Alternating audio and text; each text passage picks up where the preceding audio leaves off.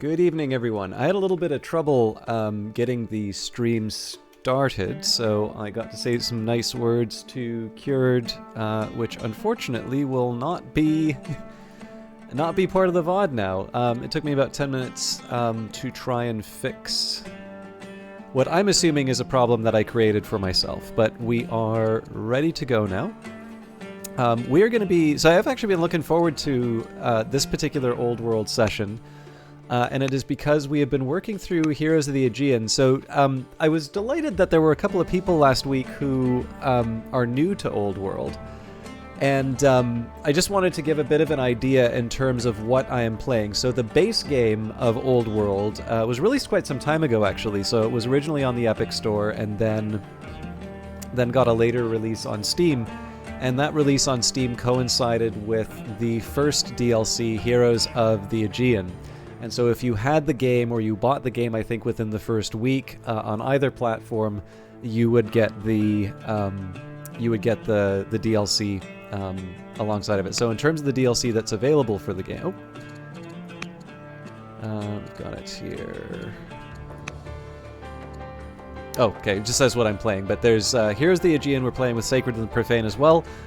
There are, I believe, 2 more available. I should double check this. I believe it's 2 more for sale, and there's a 3rd one coming out. But seeing as I'm talking about it, let's verify that. So I think it was Wonders and Dynasties and Pharaohs of the Nile were the 2. Yes, those are the 2 DLC that have been released since then. And the next one that is coming out, and I can't remember if that has a release date. I think it's at the end of next month. But there's Behind the Throne, which is another DLC. Anyways, we are playing with Heroes of the Aegean and Sacred and the Profane. So if you've had Old World for one reason or another for a while, you may be sitting on Heroes of the Aegean. And if you're later to the game, then you will need to purchase this. But the reason why I'm highlighting it is that there is one set of scenarios which comes with the base game.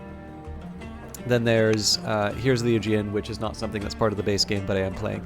There may be other scenarios as part of the other DLC. I didn't look that closely, but in this case here, we're handling a pretty interesting set. So, Rise of Carthage was interesting. Just, again, I kind of liked it as an onboarding for the game, although I did rather poorly in Seizing Destiny, the one where you play Hannibal. But for Heroes of the Aegean, you have a number of different scenarios. Like, they really do seem to push the possibilities of how the event system and some of the different objectives work. And this next one, I think, is rather interesting. So you begin with Marathon, then on land and sea, ending the invasion.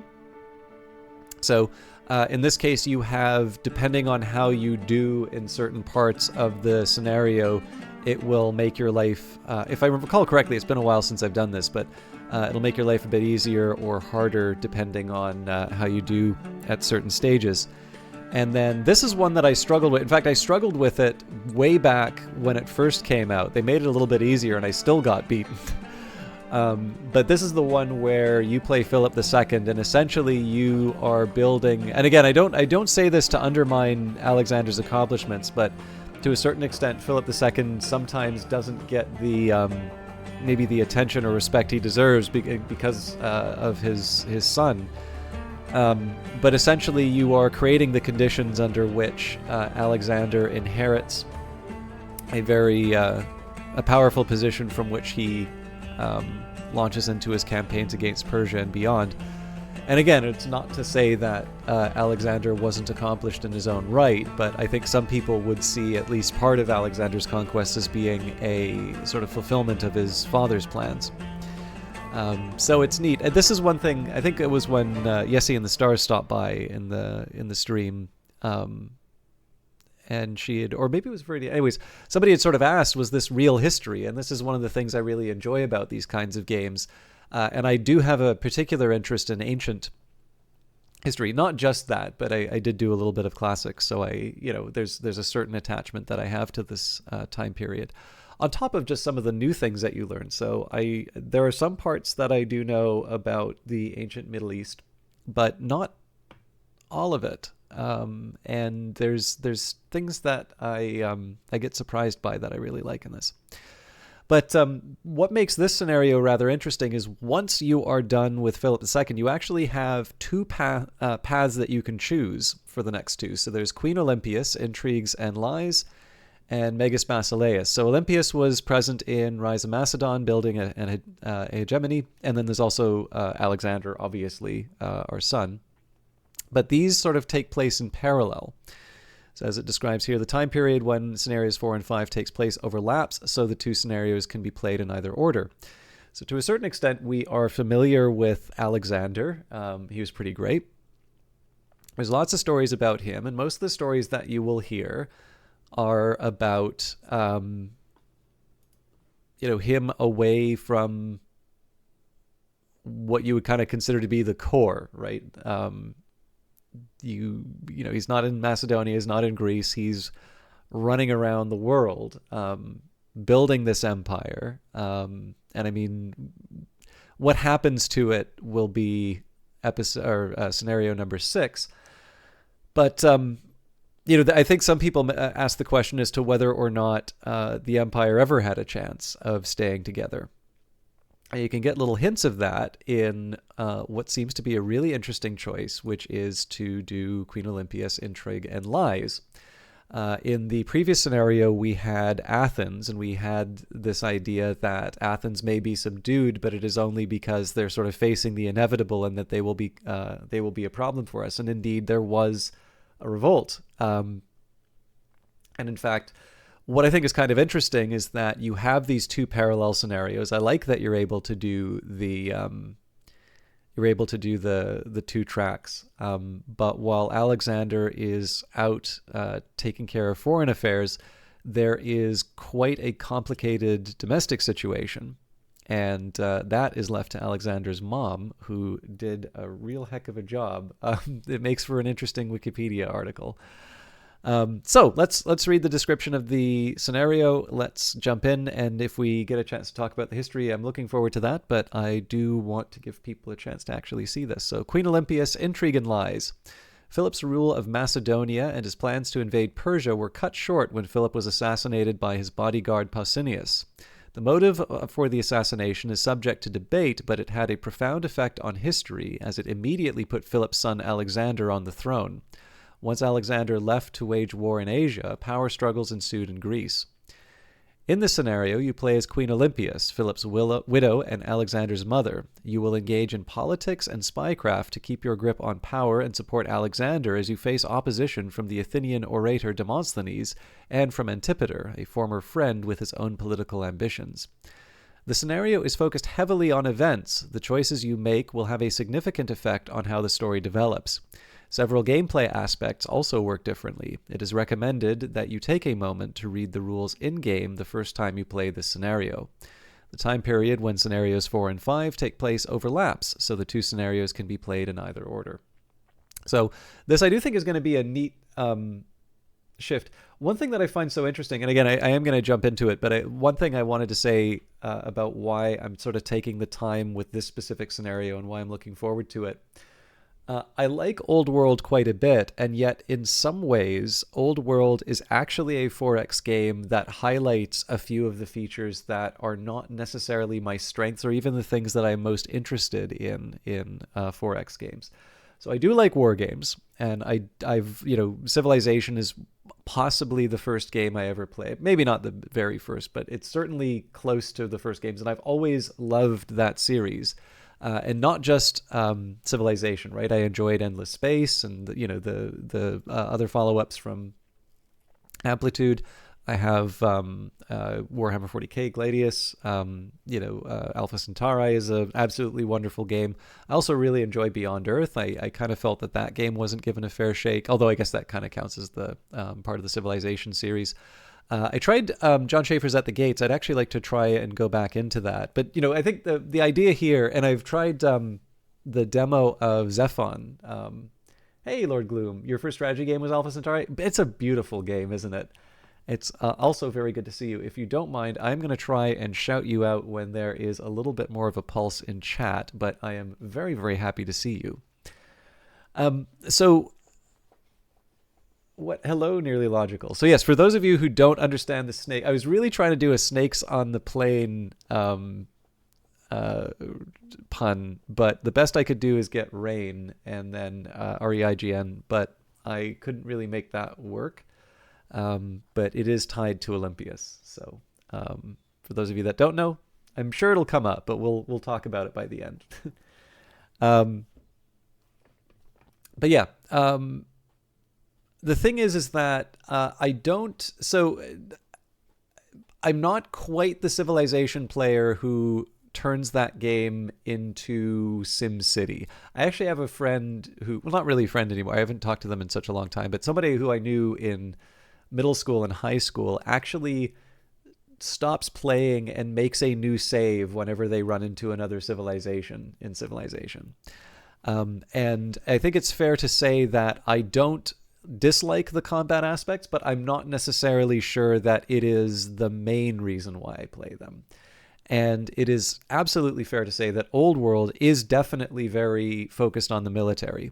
Not at the expense of the other parts. I think it's a very good game, and I think it is a very enjoyable game for someone who does like 4X games. But this does have its own take on things, and the combat is definitely quite complicated, and you will feel completely outclassed by the AI, even if the AI isn't on its highest settings. It is a tough player, or at the very least, I'm rather bad at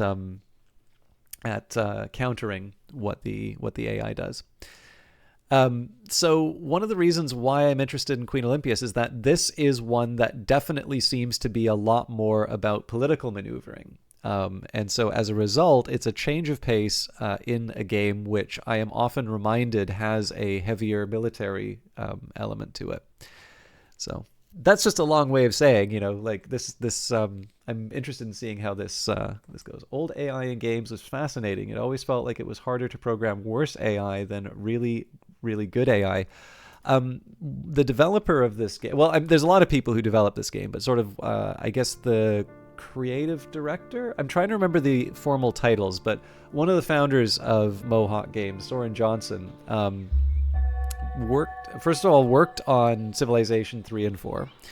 But I believe he has an interview with Sid Meier, I think it's Meyer, on his Designer Notes podcast, and it specifically talks about creating AI.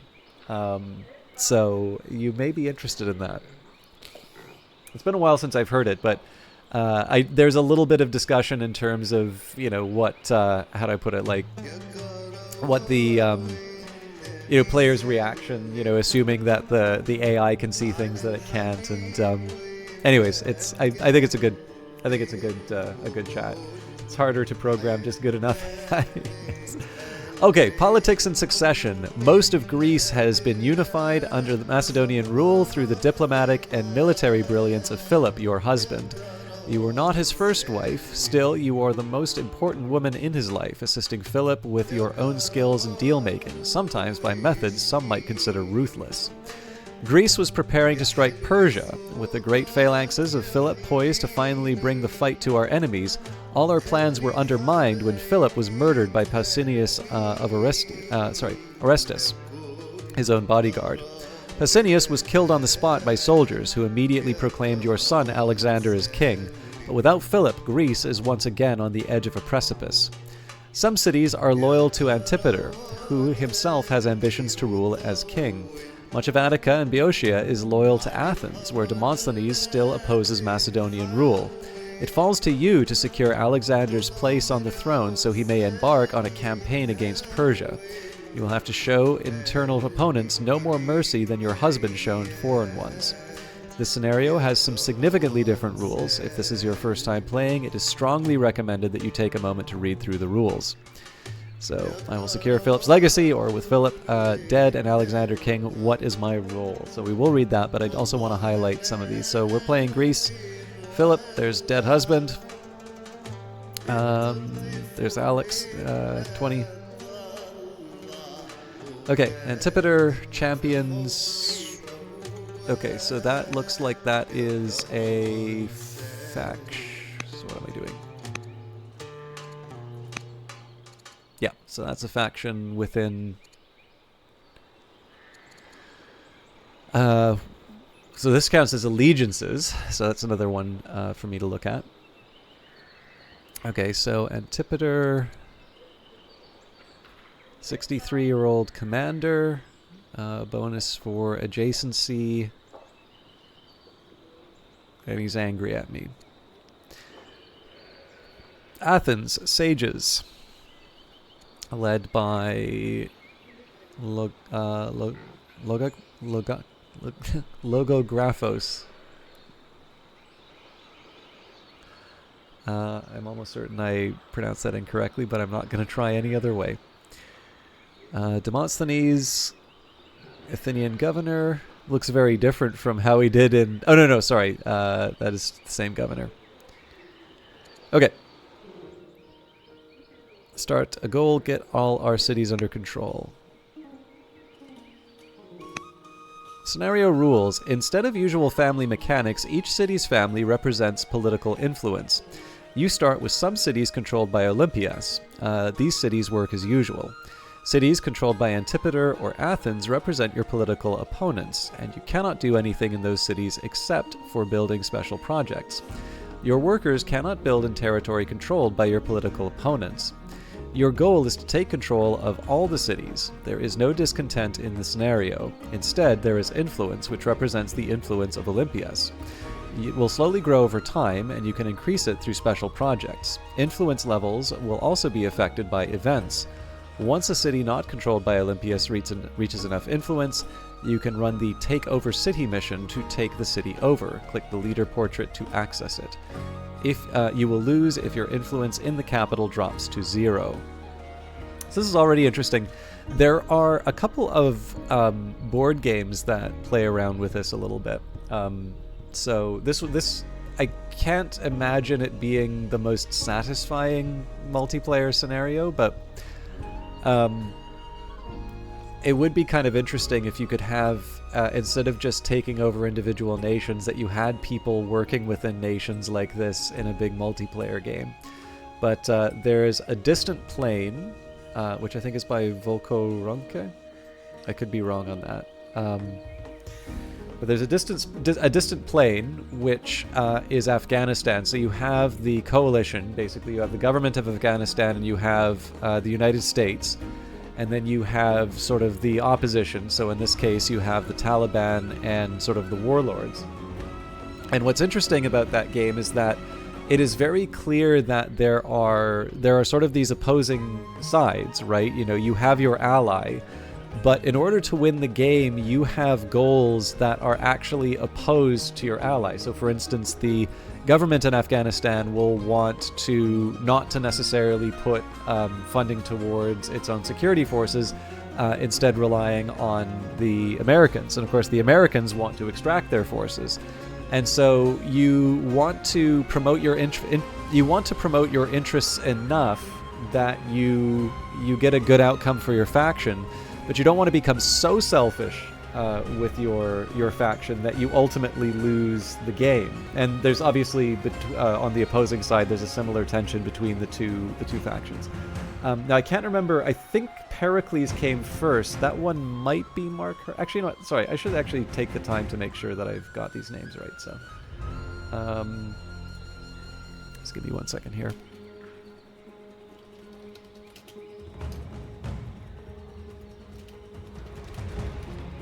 Both are by GMT. So Pericles, the Peloponnesian Wars, is by Mark Herman, and A Distant Plane.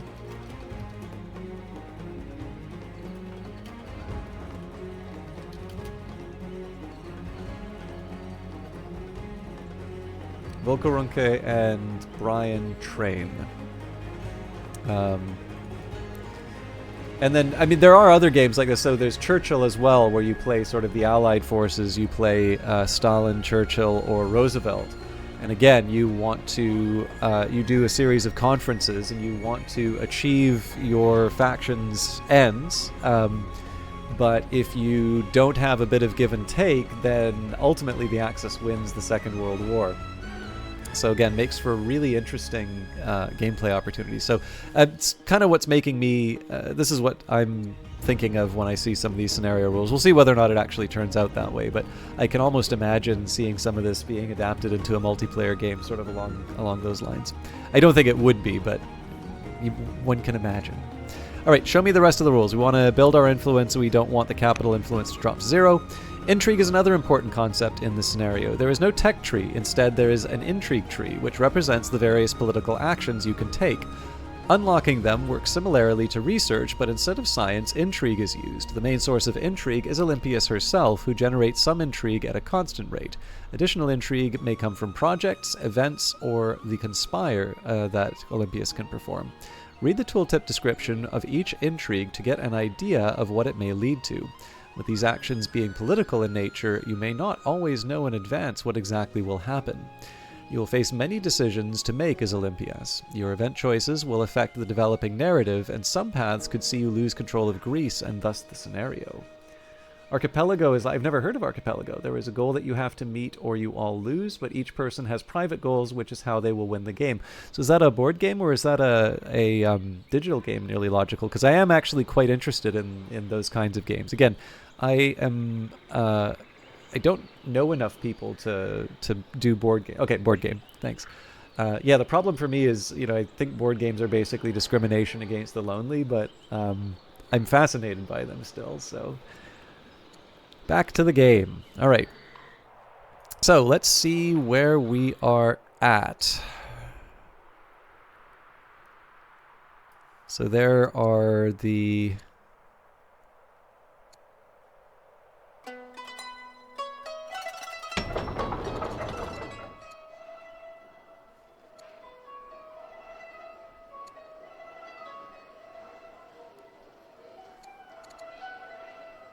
Okay, cool.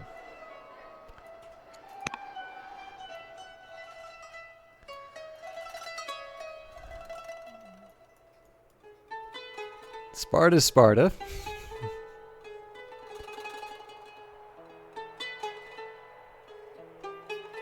Okay, so there's this little cluster of Antipater over here. Apparently, we never wound up colonizing these areas. Okay. So essentially we have sort of this little trio here and Heraclea. And that I actually don't mind too much, because Antipater, I suspect, would be our bigger problem. Well, I mean, Demosthenes is probably going to be someone who really wants to make me sad. But Antipater is the one who seems to want to see me fail more. Hello, Danlock. Old World's Ages, I'm not quite sure what you mean by that, but I'm happy to answer the question if you can clarify. Alright, where are we? So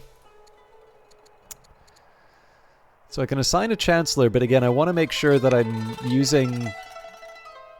So, Duchess Thessalonica, nice for the growth. We get extra civics. So the civics might help if I did conspire. Okay, yeah, so I can see a role for civics.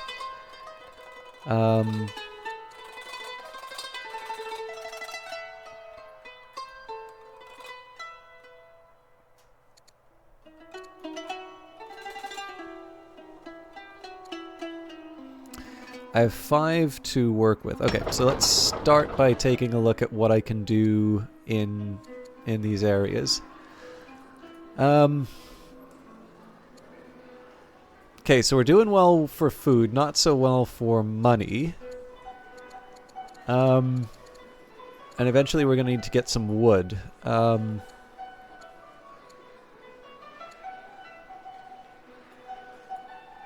let's start by putting down a stone cutter so that we can eventually get our 3rd stone quarry.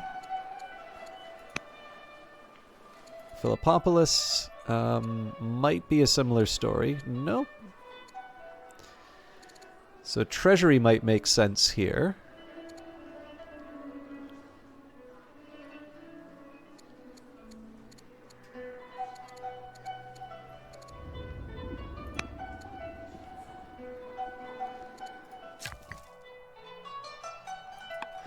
Okay, so do we have Prosciutto Fist? It's very good to see. There's an archipelago video game, but it is a multi-world randomizer. Okay, I'll take a look to it. All right, folks, let me get a couple of shout-outs out of here. I'm going to do this in the order in which people came in. So for those of you who don't know, in fact, Prosciutto Fist, you may like this broadcaster in particular. Lord Gloom is somebody who I found through Cobalt Core. Wonderful deck building roguelike by Brace Yourself Games. But I also know Lord Gloom has been playing a lot of Magic the Gathering, and actually the physical version of Magic the Gathering. And I know I didn't find you through Magic the Gathering, but I do remember you played a lot of the digital version of Magic. I particularly remember the Hot Ladies deck. I can't imagine why I would remember that. But in any case, Lord Gloom is a very nice variety broadcaster, somebody who I've had a lot of fun hanging out in the broadcast here as well. But I happen to know is sort of aligned with some of the things that you've demonstrated interest in yourself. So I hope you have a good time there. But I thought you need to check up on them. Yes, be sure to report back. On top of that, we have, of course, none other than Prosciutto Fist herself. I'm not going to lie. Pro has very, very quickly become one of my favorite broadcasters on Twitch. I know a few of you are familiar with her from broadcasts, from raids. But it is a genuine pleasure to hang out in her. It's a genuine pleasure to hang out in her broadcast. And there's a number of reasons for it, right? She's got a truly wonderful sense of humor, and a really, really positive attitude, which, of course, I could say the same for just about anybody who I wind up watching. But I remember originally finding her through Book of Hours. We've been watching a lot of her run through Baldur's Gate 3, and this has given me the opportunity to see her stream with Viridian and Megimu, a couple of her, I believe, in real life friends. Certainly your rapport indicates probably that you're in real life friends. But Pro actually really went above and beyond, because I wrote something silly. For any of you who have done anything in Unity, you may know that if you want to rotate an object in 3D space in Unity, there is the concept of the quaternion. And this is a special kind of math. So basically, they're numbers like you've got your regular counting numbers, and then you can't quite cover the full line. There's gaps in between that, and those gaps are numbers like the square root of 2 and pi and things like that. So those are known as the real numbers. But then there are the imaginary numbers, the one where you say, well, what if we could take the square root of -1? What number would, basically I is the number where if you were to square it, you'd get -1. That number doesn't exist in the real numbers, but it actually turns out to be very useful. And then if you want to expand the complex numbers, you get the quaternions. But in practical terms, what it does is it makes it easier to rotate objects. Even though we often think of things in degrees, for computers it can be really helpful to think of them in terms of quaternions.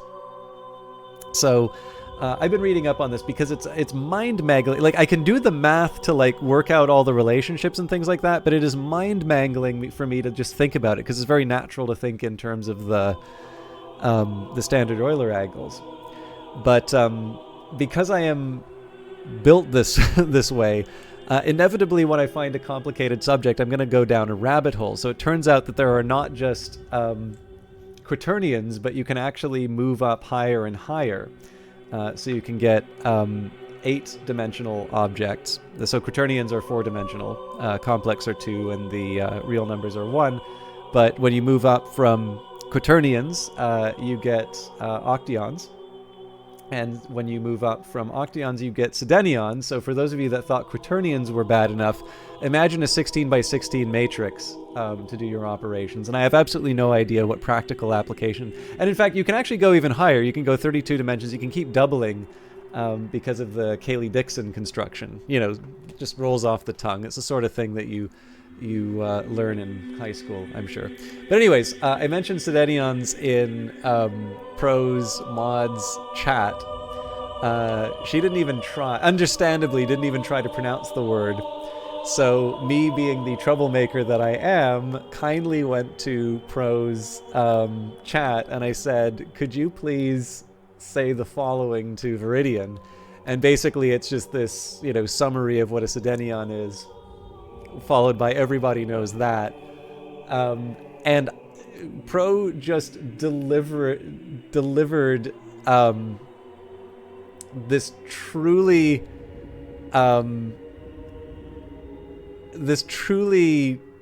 beautiful, like just a flawless delivery first time. And I did manage to get a clip of Viridian's reaction. It was wonderful, and in fact there was a viewer inside of it. I believe both would be uncountably infinite, nearly logical, but I don't remember. And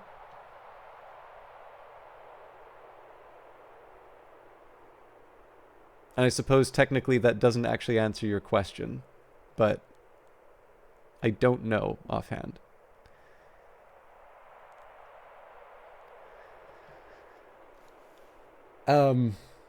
Anyways, I'm sorry. This is such a long introduction to Prosciutto Fist, but no, it is a very, very fun broadcast. I do know that occasionally, Pro, a little bit like Yessie and the Stars. Well, I do know what cardinality is. I know. I guess if I said countable, but I guess it's denumerable. I'm like certain it's non-denumerable, but there are different sizes of infinity beyond that.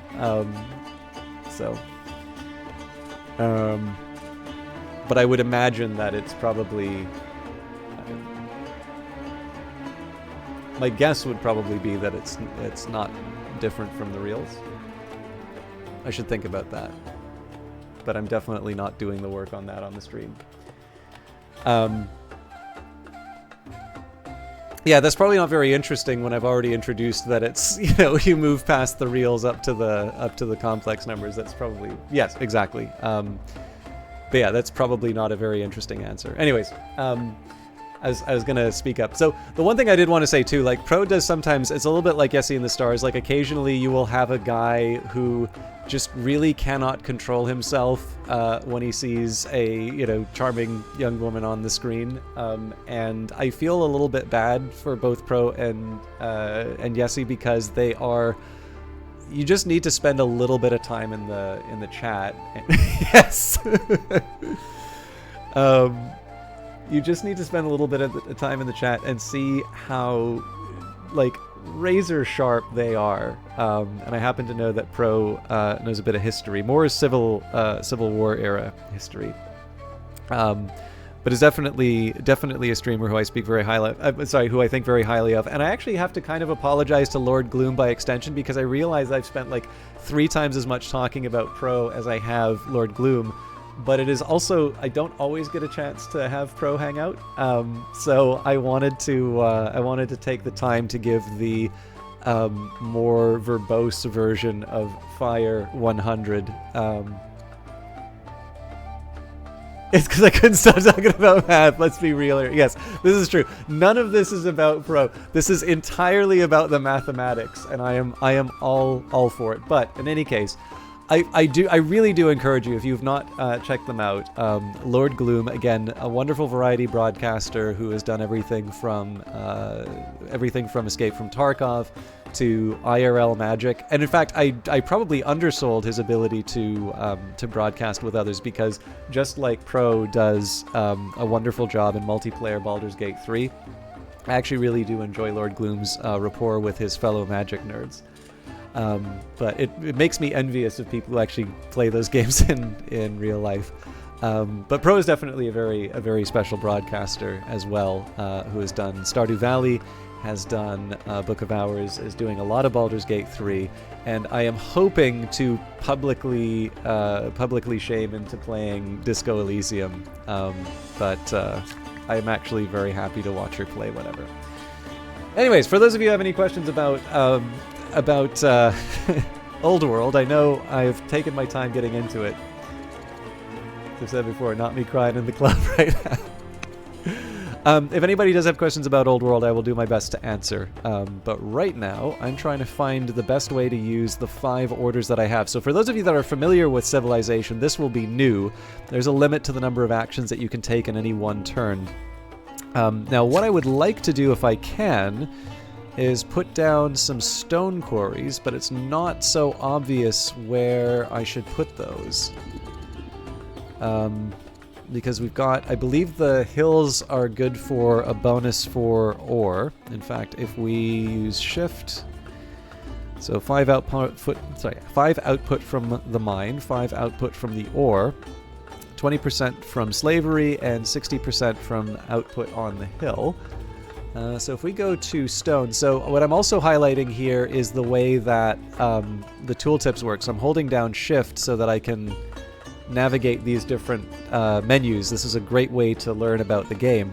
So primary source of stone is core. Oh, nearly logical. Thank you very much for gifting a sub to Prosciutto Fist.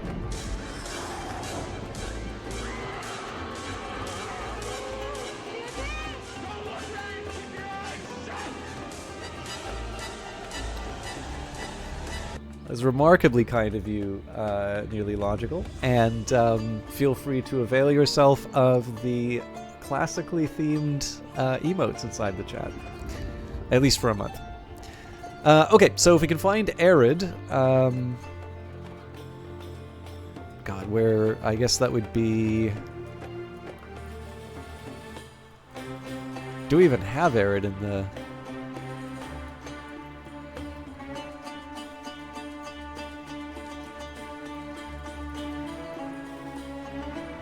Not looking good. I'm sure there's a better way for me to find that. But yeah, so in this case here, no mountains in the area. At this point, I just kind of need to pick a spot and put down my my quarries. I think I'll just put it right at the edge here. Okay. Let's also ask how many workers I have. 1, 2... Okay, only 2 more. That's fine.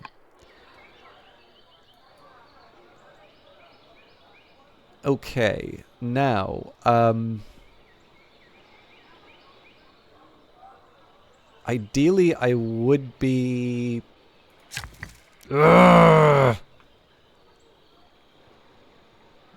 This is where I want to put the quarries. But it's going to take all my movement. So,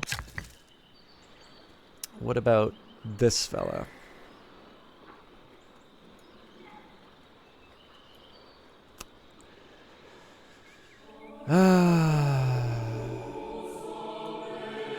So I like these quarries here.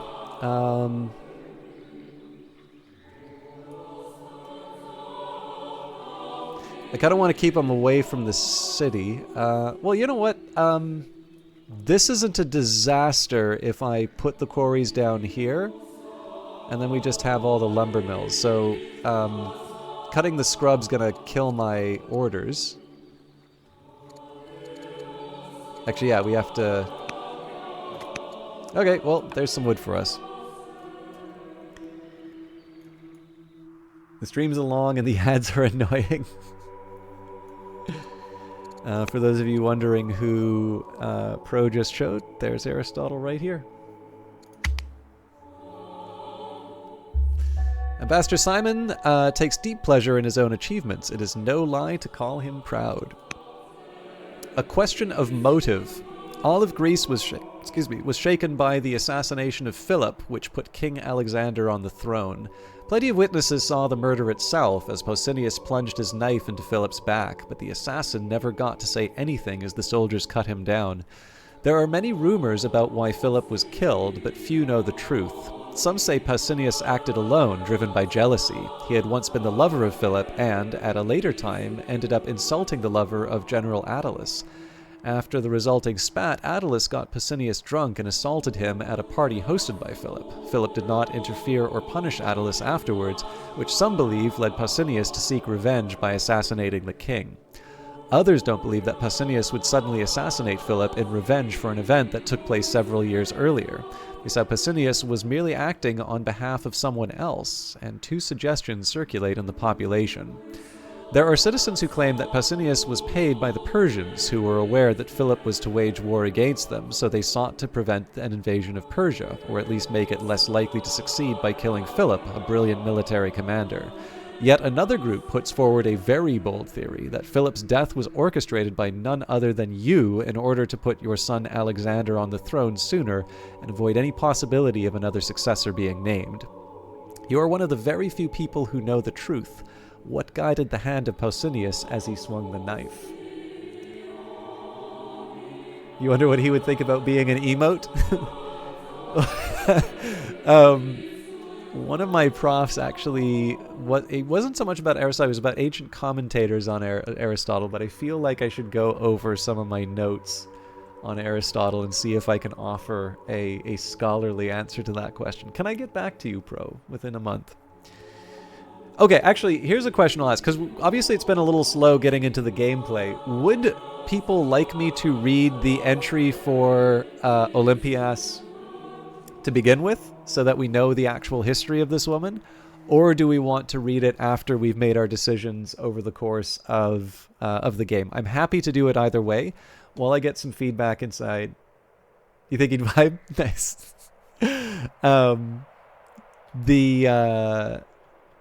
But yeah, I'm happy to. I'll read the descriptions here on its own. But if anybody would like to hear the history of Olympias, this is one of these girl power moments where I'm very happy to read rather amazing figures that maybe make the modern day seem incredibly tame and uninteresting by comparison. All right, so we could say there was no conspiracy. Pausanias acted alone with a broken heart and a tainted soul. Persian spies managed a daring plan to eliminate Philip, and I know the truth because I did it. Philip had to die for the sake of Alexander. Any feelings one way or the other on...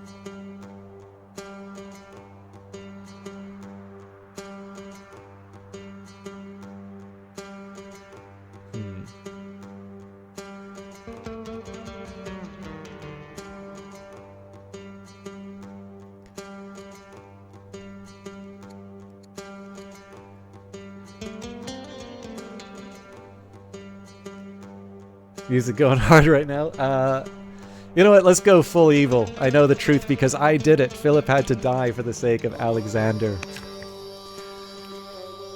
Okay. So I do want to make sure that the workers are being productive. I am also sad to report that this is only a fraction of the music. In fact, I should say the CEO of Mohawk Games appears on this soundtrack. So there's a streamer mode, which is nice, because there are some fairly aggressive claims on copyright. But you can see here all of these grayed out entries, and there's some really solid stuff in here. Like there's Philip Glass. So if you've never heard Seraphim Bit Karibi, this is stuff in Aramaic. It's really beautiful. So, you know, again, this is already a truly wonderful soundtrack, but I will just say you are only getting a fragment of it. There's some really, and they keep adding to it. I should mention. So I might take a moment just so you can hear Layla Johnson. But all those guards killing him instantly in the intro was kind of sus. Oliver Stone made an Alexander movie, and Angelina Jolie winds up playing Olympias.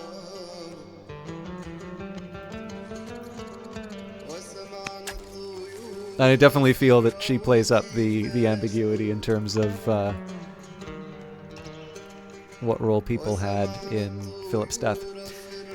Okay, let's appoint a chancellor, because I know I'm going to want to take advantage of the extra civics. And we don't have the civics now to appoint any more governors, so the question becomes, what do I do with my 15 orders?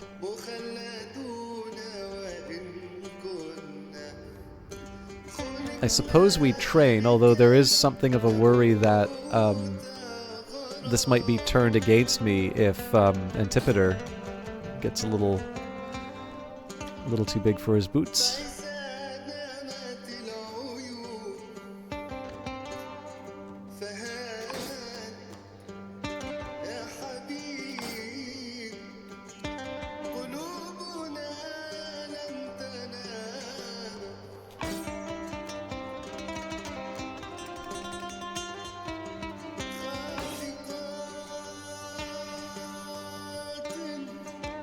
What do you do with orders? Of course, we dance!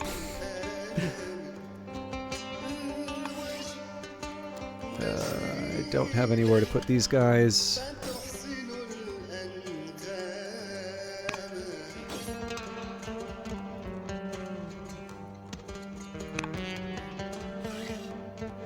The one bit of history I do know is that there will be an Athenian uprising that we need to deal with.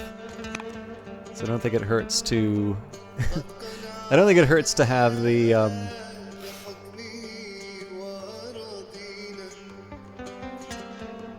have the soldiers training. Now, I've been reading... I don't know how any of you guys feel about Freud, but I'm thinking we just do family marriage to myself. Okay, I guess I can't. I'm curious if I can marry.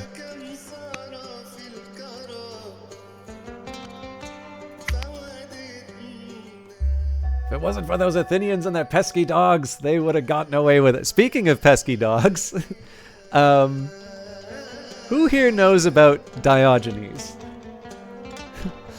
Thessalian rebellion. Thessalian cities are in open revolt against King Alexander. It seems that quite a few people are still bitter over Philip's conquest of the region and intend to re-establish themselves as independent city-states. Influential statesmen in Larissa and soldiers in Tyrissa have taken up arms and wish to rid themselves of Macedonian influence.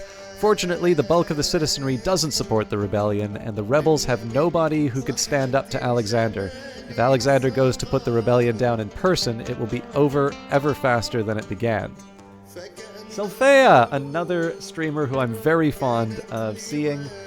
Somebody who I actually is far more generous in terms of her viewership of me than I am of her, just due to the time difference. But an Australian broadcaster who insists that she doesn't play my time at Sandrock. I, of course, know better, that she was just a massive fan of Frank Herbert's Spice World and wanted to play the closest thing that she could, and so played a game with a bunch of sand and dunes and whatnot. In any case, a wonderful Australian broadcaster, first person I ever got to see words on stream on in terms of her broadcast, and somebody who I found through Dendrian, a very able mod, and somebody who is incredibly friendly and made me feel very welcome to that community. So again, I'm sorry I don't get a chance to see you as much as I would like, Sylphea. I love my new job, but it definitely keeps me busy. And I am very grateful that you still stop by and say hi to me. What have you been playing lately? Okay, so we are going to want to send Alexander to clean up the mess. There's Larissa. There's Tyrissa. Sorry, Tyrissa, Larissa.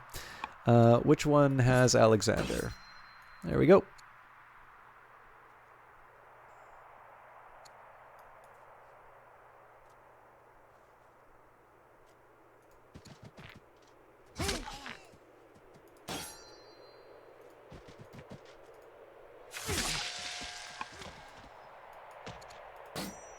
So obviously I want to take out the chariot if I can. Unfortunately... So I have a bit of a choice to make here. Because because if I cross the water, I do less damage, but I also potentially get more damaged by this. Not that much, though. We've got pointy sticks to make them sad. You must go. The Baldur's Gate 3 squad is calling. Enjoy taking over the world. Thank you very much, Prosciutto Fist. I'm sorry you didn't get to see much gameplay. I do hope you got at least a follow out of that. I know you are working very hard to work towards partnership. You will definitely have earned it when you get it. Enjoy Baldur's Gate, and I hope I get a chance to catch you a little bit later tonight, although I am so very sleepy, so have a good time. And hello to Megan and Viridian from me, assuming that they both want to hear from me. I am a bit of a pest in chat. Okay, let's keep the folks in Corinth.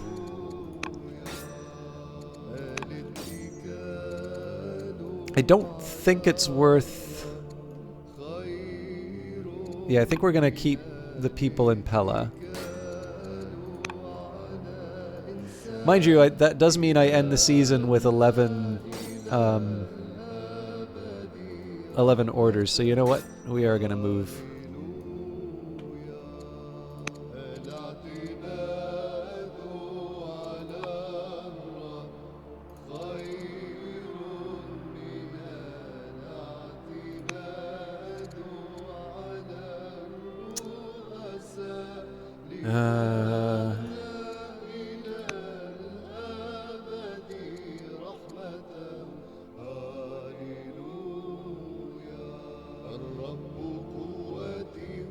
I think I'm going to conspire.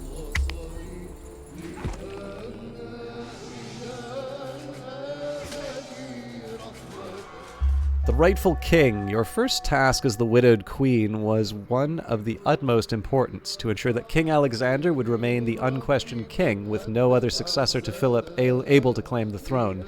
As important as the task is, it required you to employ all your diplomatic skill and a great deal of your more subtle skills. Governor Eurydice seemed a particular threat as Philip's only wife of purely Macedonian descent. Many Macedonians prefer to see Eurydice as Philip's true wife, and there are certainly some who believe Philip should be succeeded by Caranus, his son by Eurydice, a pure Macedonian instead of the part Illyrian Alexander. That only left you with one course of action. You sent people to kill Caranus, and to be safe, his sister Europa as well. Having heard the news of her children's death, Eurydice took her own life. To completely eliminate the bloodline, you also had Eurydice's uncle Attalus killed. King Alexander is now the one and only king. Your ruthlessness greatly concerns Strategos Antipater, who worries that you may come to control more of Greece than he does, but Antipater is a problem for another day. Whatever it takes for my son. Governor Eurydice, governor of Aigai, has died in office. Okay, so let's see what these options are. So we've got standoff with Antipater, leads to spy on Antipater and boost our economy. The Persian menace, root out Persian spies and support Alexander. Or dominating Athens, recruit Spartan allies and assassinate Demosthenes. So let's see what we can do against Antipater, who is probably my bigger... Okay, now what's interesting about this one... It doesn't really say what any of the consequences are, but it does seem to me that probably focusing on the immediate threat is the way to go here. So let me just see here. So formation gives me a bonus culture for units killed.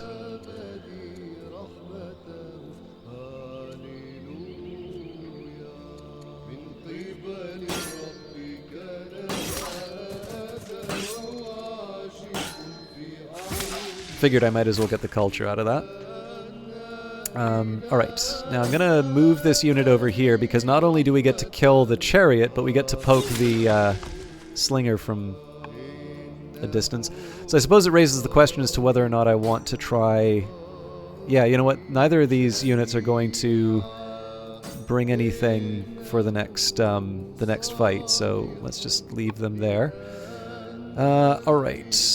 My Chancellor can give family gifts. I don't think that is a good use of money.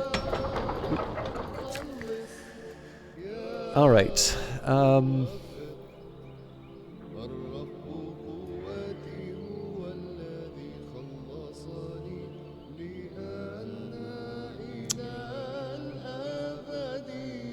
I'm gonna wait before taking an action with this unit. I might do something with the like to build a garrison, but let's see what I can do with the rest of the unit. This is the very last unit that I have. Okay, so I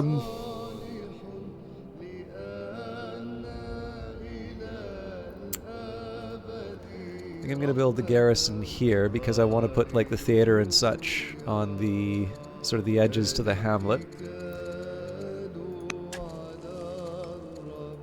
And we have 7 orders left over, but I'm not entirely sure what else I want to be doing with the time, to be honest. So. You've spoken to your most trusted advisors and soldiers. They await your word to act. Northern Rebellion. Greece has problems in the south, which are now made worse by problems in the north. Even though Philip had dealt the Thracians a decisive defeat, some in Thrace still long for the times when Thracians were the stronger party and kept raiding Macedonia. There is now another rebellion to deal with, symbolically centered around Philippi, which your husband renamed after himself. Let us remind Thrace how Philip crushed them. Okay, so I'm going to keep on the...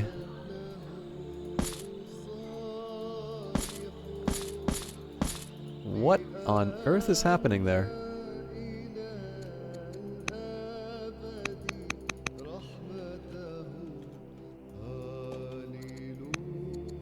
So I'm just going to save this and go back in, because there's a couple of weird things going on here.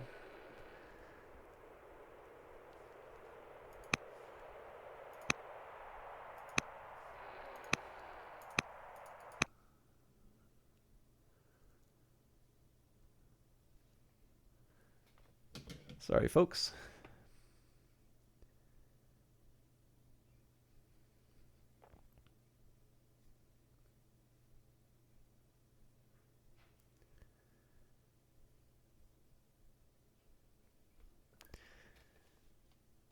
This is what I'm looking at right now.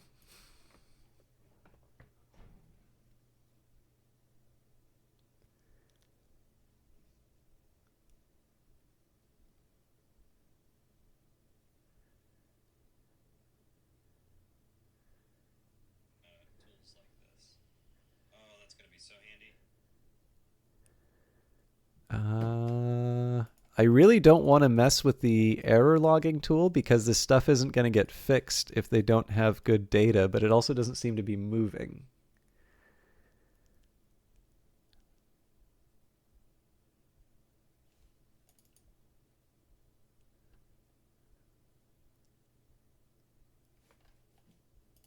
Okay, I'm sorry, old world, but once more into the breach.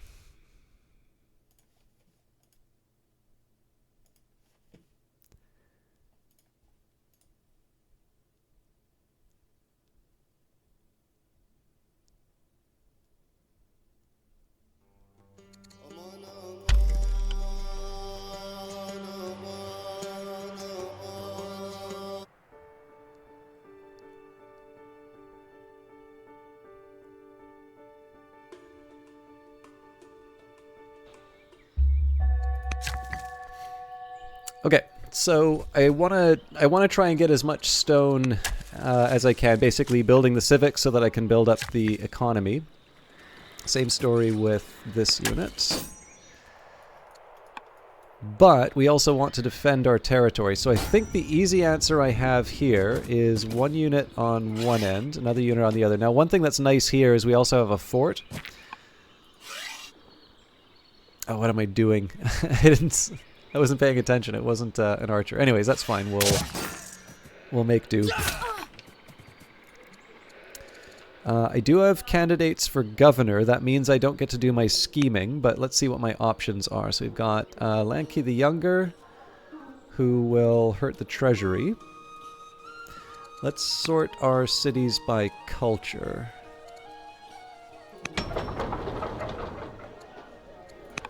Let's sort our cities by culture without governors.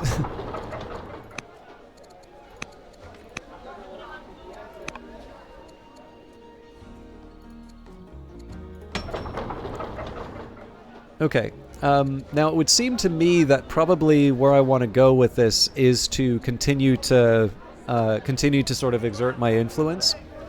So we'll continue to undermine Athens. Pella, we put down an apprentice officer. We don't have citizens to work with right now. Now, my preference would be to get those civics up.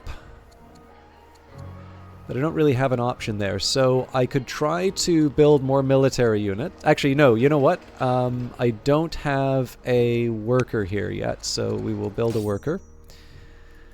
Let's get you mopping up the rebellion. Wow.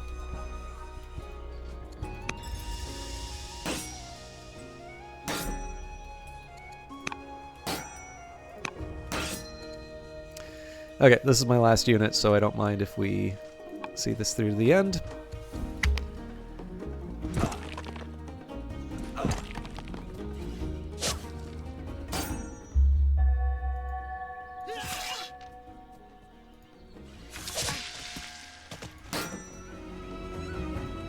This is definitely taking longer than I was expecting, but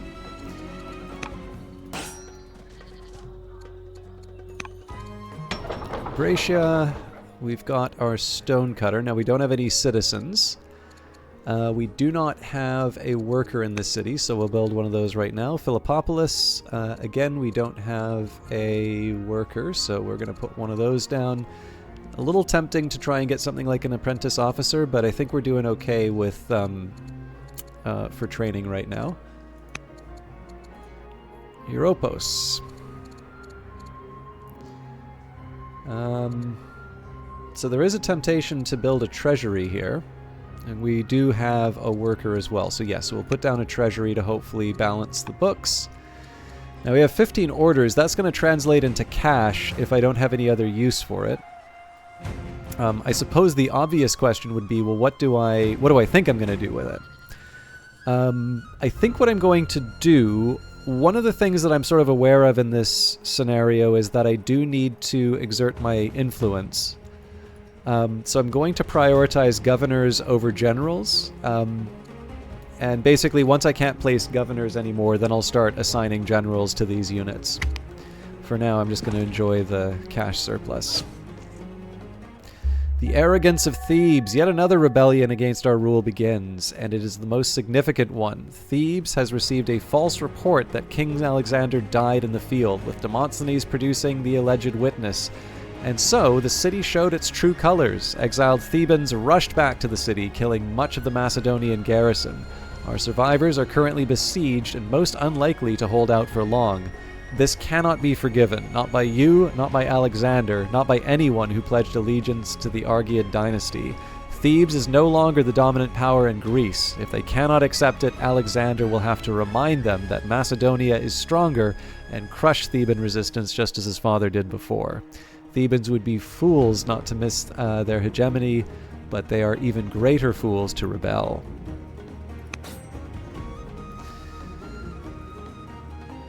What are you doing? There we go. Okay, so obviously we need to get Thebes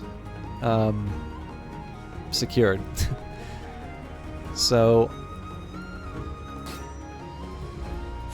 this is definitely a job for Alexander.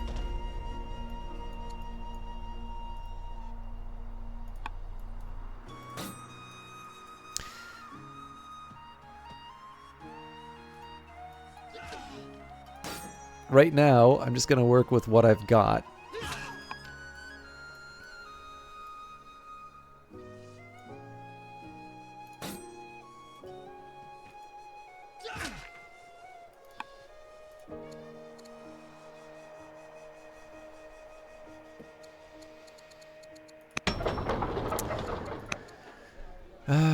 Go.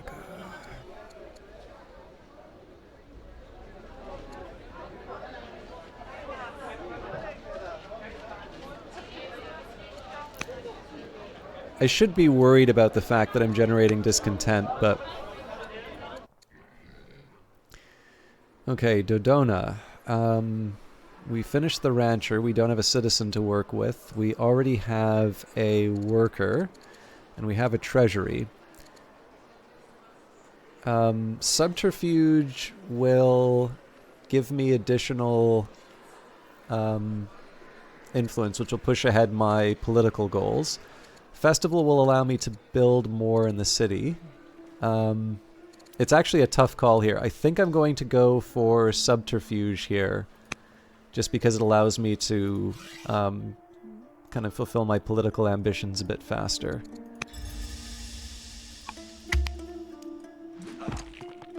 Thieves get back in the bag.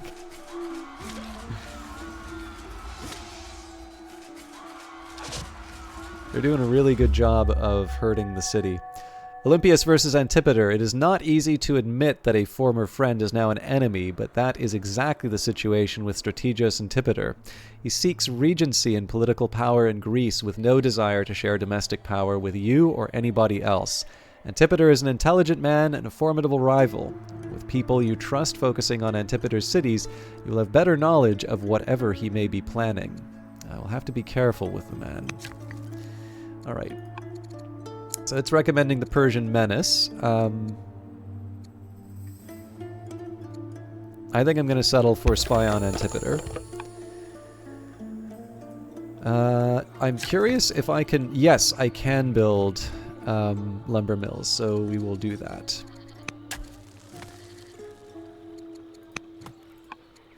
But we are in a war, so let's get those priorities dealt with first.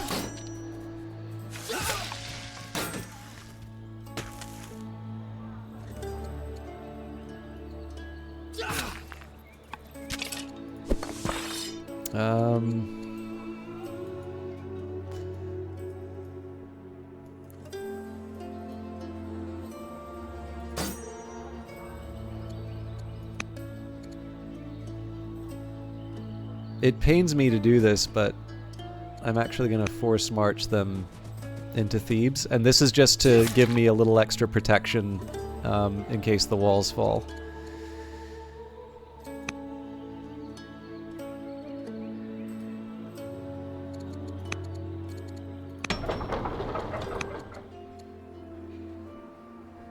Okay, I'm going to appoint Aristotle.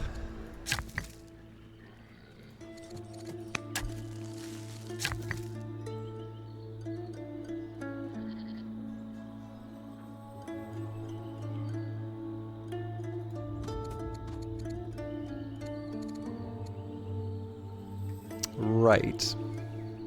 I didn't think about the fact that I actually need to expand the city out here.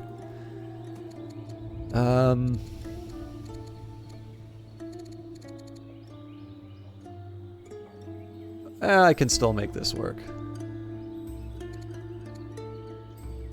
Let's go for a barracks because I've got the stone to spare.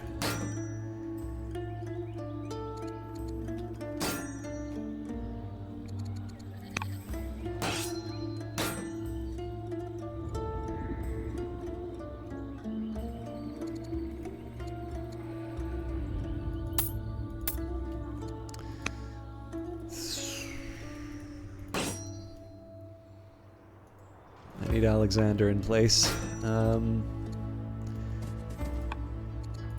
Okay, Agai, they finished a hoplite. We've already got the worker, so let's put a treasury down. Charonea, continue to undermine Athens. Philippi.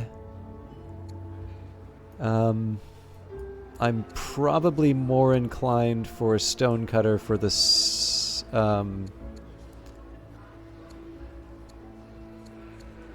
For the civics right now.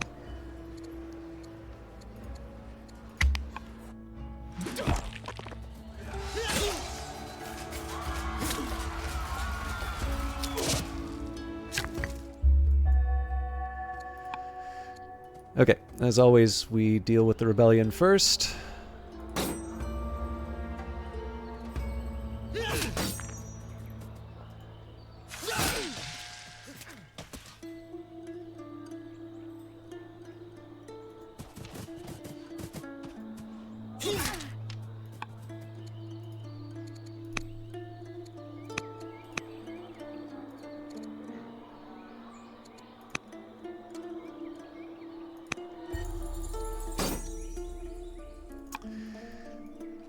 Alright, so this rebellion may be over before Alexander can show up. I suppose the question would be, am I okay with him sort of floating around like this? Let's start by figuring out what I want to do with my workers. This is going to be taken over by Europos. We've already got the quarries here. They say I can build the Apanda... Sorry, Apadana. We've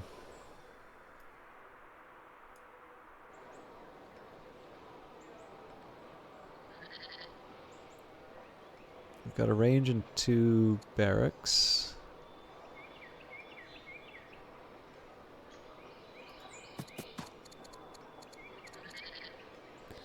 I don't really have the wood to give up another range right now, so... I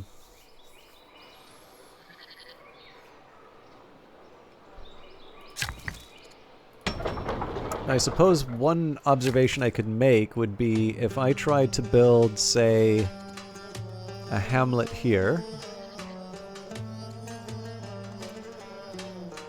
The hamlet would actually be less useful than it seems.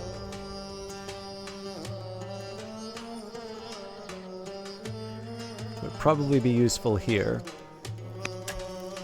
So then I can start putting theaters around it. Equally importantly, though, it still gives me the option of a granary, say, here beside the pasture. Okay, not quite ready to do anything with you yet.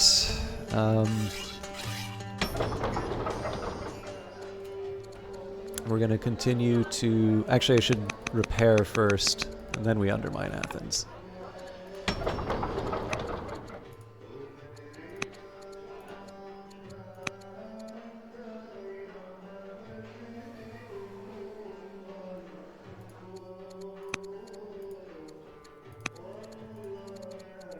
Okay, in Pella, we've got our worker now. Clearly we are still struggling with the treasury, so we're going to go for those. Now, I do also want to build Fora when I can, because that's going to help me with my civics. My civics will allow me to be more of a schemer. But again, I gotta work with these where I can. Let's go Bloodthirsty. Still not sure about moving Alexander yet.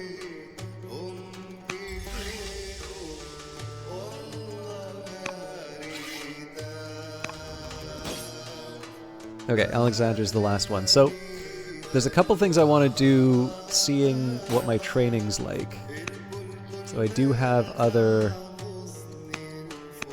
candidates for generals.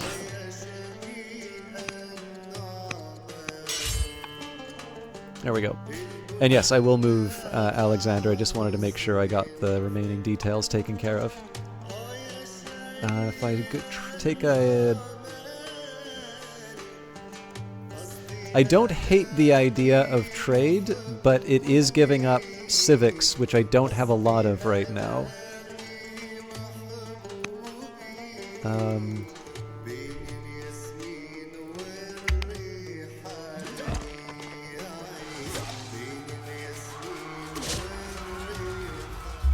Money boom in Larissa. Protecting your secret. The initial instability caused by Philip's death has subsided. King Alexander rules Greece, and that is all that matters. The sole reason you had to arrange for Philip to be killed. Yes, you were also jealous of Eurydice, and couldn't allow her, with her pure Macedonian background, to be seen as Philip's main wife. But that is no reason to kill. The future of Greece matters above everything, and Philip had prepared a great foundation, but it takes someone even greater, Alexander, to ensure that Greece lasts forever. All would be well if it were not for Logographos. You know what? Let me see. Logographos. It's like speech writer, I think. Demosthenes. The old Oros somehow found out that you are to blame for Philip's assassination. Nicanor, one of the men who helped you plan Philip's death, moved to Athens a few months ago as your personal ambassador, but must have defected to Demosthenes and told him the truth. This calls for a thought-out response.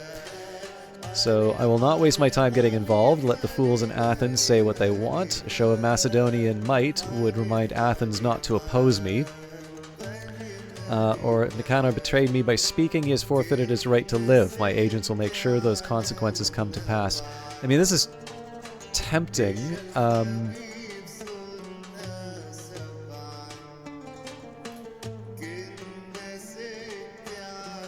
How many additional units? 3 units trained.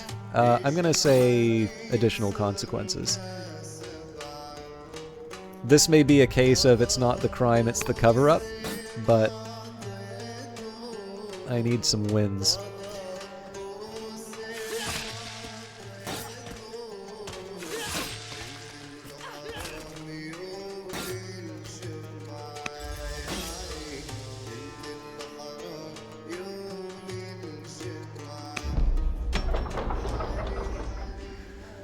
Okay, Treasury is done in Europos. We still don't have a citizen, but that will change in a moment.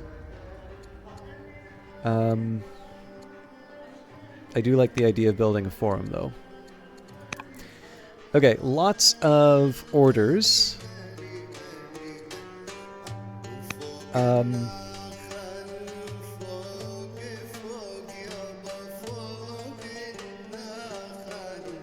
What's our relationship with Sparta like?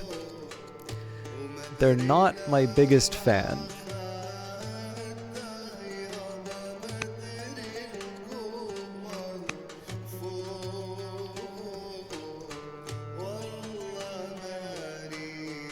But you know what? They are quite weak, so...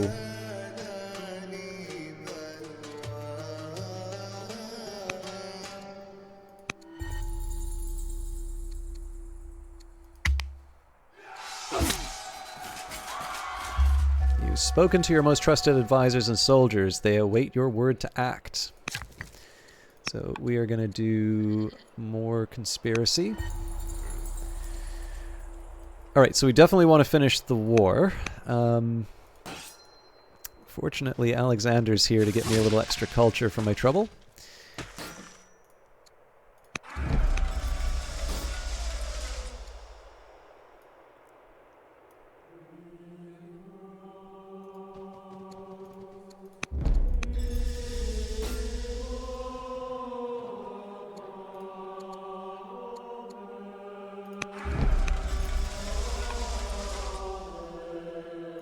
Works for me. Alright. I think the time has come to figure out what I want to do with a worker here. Lumber mill is not a terrible idea right now. This is an Odeon, so it would also not be a bad idea for me to try and put down a hamlet. But I need the lumber more. This one's going to build my last quarry. You're going to heal. Oop. Well, we'll add the general later. Okay, we'll continue to undermine Antipater here. We don't have a citizen to work with. I mean, I can centralize the economy.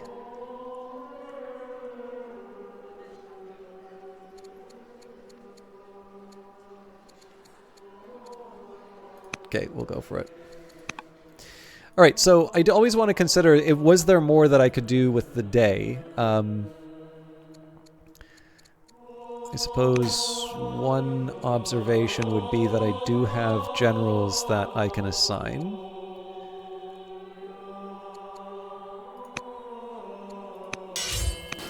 This one's healing.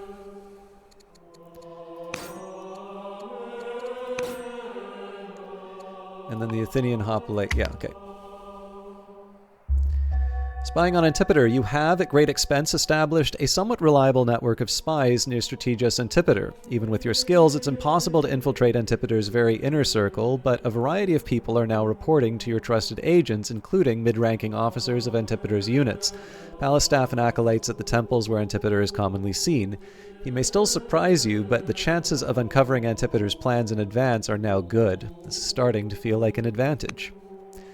The defector lives. The agents you sent to Athens to kill Nicanor have been caught. Their knowledge of Athenian society proved insufficient to bribe the people they needed to bribe, and their knowledge of the Athenian city guard was too poor to avoid capture. You have lost 3 agents, and more importantly, plausible deniability. Demosthenes will see this attempted assassination as definitive proof that Nicanor was telling the truth about your role in Philip's death. I will have my revenge another time. Okay, so we've got the Persian Menace or dominating Athens. I think we need to do dominating Athens, given the situation with Demosthenes. Now, it's wide open terrain for expansion. I want to be a little careful about where I pick to expand because the hamlet here is good for things like an Odeon, but I do want to make sure that I'm building. I do want to make sure that I'm building out my stone quarries. So let's start here. Let's get you to build another lumber mill.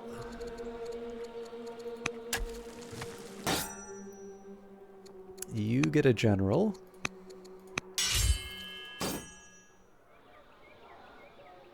You get a general.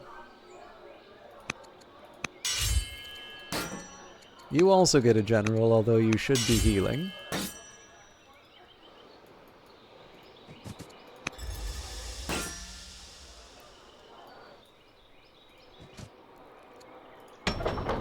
Okay, Athens, obviously, we're going to continue to undermine. They finished their worker. So I think a forum would be the right call. Because I don't have a quarry to put them to work in yet. Okay. Now this works for me in terms of the mines.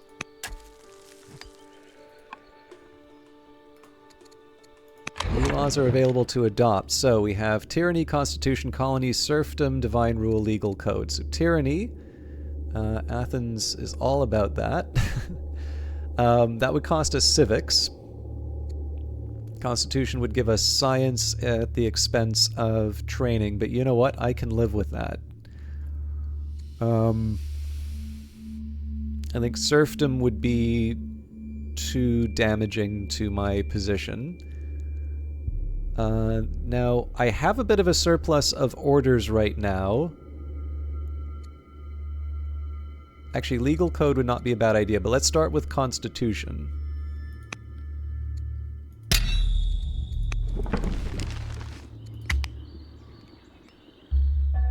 Always taking the moral position, Duchess Thessalonica, your stepdaughter, Chancellor, fourth in line, is righteous. You have spoken to your most trusted advisors and soldiers. They await word to act. Now, we don't quite have enough to do another scheming round. That was because I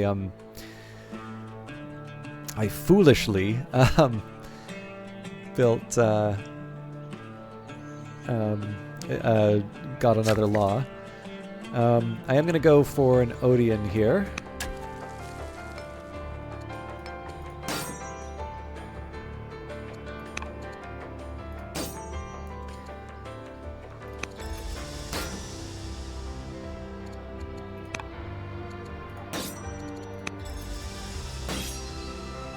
Not sure what I'm doing with Alexander yet, so we're just going to hold on that. Now, let's expand the borders with a stonecutter.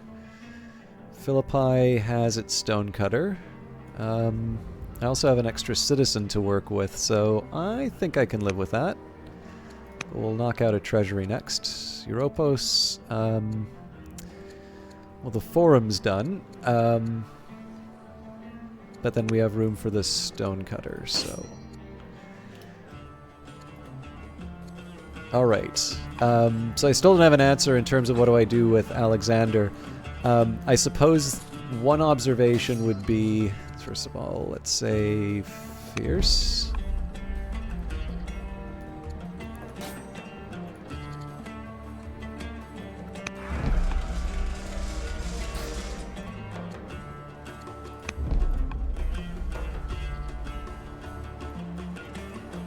I think I'm going to keep him in a centralized position. We do have another... Or no, that won't hold him, actually. I'll still keep him in the region.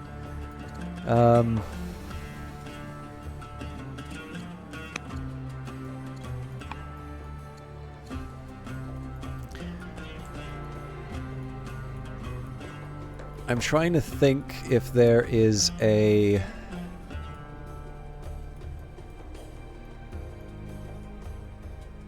I'm trying to think if there's a better way for me to use my surplus orders.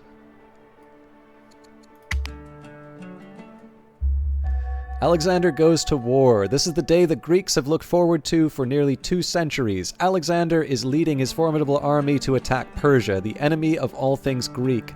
More than 100 triremes will ferry Alexander's army across the Hellespont. Once the crossing is complete, Macedonian troops will be in Persian land, which they will turn into Greek territory. Alexander has no intention at stopping until Persepolis falls. This is the invasion that Philip had spent much of his life preparing for. The conquest of Greece was but a stepping stone. Philip's real goal with raising and training an army was, of course, to march to Persia and exact revenge for the devastation that Darius and Xerxes once brought to us. You had Philip killed so Alexander would lead the conquest of Persia, and you couldn't be more proud as the child you bore embarks on his great mission. I will miss him dearly, but he must go and destroy our enemies. King Alexander becomes campaigning in Persia, cannot marry, cannot have children, cannot be a governor, general, or on the council. Questions in the family. It has come to your attention that Duchess Kaine the Younger, Philip's daughter by his Illyrian wife, General Odata, has lately grown very suspicious of you. Kaine is a fierce young woman, always eager for combat and skilled enough to defeat many men in a duel. Her guarded behavior towards you is uncharacteristic, and you decide to put the question to her bluntly, knowing that Kainane respects directness. Looking you straight in the eyes, she responds that she suspects that you are to blame for her father's death, with Pausanias having been no more than a weapon you used to cut Philip's life short. You know, Kainane is never particularly close to Philip, having spent most of her time with Odata, but she respected her father as a warrior. How do you respond to the accusation? I will tell her the truth. A queen and a skilled warrior can respect one another, or I will deny it. She cannot be known to... let's admit to it. I have a feeling I'm really blowing it on the diplomatic side, but... Okay. Now, again, the name of the game right now seems to be...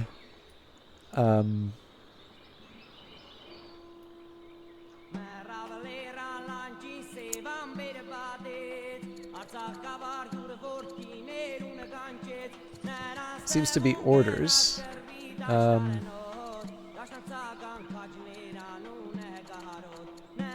in a little bit of a bind here just because it's weird. It's laid out a little bit weird. But here's what I'm going to do. So we've got a barracks here, so let's get the bonus on this end.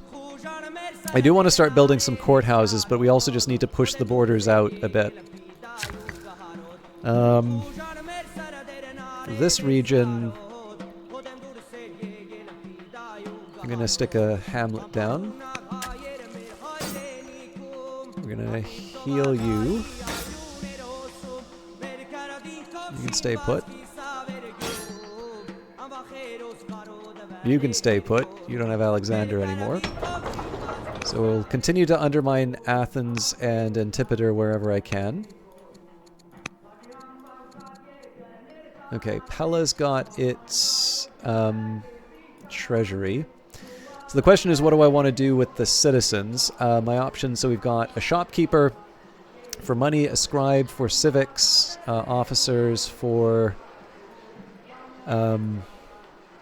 training. I think a scribe makes the most sense here, although I can see some value in the stonecutters for their civics.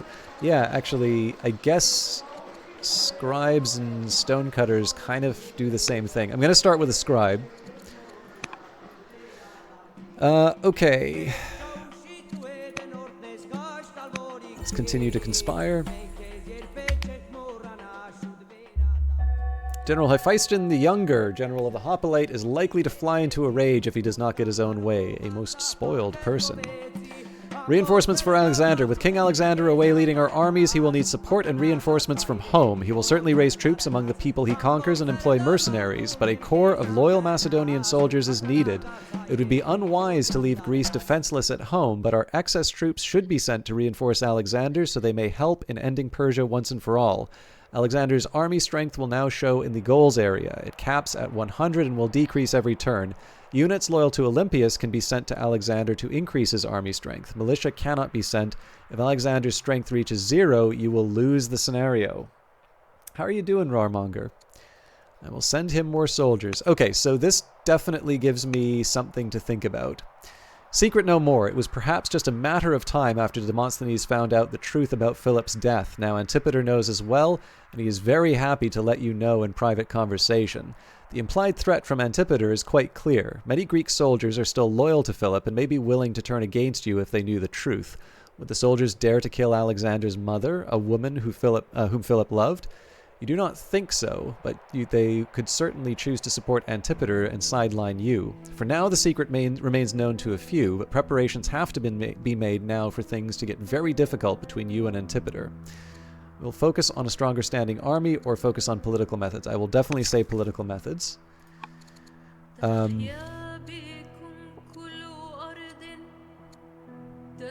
So Demosthenes has got to go, so we'll assassinate him. I'm going to continue to get resources.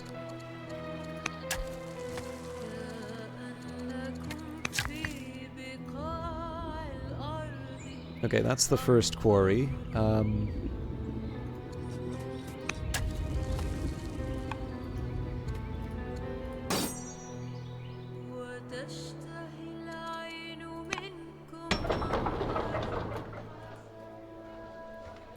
Now, this is where it gets a little difficult, because I'm going to have to be making some decisions about what I do with sort of surplus units. How long does it take me to...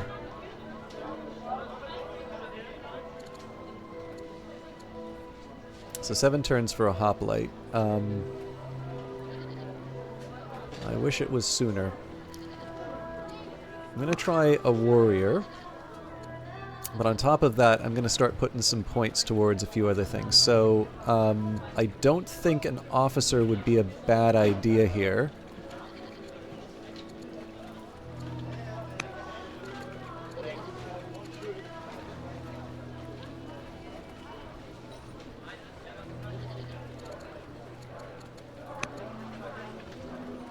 I have too much stuff I want to do.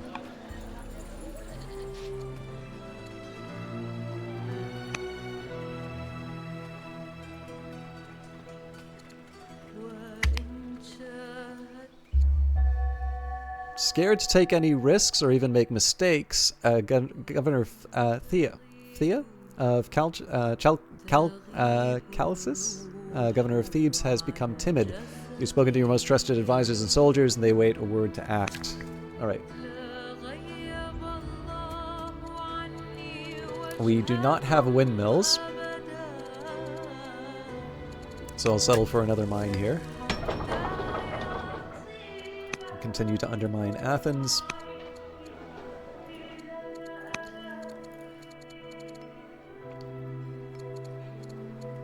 Okay.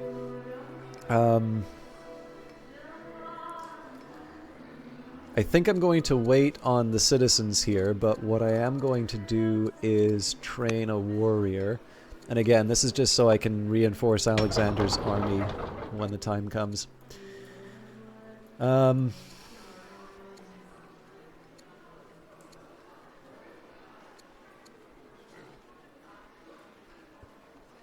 I think I pretty much have to put down a woodcutter. Europos. We don't have any citizens to work with. We don't have the culture. Which says to me...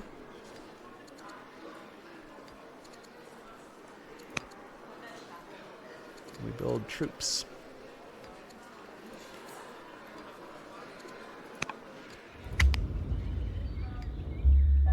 Duke Consort Lysimachus the Younger never seems to keep his word and is now known to be deceitful. King Alexander has grown more confident and charming. He has gained charisma. Self-assured and assertive, Duchess Thessalonica exudes an aura of confidence and has gained charisma. And Governor Cleotarchus of Delphi is witty, able to make anyone laugh with his quick tongue and inventive jokes. Dangerous decisions. You trusted Duchess Cynaen the Younger with the truth about her father's death, a decision that now appears to have been wrong. The young woman has spent weeks pondering over the secret, unsure what to do, and in the end decided to tell Antipater. They have not yet met, so Antipater remains unaware of the secret. Well, I'm not so sure about that, but your spies and Antipater's inner circle report that Cynaen requested a meeting to provide him with important information about Philip's death. It's very disappointing to hear that Cynaen did not understand that you did what was right for the future of Greece. You must now once again make a choice regarding your stepdaughter. Warn her that she has just once a chance to live to stay silent, or trusting her once was a mistake. I will not repeat it. She has to die. An unstoppable force. News arrives of Alexander's success abroad. His armies have fought several battles against Persians, and the Greek mercenaries aiding them, with Alexander's cavalry and foot soldiers both proving excellent. He has reached the Persian city of Sardis, defeating a few towns on the way, but seeing many more capitulate as soon as Alexander's army approached. Persians are already recognizing him to be a force like nothing that they have dealt with before.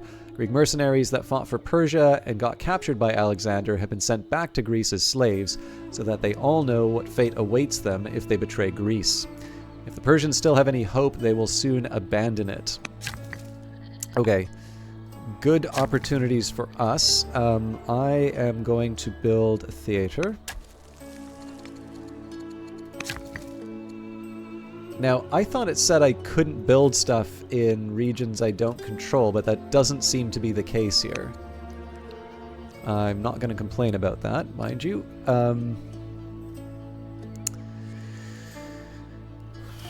So if I put a garrison down here... No, that doesn't work.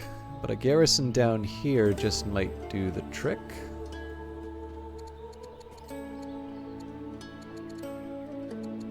Not an option.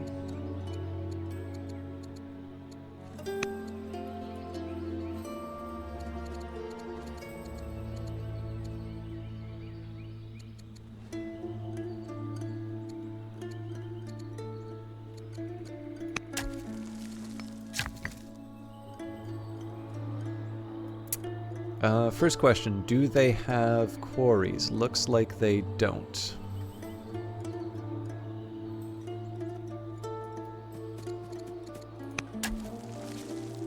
Corinth, continue to undermine Athens. Okay, Philippopolis, we have to build a stonecutter before anything else.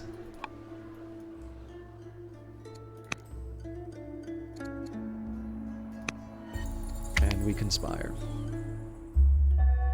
Science boom in Europos. All right.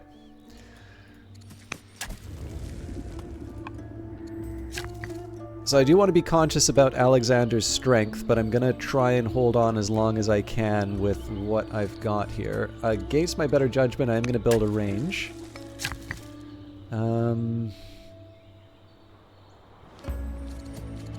Right, we don't have the culture for... Okay.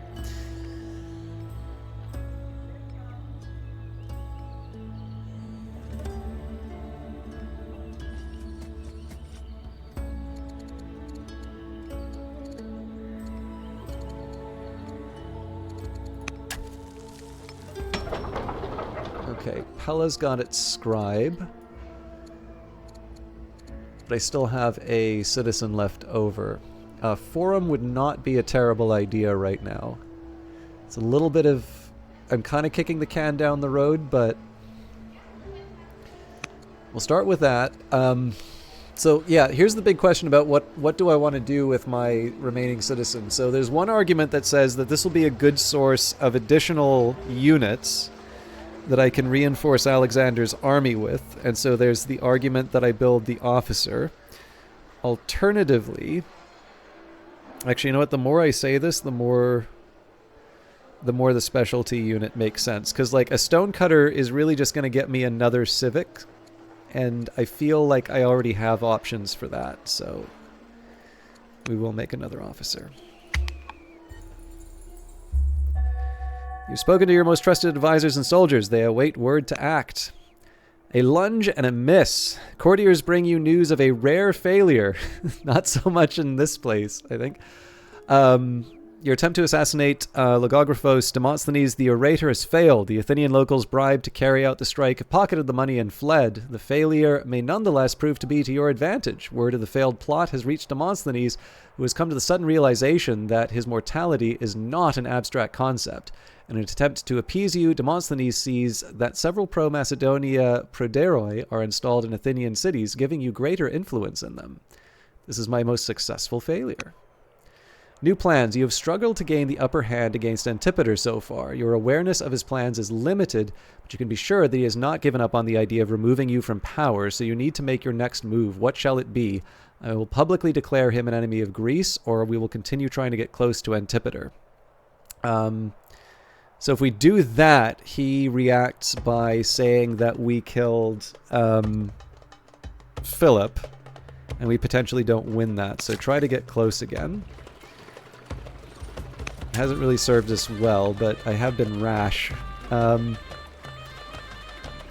Okay, Spartan allies boost the economy or the Persian menace.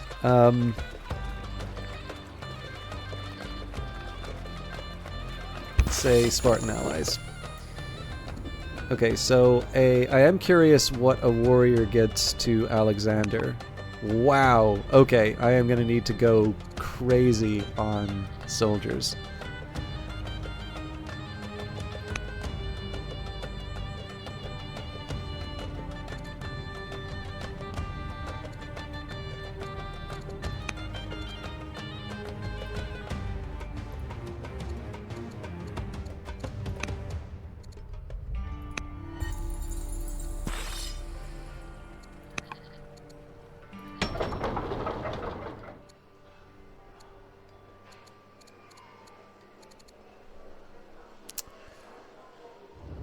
Okay, Treasury and Forum for sure.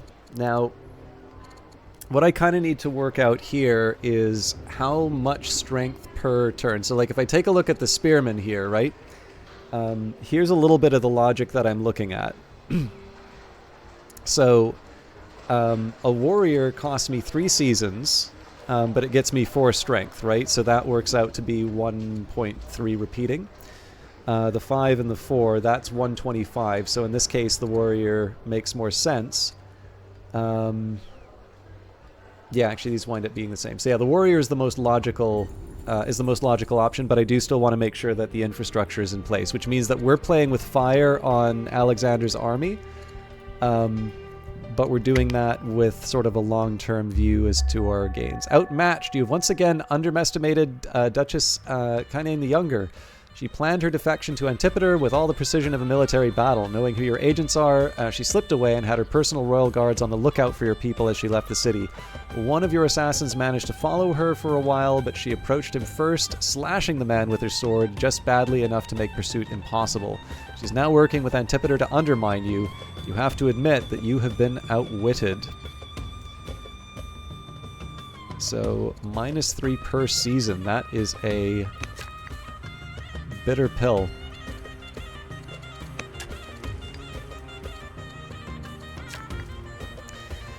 Okay, let's keep working on our civics, continue to undermine Athens. Okay, so we've got our woodcutter down. No more citizens to work with. And no more upgrades here. So we continue, we basically continue with the same plan that we had before. Now, we do, the one catch here is that we have a longer time to wait, basically. So in this case, we get less than, 1. But again, if we take the 6, it's 0.66 repeating, or 0.6 repeating, rather. And then 5 divided by 8 works out to be 0.625. So again, the warrior winds up being the better option out of the ones that we have. You've spoken to your most trusted advisors and soldiers. They await word to act. Civics boom in Dodona. Breaking Persian resolve. Alexander has won a major victory against Persia. After initial losses to Alexander, King Darius of Persia decided to personally take command of the army. Darius led a significantly larger force to the town of Issus, where he waited for Alexander's army. In the ensuing battle, Alexander personally led a cavalry charge and routed Persian forces, almost managing to kill Darius, who had to abandon his chariot to hurriedly flee atop another horse. The Persian defeat was so thorough that Darius offered tribute and half his empire to Alexander, but your son declined, saying that he will be king of all Asia, and that Darius can either fight or die as a fleeing coward. Half of Persia would not be large enough for my son. Working with Sparta, the centuries-long rivalry between Athens and Sparta can be to our advantage. The Spartans are a very proud and independent people. There's no possibility of them ever accepting Macedonian lordship. As long as we are not in open conflict with Sparta, however, they will dislike us less than they dislike Athens. Through diplomatic effort, we have reached an alliance with some number of Spartan perioikoi, the free non-citizens of Sparta who run much of the Spartan economy. There's not much immediate effect on from the alliance, although the Spartans will ship some weapons to Aigai. You are still satisfied knowing that the Spartan allies may still come in useful in your struggle against Demosthenes and Antipater. Even a small number of second-rate Spartan fighters can be quite an asset. Okay, let's do another lumber mill.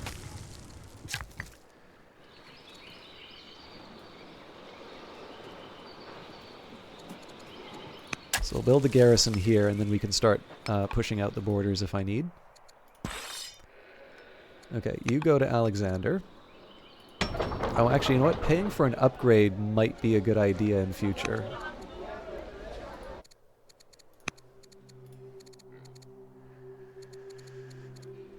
Okay, I still want to invest in the... I still want to invest in my overall growth. So here we're going to go for an officer for fairly obvious reasons, where all of a sudden military matters matter quite a bit more. Eliminate opponents for sure.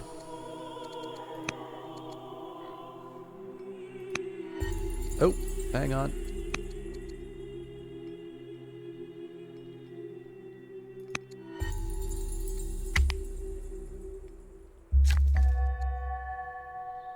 So I'm getting a little worried about Alexander's army strength, but I'm going to trust the system that I've put in place. Okay, don't have room for an amphitheater. Whoa! Get back here. Okay. Ellen Ripley!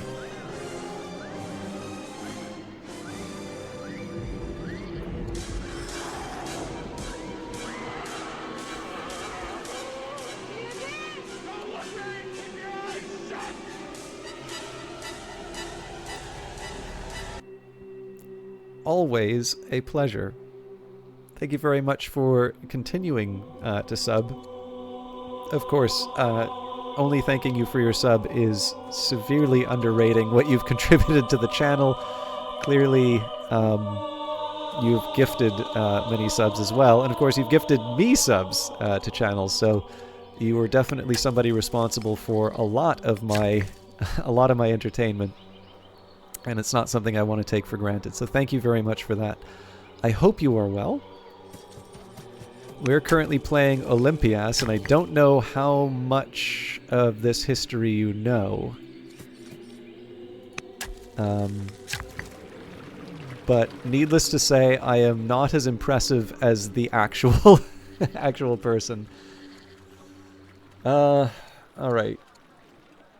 So these wonders really don't seem appropriate right now.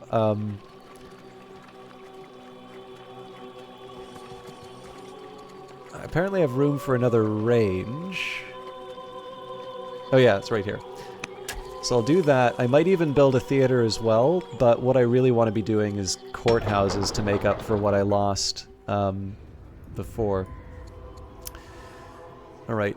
I don't hate the idea of a miner here, but yeah, I think I'm gonna have to live with it. Philippopolis, we've got the stonecutter. We'll be able to expand from there.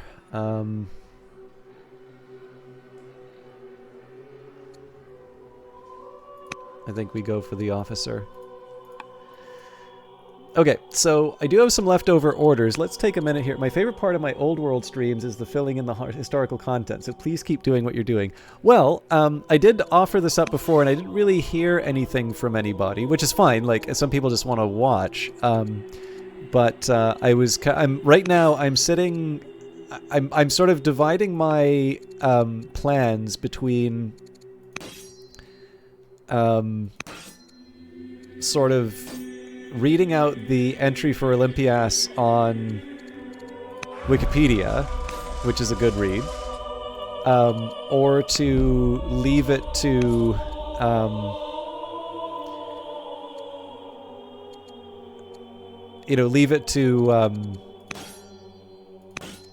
the scenario to show the history.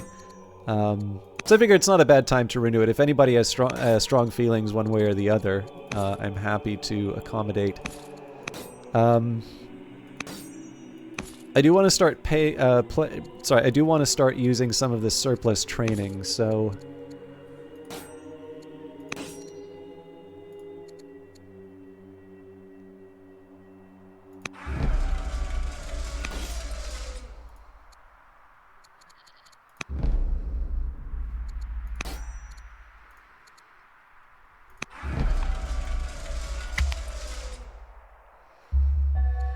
Antipater rebels, furious with your rule of Tyrissa, has formed a slinger near the city, and my city takeover mission has led to an event. The allegiance of Athenae. Your political efforts have paid off. Athena now pledges allegiance to you. As anti-Macedonian influential citizens are forced out of their positions, you celebrate another victory and relocate some of the workforce to Athenae so the city may prosper under your rule. The city will be much better off now. I agree. Holy hell. Okay. Well, that's definitely going to solve our money problems. Minor for sure. Now, let's take a look at my families. Okay, so the olives on its own doesn't really fix anything. I've got 2 citizens to work with. And it's actually no slouch when it comes to military matters as well. So, here's what I'm going to do. Let's get the dedicated items first. Treasury Forum. Don't know about an archive yet. But yeah, I'm very happy to let this thing just roll in the cash. Delphi will continue to undermine Athens.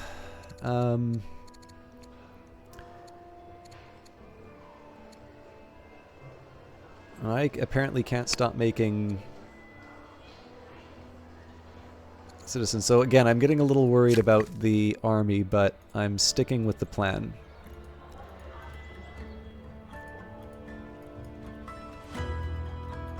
And looks like we've got that same problem as last time. Alright, I'm going to have to rely on the... I'm actually going to have to rely on the autosave on this one.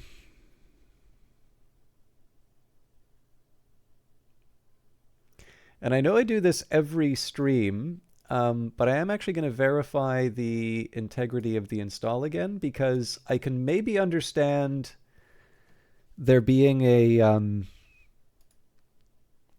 I could maybe understand if I was on like an old patch for the old save. I could maybe see that being a cause of the crashes that I had, but the fact that a brand new save here is... has had 2 crashes. Like, this definitely didn't used to be the case for the game, so I'm going to take a quick minute here just to verify the integrity of the game files.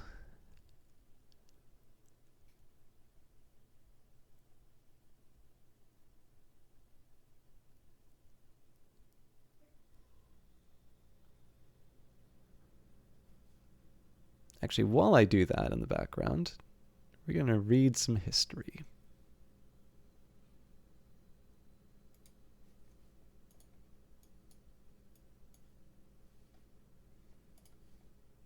Oh, we're actually at 99%. Never mind. Sounds like a plot from those anti-Macedonians. Yeah, so I mean, it says 100%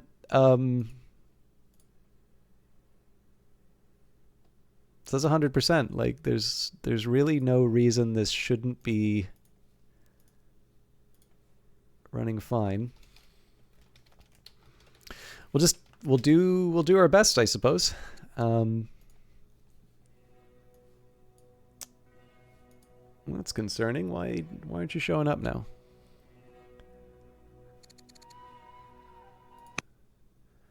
Let's try that one more time.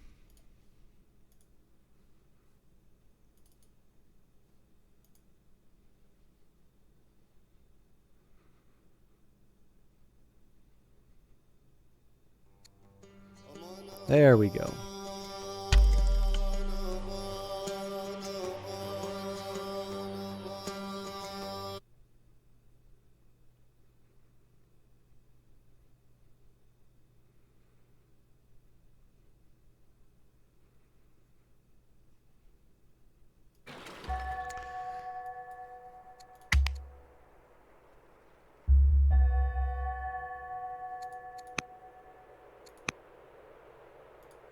All right, again, we'll build out the city. Continue to well, sorry, before I do that, okay, so we can conspire. So yes, I will continue to. All right, apprentice officer. We still have citizens, so one more apprentice officer.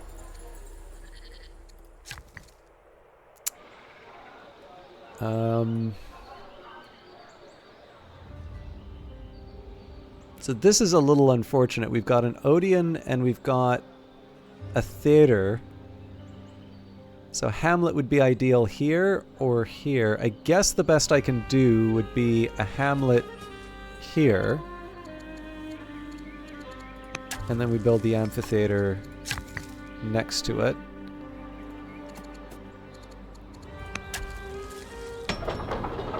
Okay, continue to undermine Athens.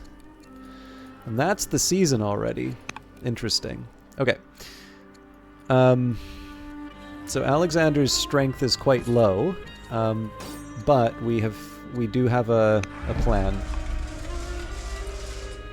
Oh yeah, well we also want to deal with the rebellion. So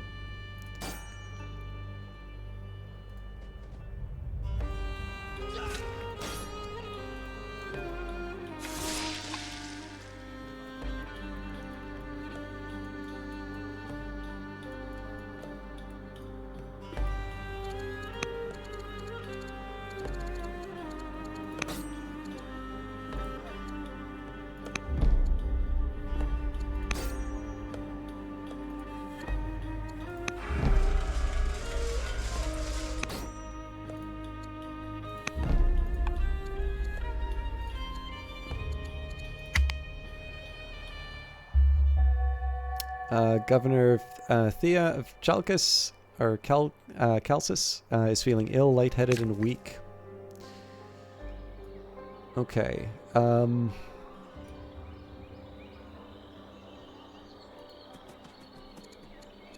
to get my quarries down. So we'll build a third one here when the time comes. You can go... well, let's put one here and then one...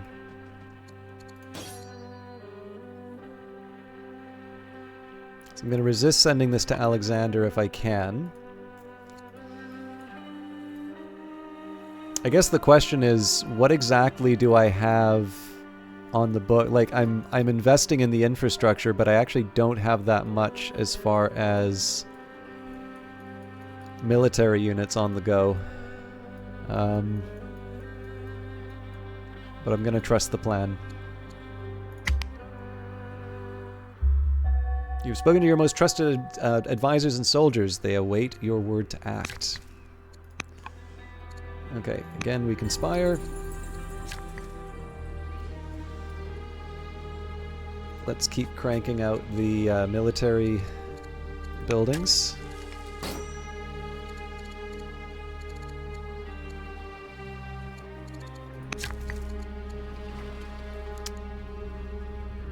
And quarry in this case. Okay, now what I want to see here are any of the warriors... Yes, we do have something we can send Alexander. Now, if I upgrade to a spearman, that takes one turn. Nope, we can send that to... Okay, so that's going to be my trick. I'm going to do warriors, and then we upgrade them to spearmen before sending them to Alexander, and that gets me an extra point.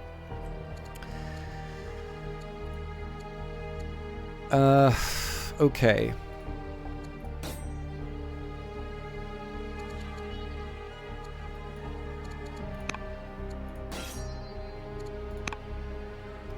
Corinth, continue to undermine the Athenians. Thermopylae, continue to undermine.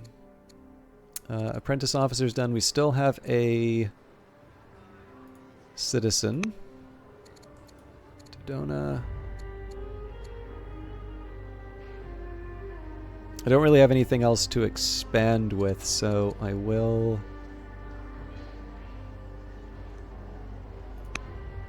put in for the officer.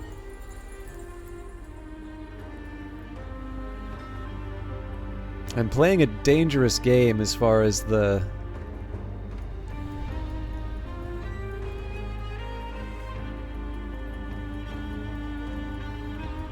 You know what? I think I need to even this out a little bit more. So, warrior...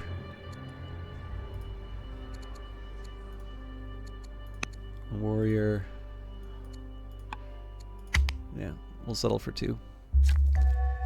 Yeah, so we lose 10 per turn, so we basically need to give something up now, or Alexander's done.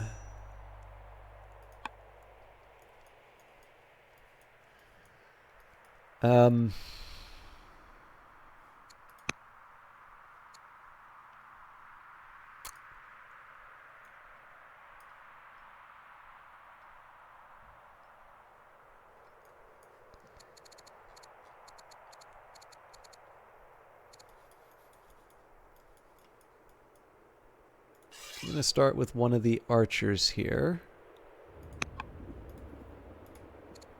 I'm going to have to cut deep next turn, unfortunately. So I think it was the right idea, but the implementation was just way too late for that to be practical. But I'm not going to...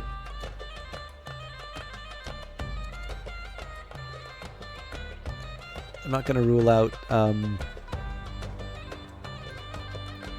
improvements. Okay, we're going to build a Shrine of Zeus. So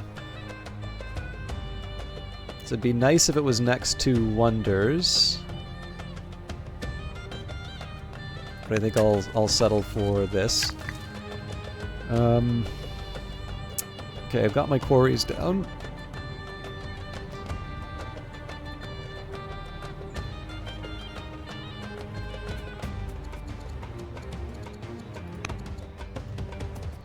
Military buildings next.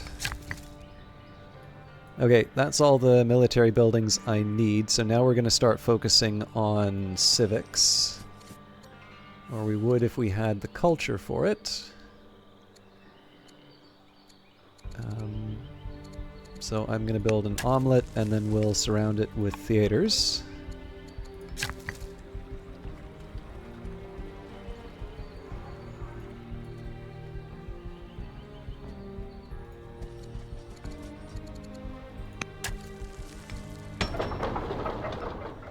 Okay, keep undermining the Athenians.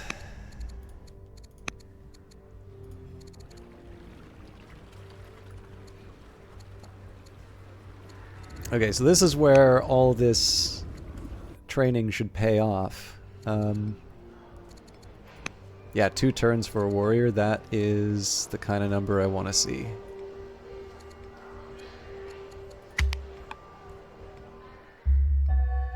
You've spoken to your most trusted advisors and soldiers. They await your word to act. Politics at knife point. Your grip over Greek politics is growing stronger. The agreement with the Spartans lends itself to a wonderful opportunity. You can complement your own assassin ranks with Spartan men, and then, with these greater numbers, strike at influential supporters of Demosthenes and Antipater. With such a large-scale strike, you can be assured that even if some targets survive, they are going to be intimidated enough to stop opposing you. As you give the order to conduct the boldest operation yet, you reflect over how far you have come in these few years. You used to have enemies in the royal palace itself, but now you can freely strike in many cities at once. I will do what has to be done, no more half measures. Okay, we've got plenty of cities to take over, so let's choose... We'll do Persian Menace. Again, it's going to come a bit late, but I will work with what I've got. Okay, we don't have the culture for the amphitheater, but I do notice we can have a stronghold now, so we're going to build one of those... Ugh.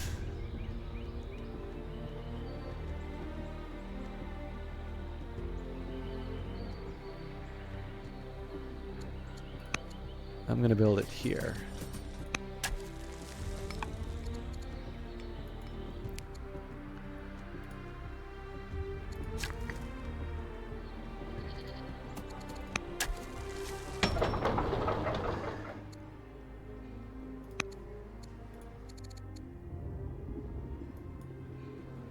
Okay, still have citizens to go.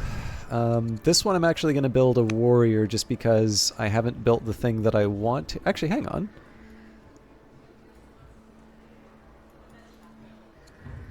I need a worker here.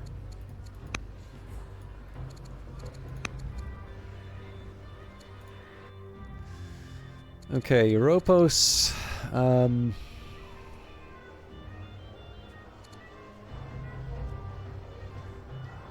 I feel at this point I kind of need to go crazy with the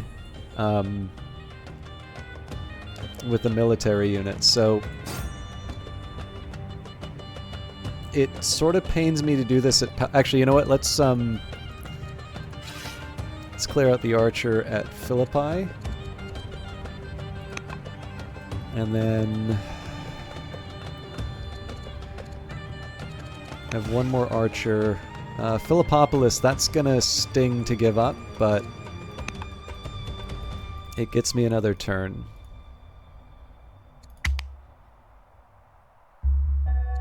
Antipater rebels, furious with your rule of Larissa, have formed a spearman near the city, and Governor Thea of Chalcis is no longer ill. She's fully recovered. The riches of Babylon. The indomitable army of Alexander continues its conquests.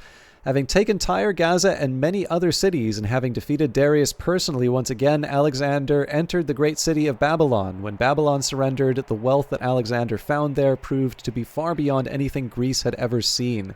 Alexander sends us a fraction of the Persian wealth as he continues to push for the few major Persian cities that remain. Alexander has conquered more wealth than anyone before him. Okay, this is, again, a delicate operation, but we can manage it.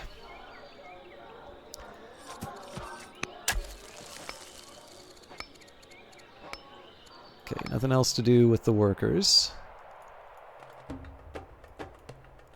Okay, I've got some warriors to give over, so let's start by upgrading them to spearmen.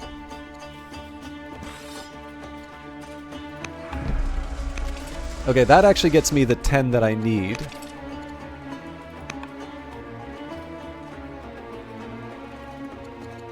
So that's bought us another turn. That's good.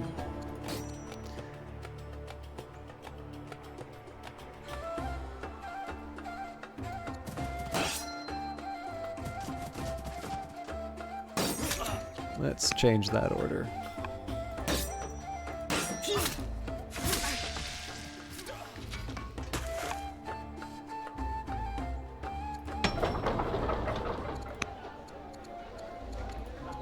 Okay, Pella, no citizen to work with, so we're going to keep doing the same thing. I'd love a phalangite, but we need the citadel, so we'll start with a warrior. I do have the option of hurrying production, but that comes at the expense of discontent, and that's going to throw my other plans up in the air. So we're getting better as far as churning out support for Alexander. So I'm kind of okay with where we're at right now. Duke Consort Lysimachus the Younger, your in-law, General the Hoplite, has fallen ill. Your city takeover mission has led to an event. The allegiance of Heraclea, your political efforts have paid off. Heraclea now pledges allegiance to you. As anti-Macedonian influential citizens are forced out of their positions, you celebrate another victory and reallocate some of your workforce to Heraclea so that the city may prosper under your rule. The city will be much better off now. I am happy.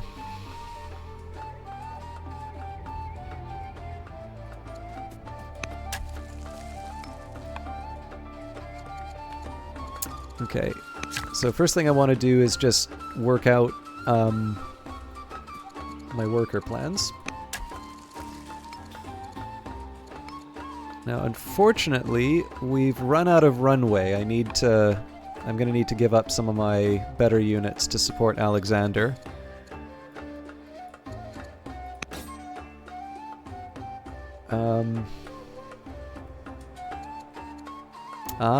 It has to be my own units.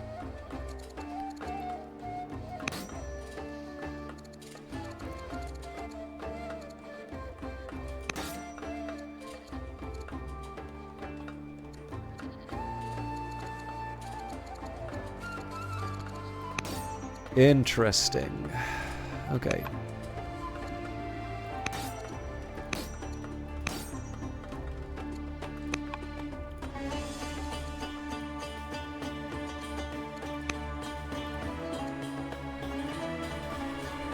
So I need to start thinking about what's going to allow me to build more military units.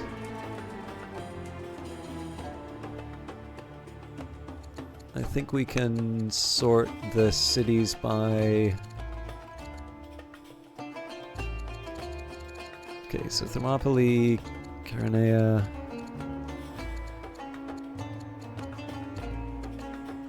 So Chaeronea would be the highest of the Athenian cities.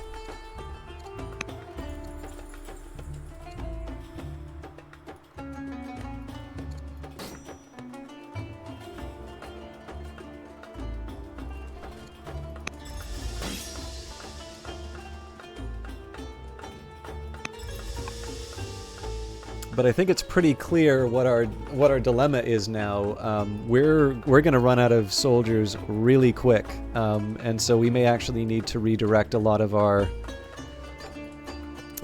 production towards military units.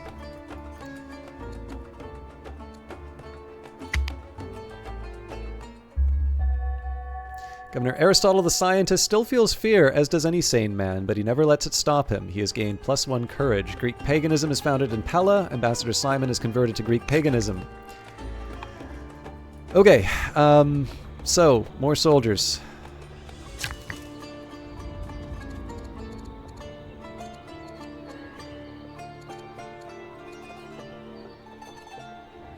Am I going crazy? Is this not a spot that I can build a barracks? Ah, we already have a barracks.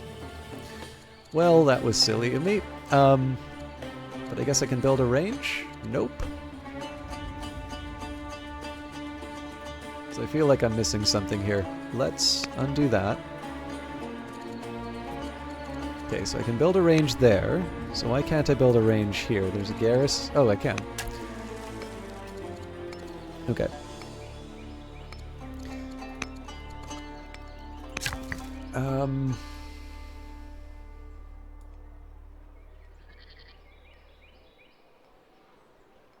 So there's the stronghold. I suppose the citadel is the next obvious well, we don't we don't have that.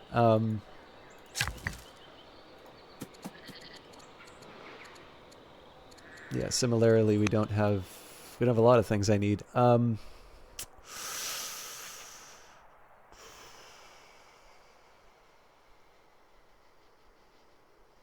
necropolis is actually kind of tempting, but I think I need smaller, more reliable winds right now.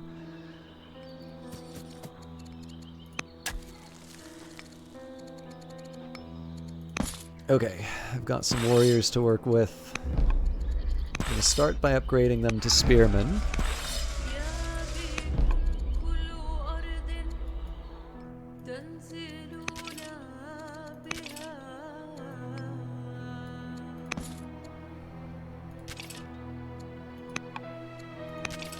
Almost enough.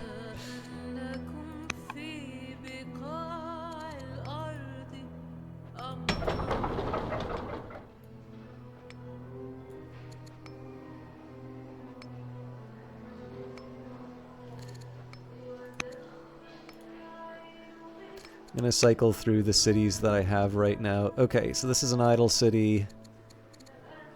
5 turns to make a warrior. I'm going to start with a forum.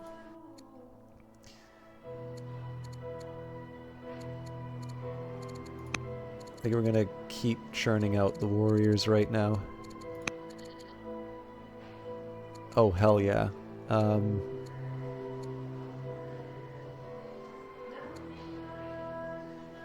We need a lot more lumber. Oh my god. The game just crashed again.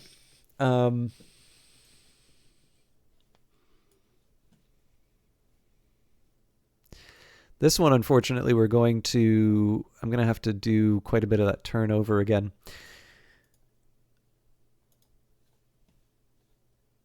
And again, I really want the crash. I don't see a lot of value in just sort of complaining. Clearly, these crashes are happening for a reason. And being able to report that to the developer is ideal. But unfortunately, not if it means I have to keep people waiting for it. So maybe next time, if it happens, I'll read the entry on Olympias. I should probably read that anyway. But I'm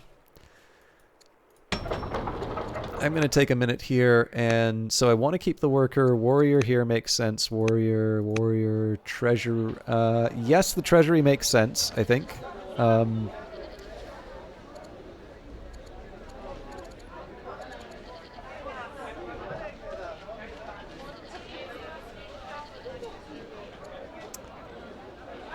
Hoplite is 6. I think it still makes sense to build the warrior. Rawmonger! Oh, it's Ellen Ripley! Salving my troubled troubled mind with a gifted sub. Thank you. That is completely unnecessary, but it is tremendously appreciated nonetheless. Rawmonger, please enjoy. Thank you for thanking Ellen Ripley. Definitely a viewer who I value, not just because of the the donations that they provide in the, well, donations, gifted subs, etc. But actually a wonderful conversationalist and a writer. So, also they get to hear what I what I really think of some streamers. So they have me over a barrel if ever it turns into turns into that. I think people sub and buy gift subs just for the alert sound.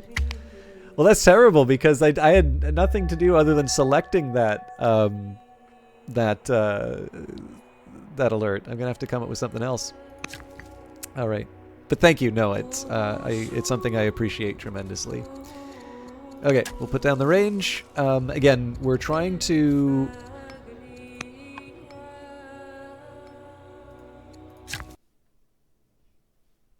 That's so interesting. Okay, well, while the crash goes up, I am going to take a minute here and give you all a history lesson.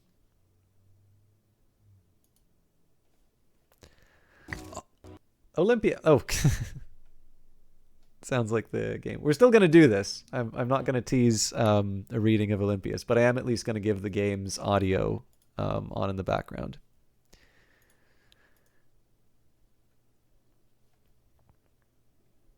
A crash course.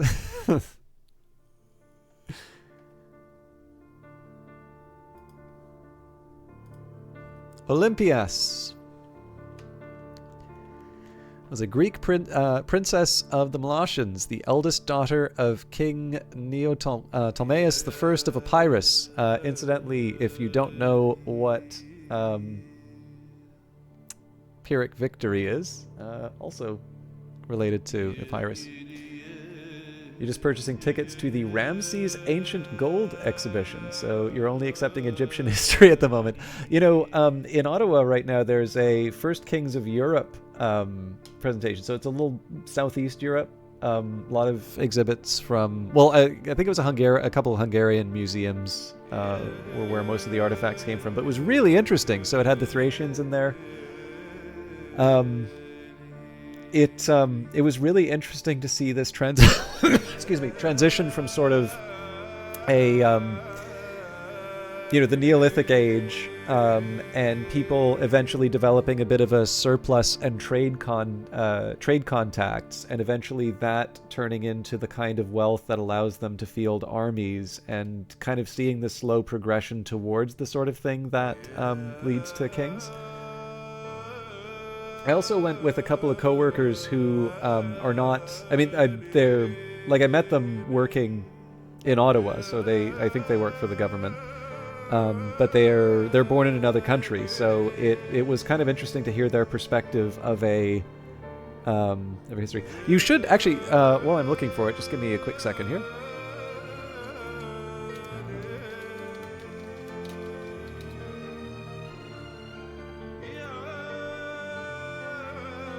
Sorry, it's called the First Royals of Europe.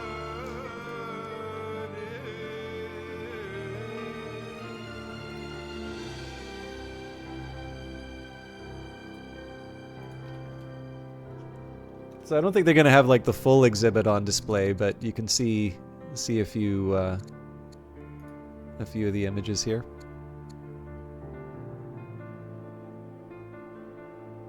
Oh, that's interesting. So they first called it the First Kings of Europe, and then they changed it to First Royals.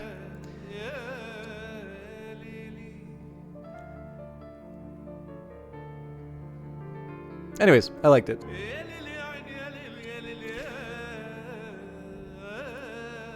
All right.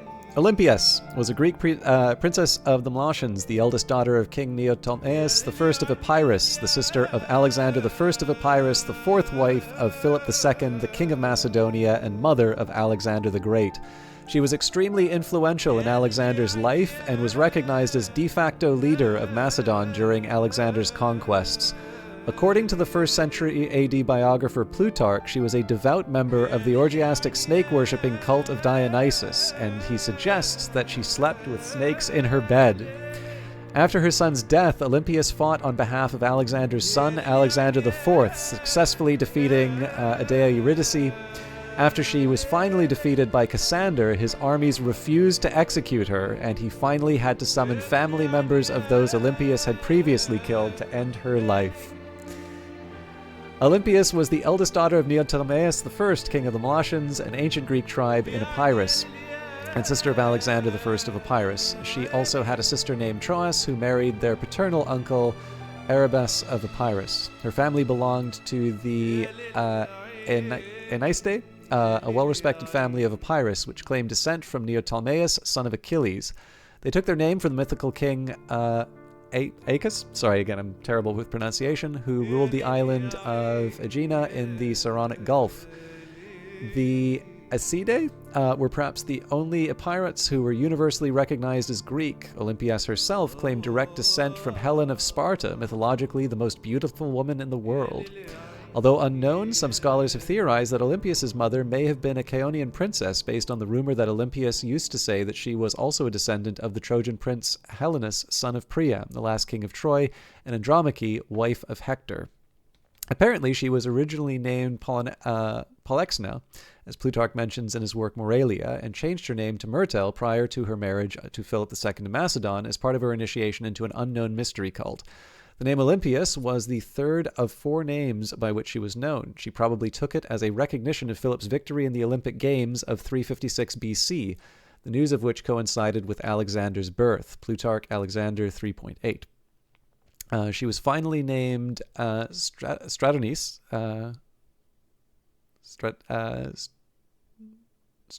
Stratonice, which was probably an epithet attached to Olympias following her victory over Eurydice. Queen of Macedonia. When Neoptolemus died in 360 BC, his brother Arabas succeeded him on the Meletian throne. In 358 BC, Arabas made a treaty with the new king of Macedonia, Philip II, and the Meletians became allies of the Macedonians. The alliance was cemented with a diplomatic marriage between Arabas' niece, Olympias, and Philip in 357 BC. It made Olympias the queen consort of Macedonia and Philip the king. Philip had already allegedly fallen in love with Olympias when they were both initiated into the mysteries of Kabiri. In Greek mythology, the Kabiri, or the Kabiri, was translated to Kabiri, were a group of enigmatic chthonic deities. They were worshipped in a mystery cult closely associated with that of Hephaestus, centered in the North Aegean islands of Lemnos and possibly Samothrace. At the sanctuary of the great gods on the island of Samothrace, though their marriage was largely political in nature. 1 year later, in 356 BC, Philip's racehorse won in the Olympic Games. For this victory, his wife, who was known then as Myrtale, received the name Olympias. In the summer of the same year, Olympias gave birth to her first child, Alexander. In ancient Greece, people believed that the birth of a great man was accompanied by portents. As Plutarch describes, the night before the consummation of their marriage, Olympias dreamed that a thunderbolt fell upon her womb, and a great fire was kindled. Its flames dispersed all about and then were extinguished. After the marriage, Philip dreamed that he put a seal upon his wife's womb, the device of which was the figure of a lion. Aristander's interpretation was that Olympias was pregnant of a son whose nature would be bold and lion-like. Philip and Olympias also had a daughter, Cleopatra, who later married her uncle Alexander I of Epirus to further diplomatic ties between Macedonia and Epirus. According to primary sources, their marriage was very stormy due to Philip's volatility and Olympias' ambition and jealousy, which led to their growing estrangement. Things got more tumultuous in 337 BC when Philip married a noble Macedonian woman, Cleopatra, the niece of Attalus, who was given the name Eurydice by Philip. At a gathering after the marriage, Philip failed to defend Alexander's claim to the Macedonian throne when Attalus threatened his legitimacy, causing great tensions between Philip, Olympias, and Alexander. Olympias went into voluntary exile in Epirus along with Alexander, staying at the Meletian court of her brother Alexander I, who was king at the time. In 336 BC, Philip cemented his ties to Alexander I of Epirus by offering him the hand of his and Olympias' daughter Cleopatra in marriage, a fact that led Olympias to further isolation as she could no longer count on her brother's support.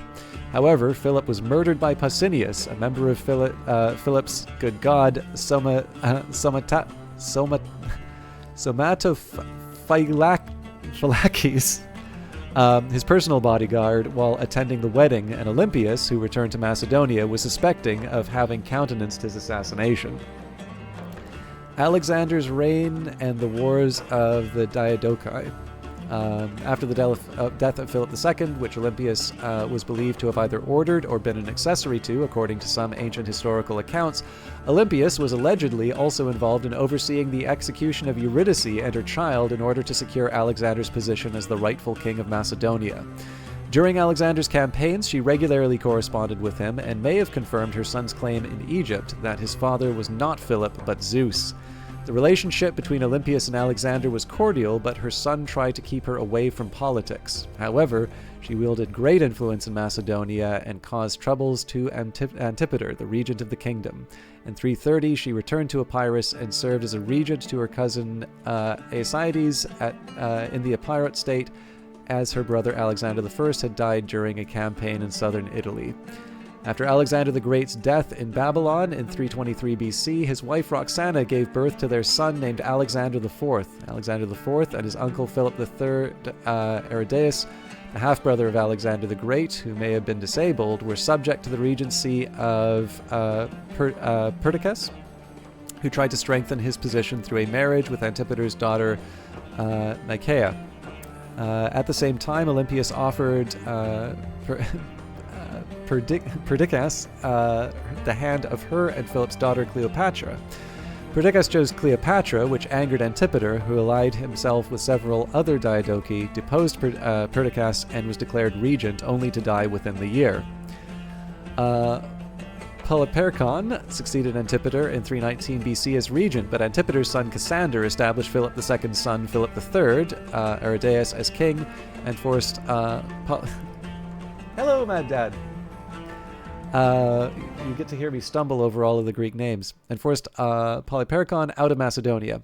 He fled to Epirus, taking Roxana and her son Alexander IV with him, who had previously been left in the care of Olympias. In the beginning, Olympias would not have been involved in this conflict, but she soon realized that in the case of Cassander's rule, her grandson would lose the crown, so she allied with Polyperchon in 317 BC. The Macedonian soldiers supported her return, and the united armies of Polyperchon and Olympias with the house of Aeacides invaded Macedonia to drive Cassander out from power. Nevertheless, she persisted.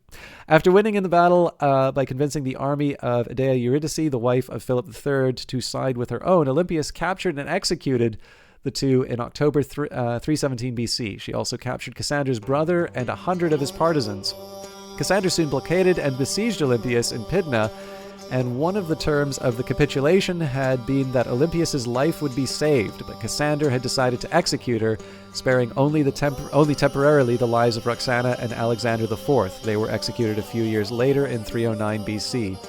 When the fortress of Pydna fell, Cassander ordered Olympias killed, but the soldiers refused to harm the mother of Alexander the Great. In the end, the families of her many victims stoned her to death with the approval of Cassander, who is also said to have denied to her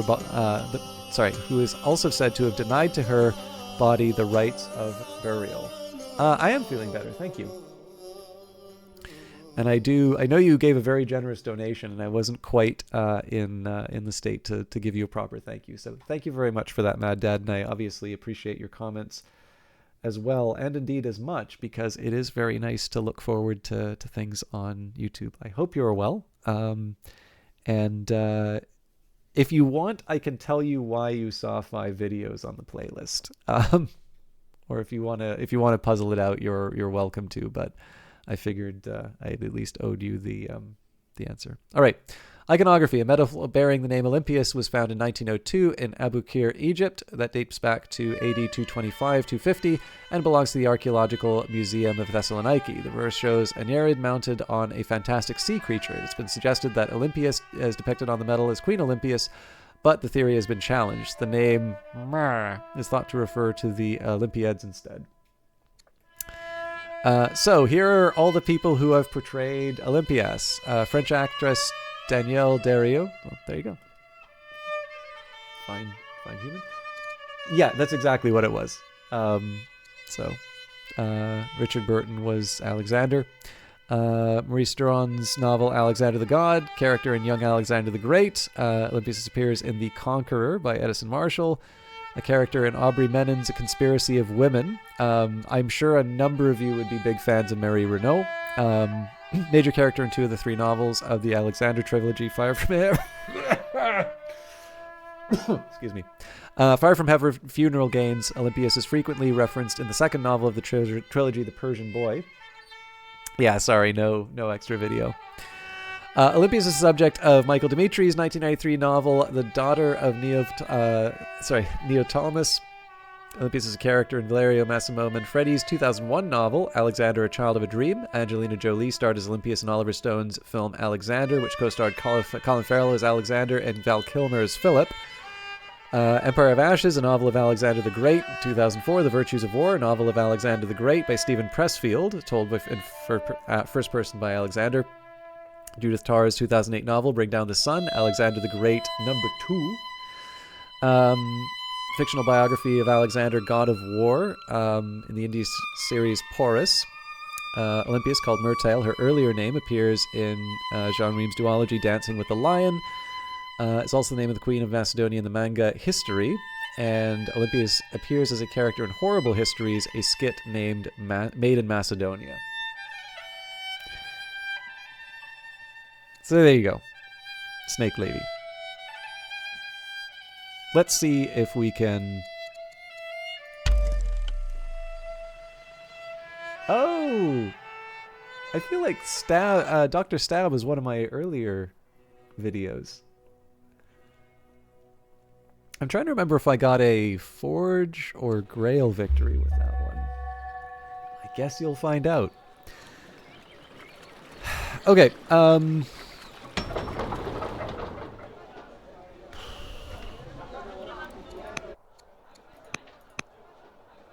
we're gonna go all in on the warriors. Even if it means I run a deficit for a while.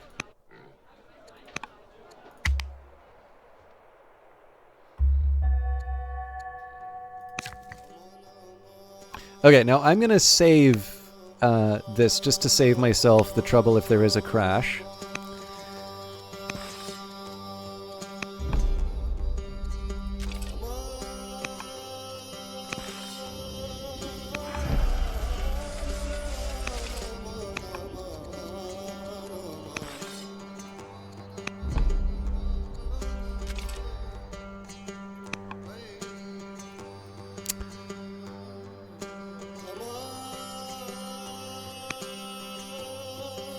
Okay, we're already taking over a city.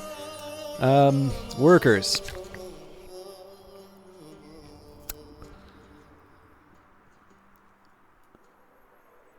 I think I'm gonna need more food soon.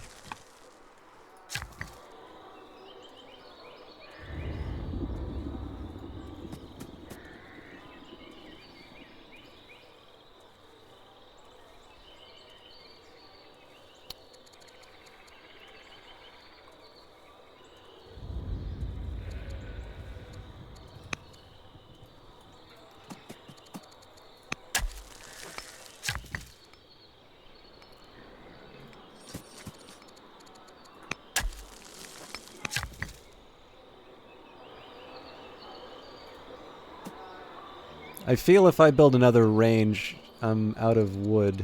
Well, you know what? It gets me training.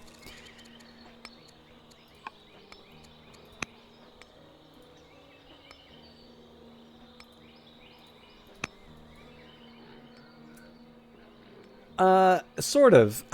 So my job title is I'm an analyst now. I'm not officially an economist. But I mean, I'm still analyzing data. I'm still, you know, punching numbers. Different data, more money. Considerably better building, but a longer commute. But I'm very happy where I am for sure.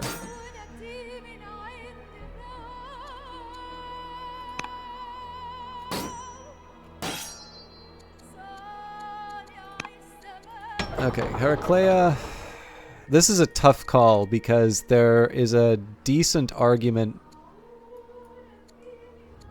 There's definitely a decent argument for me expand. I am going to expand.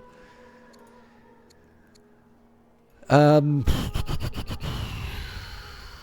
think we just go for the warrior here. Unquestionably warrior and Pella. Okay, I think we made it. Okay, so I want to take the opportunity to level a few people. No, actually, there's enough space for me to level this up. A very interesting thing that the Canadian government actually issues public servants with roller blades to ensure swift movement around large official buildings.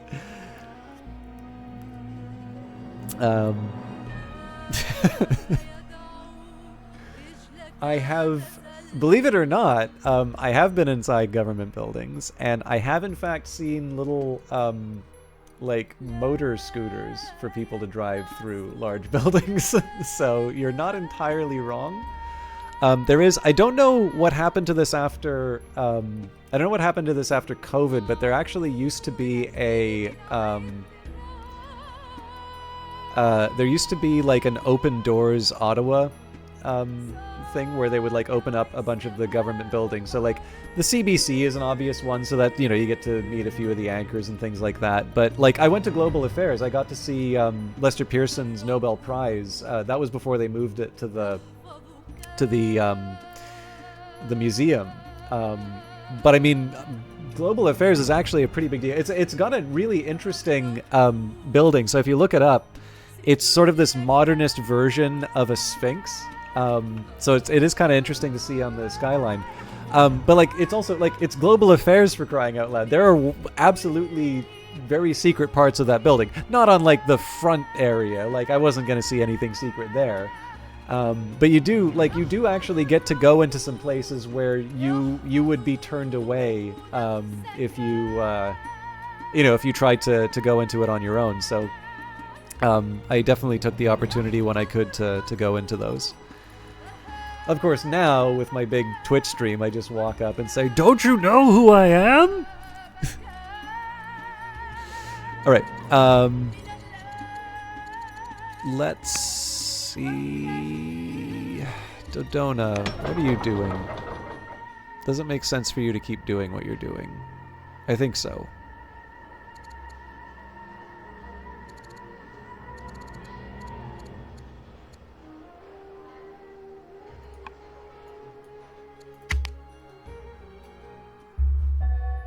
Your city takeover mission has led to an event. Ambassador Simon the Diplomat is now head of Greek paganism. Allegiance of Chaeronea. Your political efforts have paid off. Chaeronea now pledges allegiance to you as anti-Macedonian influential citizens are forced out of their positions. You celebrate another victory and reallocate some of the workforce to Chaeronea so that the city may prosper under your rule. The city is much better off now. Okay. We can kill the Undermine Athens. Well, I mean, it's one turn, right? I'm going to keep focusing on warriors for a bit.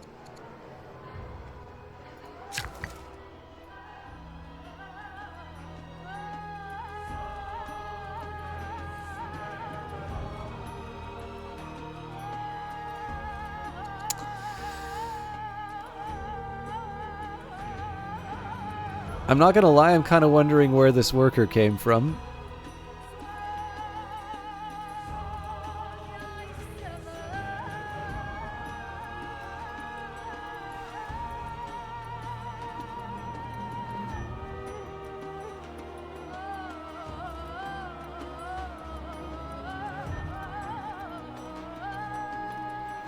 I won't challenge it though. Let's you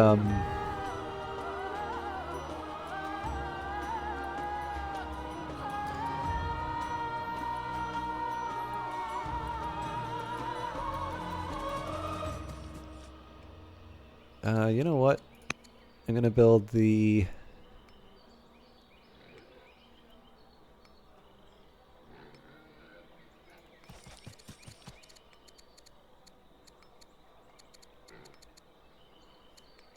nuts. I guess I have to build the Odeon here.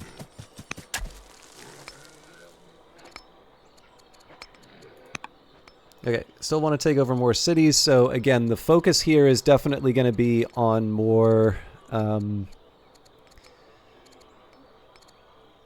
training. So looks like Thebes or Corinth are the next two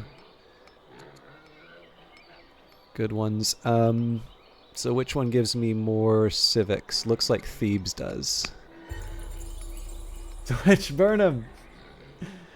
Alright. Again, we're going to focus on the workers, also warriors.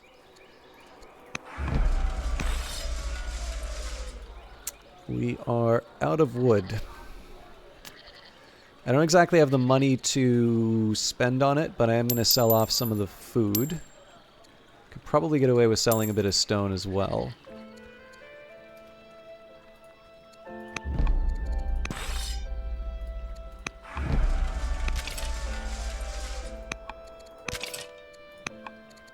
So I actually want to buy myself some runway with this. I'm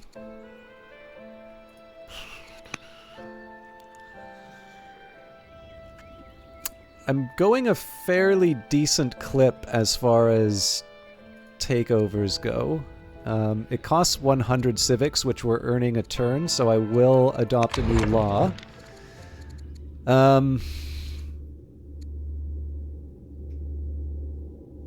I don't see what colonies gets me right now, so I think legal code is what I want. And then colonies will help me with the extra civics.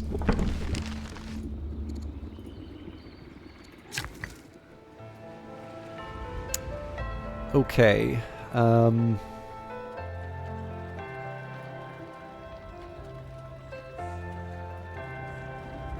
Now it's really clear that I need more wood. Which means Philippopolis needs... That is very sad. I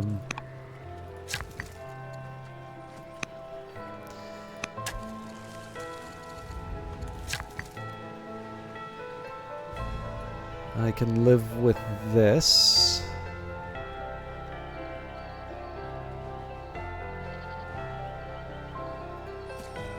I actually prefer the amphitheater between these two. We'll continue to undermine Athens and Antipater. Alright, I think these guys need to keep churning out warriors. Okay, now that's telling me that the season's done. I think I got to accept it.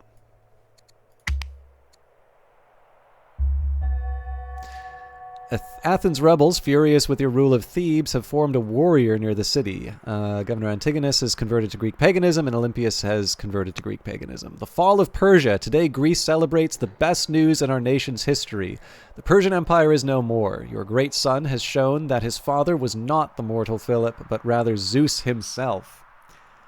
Thank you, Mad Dad. Have a good night, and thank you for visiting. When Alexander marched his army towards the eastern Persian cities of Persepolis and Pasargadae, again, I really should learn the pronunciations of these. He had to cross a narrow mountain path where the Persian commander Ariobarzanes made his last stand, holding the pass for a long time and inflicting heavy casualties. Alexander eventually found a way to outflank the Persian force. Ariobarzanes fled to Persepolis, but was soon killed as Alexander seized the city, most Persians no longer having any hope to defend successfully. This is all Greek to you. Alexander now calls himself Basileus ton Basileon, King of Kings, just as the Persian kings have called themselves. It will take time for him to stabilize the vast empire he now commands, but Alexander is already dreaming of further conquests. All hail Alexander, King of Kings. Alright, we've got a warrior. I'm going to spend the money to upgrade it. Send it to my boy.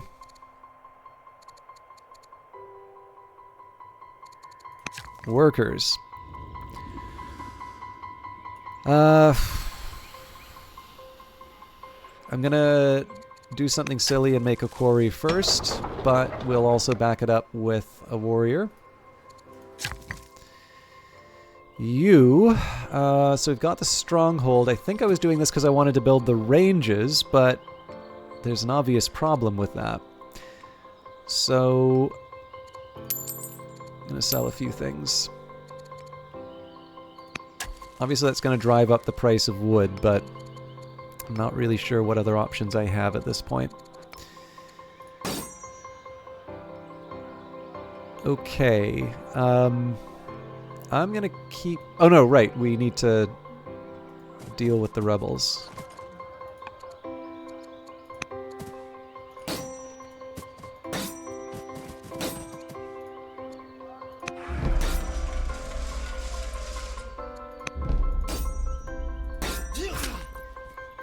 Not quite enough to seal the deal. I've got backups. Let's undo that. Promote them first. You're joking. Oh, I see.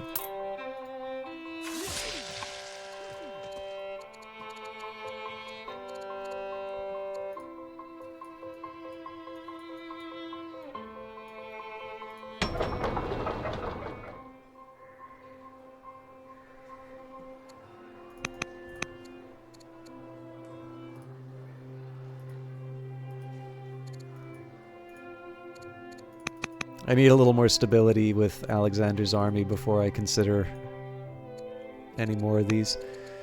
Heraclea, that makes sense. Philippopolis, yes. Yeah, I'm not, like, happy. I'm not, like, super stoked about this rate, but I'm working with what I got here.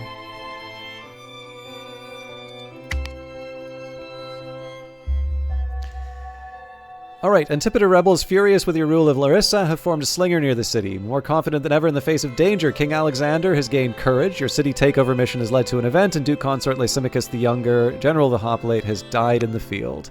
The allegiance of Thebes, your political efforts have paid off. Thebes now pledges allegiance to you. As anti-Macedonian influential citizens are forced out of their positions, you celebrate another victory and reallocate some of the workforce to Thebes so that the city may prosper under your rule. The city will be much better off now.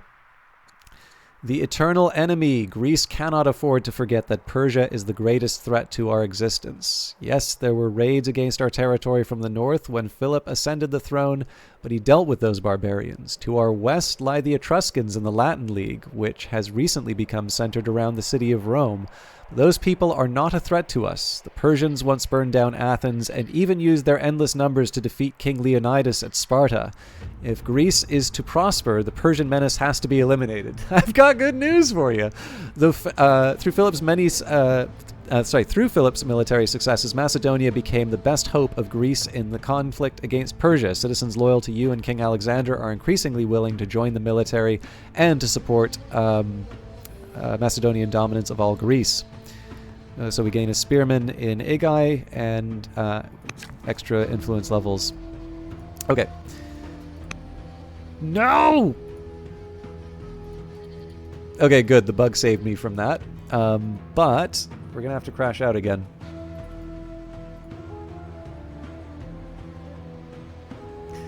I am curious, though. What did you folks think of the history with Olympias? Was that worth reading?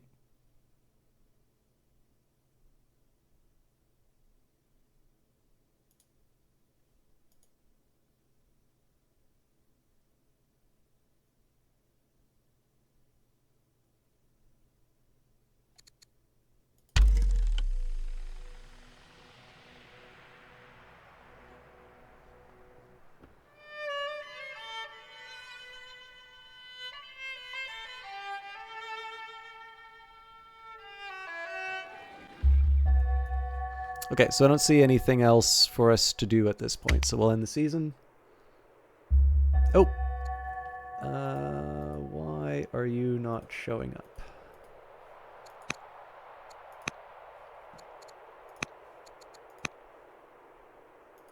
I'm just saving the game and I can reload it.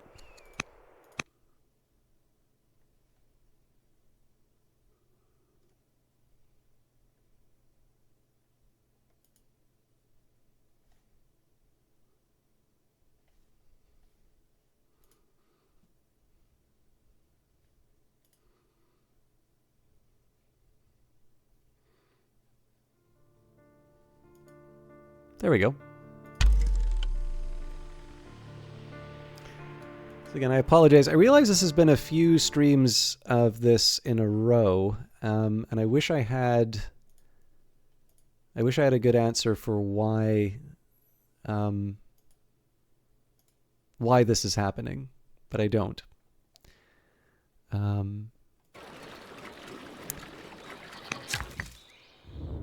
Okay. Once again, reinforcing Alexander first.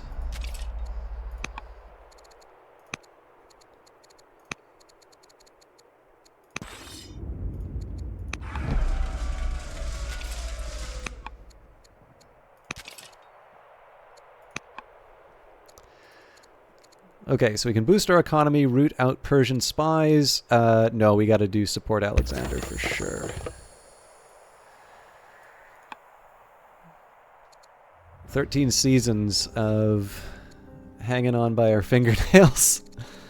All right, there's a lot for me to do here. So first of all, where I can, so the big thing I want to focus on right now is the fact that, like, between the two, actually, no, you know what? Athens is pretty pissed off at me too, but like Antipater is definitely bad news.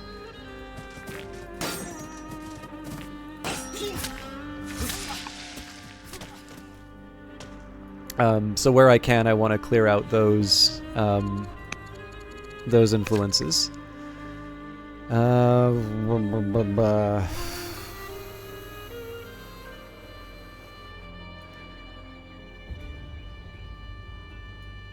granary here would not hurt, although it's going to cost money.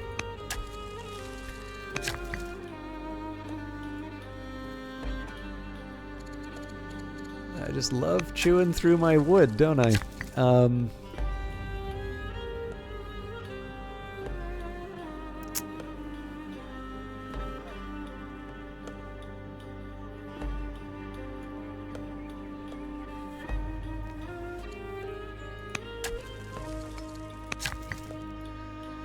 Alright.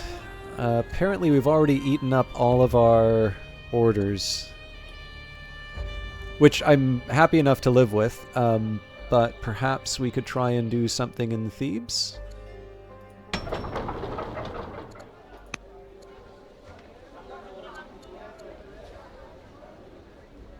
Oh, you know what, we'll skip it for a turn. Right now, I think continuing to just build warriors where I can.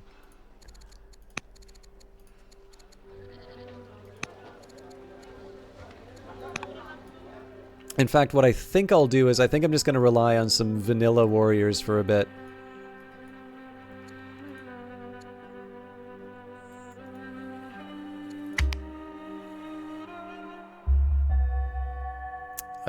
We can make her warlike, extra training, intelligent, extra...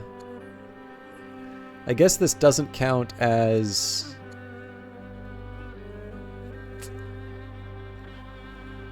Let's go for warlike. Okay.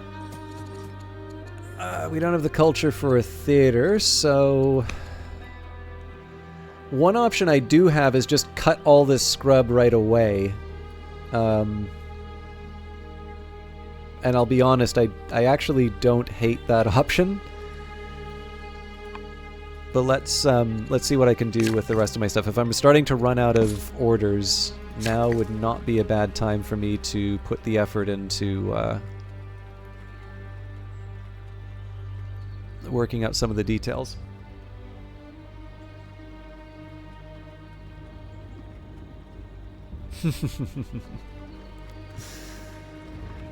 Did you know there is actually a story about I believe it was a slave who discovered I think it's a way of pollinating. Where do you find the name?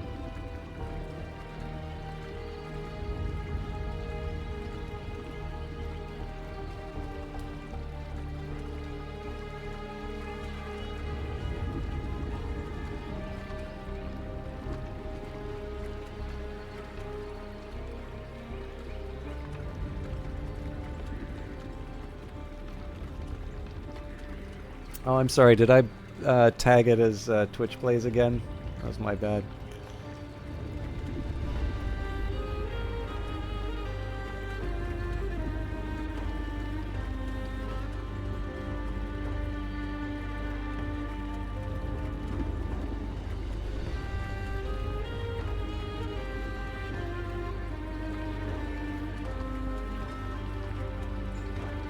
Is it Edmund Albius?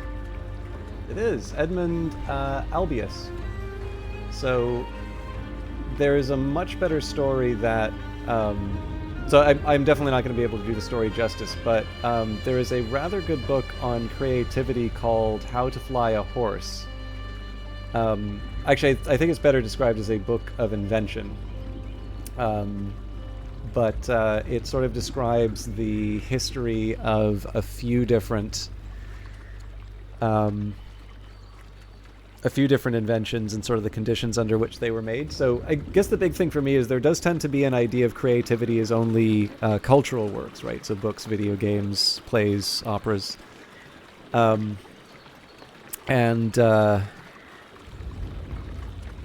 like books like How to Fly a Horse because obviously invention is also a very important expression of the same impulse. But it's one that people tend not to consider, and so as a consequence, it's also the sort of thing that I think is more likely to... I think it's more likely to give useful lessons. Just what I'm trying to say. when you start looking in unusual, or when you look in unusual places, that just tends to result in a little bit more, for me at least, it usually just generates more interesting ideas. Okay, we're desperate for wood, so I'm going to abandon any illusions of us being a cultured people, and we're going to build as many lumber mills as I can. This does make things cramped in Thebes, but I'm going to...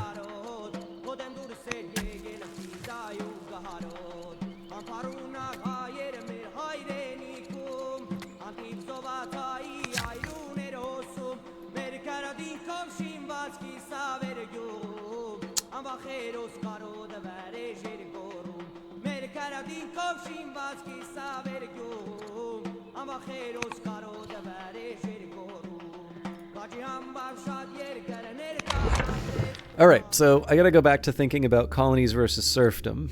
So I figure, given how much I'm buying resources at this point, I really can't afford the cash. But I'm also arguably at a point where I want to keep the training up. Although I suppose in exchange I get the civics. So I suppose reluctantly I'll go for colonies.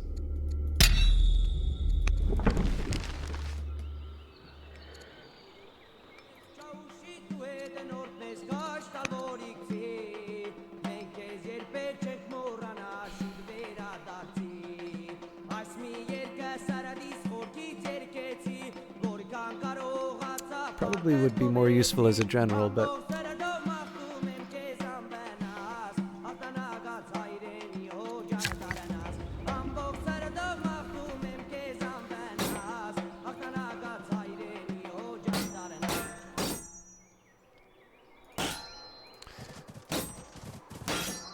Alright, so I figure at the very least I can get people in position.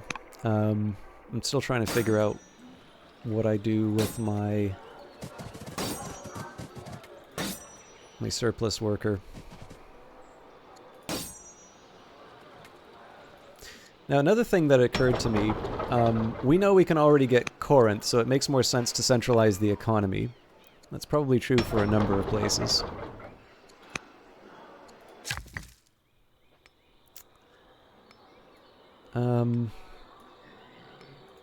This feels a little dumb, but I'm gonna chop down some wood.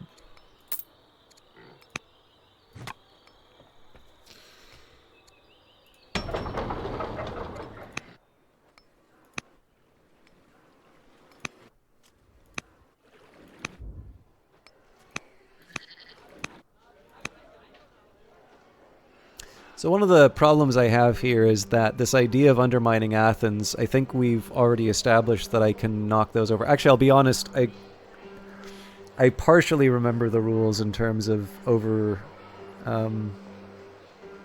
overthrowing a couple of cities.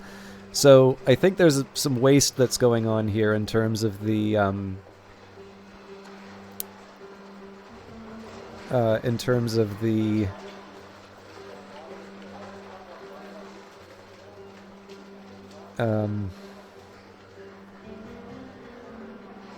like in terms of what I'm doing in these different cities. On the other hand, I suppose if I wake up 7 seasons from now and find out that it's a reference to the Wright brothers, Rawmonger.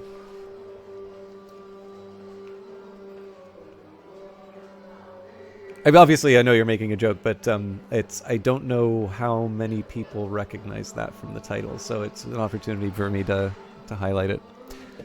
I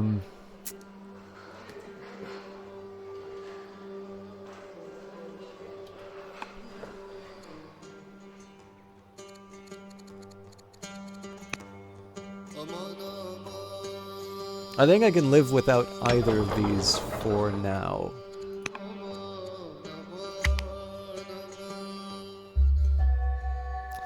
Athenian rebels, furious with your rule of Corinth, have formed a chariot near the city. We've got the General the Hoplite has been feeling quite poor, and the city takeover missions led to an event, the allegiance of Tricca. Your political efforts have paid off. Tricca now pledges allegiance to you. As anti-Macedonian influential citizens are forced out of their positions, you celebrate another victory and reallocate some of the workforce to Tricca so that the city may prosper under your rule.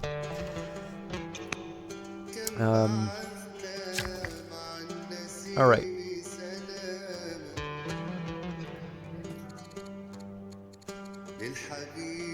Mine.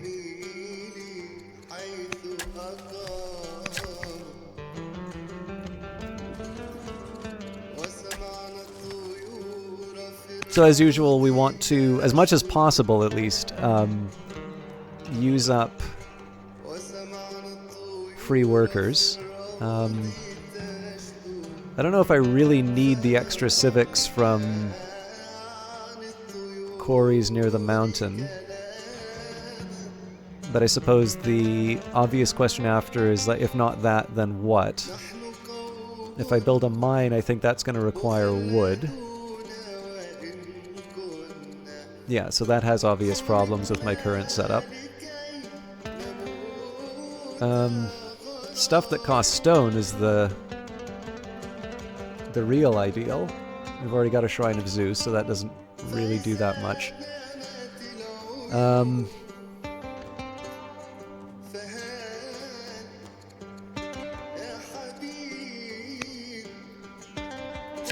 Okay, well, we can at least build the theater, I suppose. It should not be this difficult for me to decide what I want to do with my workers here, but...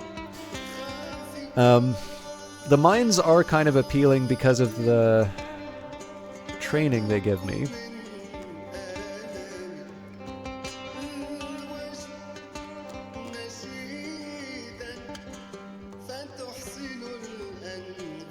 I'm gonna skip over this one for a bit. I want to see where we are with the rest of this.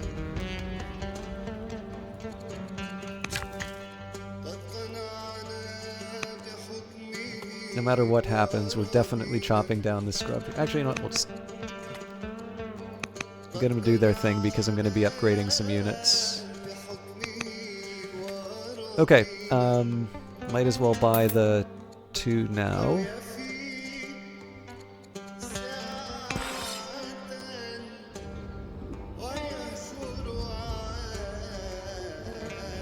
How badly do I want this? Yes.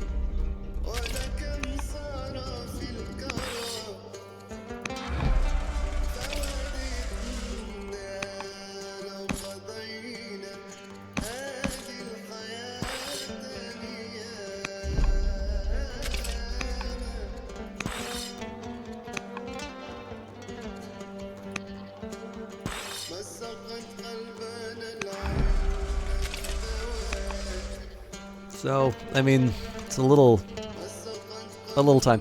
What I was really hoping for was the support mission would translate into a bigger number for Alexander's army, but that would be too nice. So, I think we'll continue to tread water as much as we can, but I am probably going to run short on the warrior.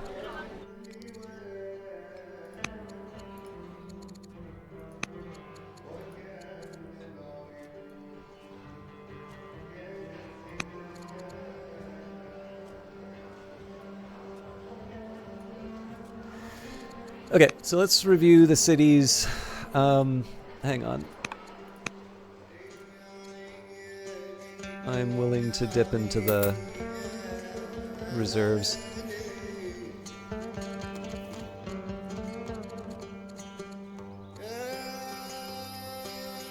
So ideally the highest training, so in this case that's Corinth.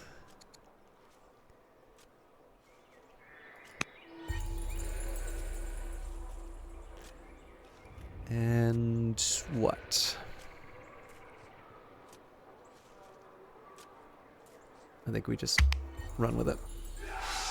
Oh, that's right, there's a chariot. Alright, Athenian rebels, furious with the rule of Delphi, have formed a spearmen near the city, and we're now known as Olympias the Ready, 30 legitimacy. Okay, that does spoil things a bit.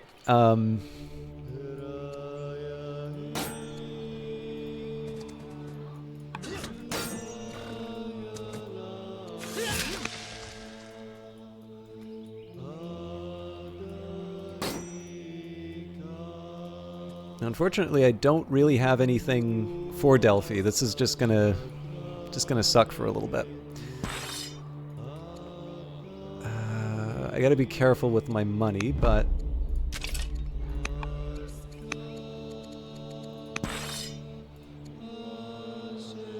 200. I think in this case we're gonna sell off some of the stone.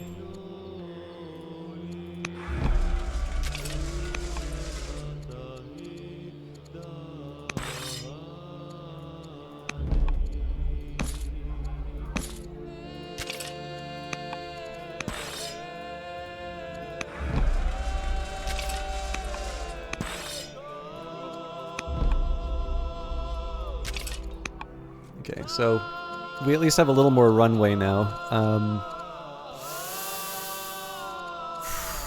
I have a lot of workers sitting idle. So what's a clever way that I can... So the... Well, actually, one option I have now, I suppose... Well, the iron's going to be a problem. I was thinking one thing I could try and do would be not to upgrade to the spearmen and then just rely on vanilla warriors. But the rate at which I'm building warriors is still going to cause me a shortfall. I guess technically slingers... The slingers would be the next best to deal with the stone shortage.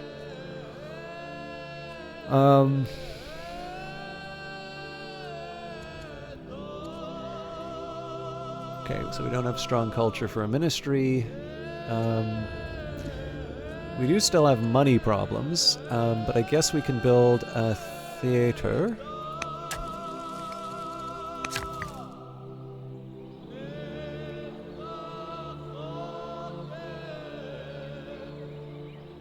So this was going to be a range here. What's my alternative if I don't want to spend on that? Lumber.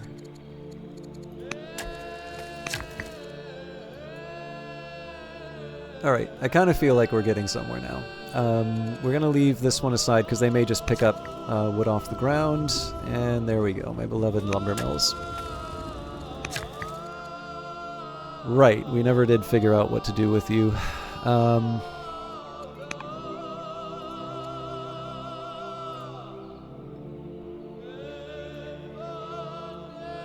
Out of my options...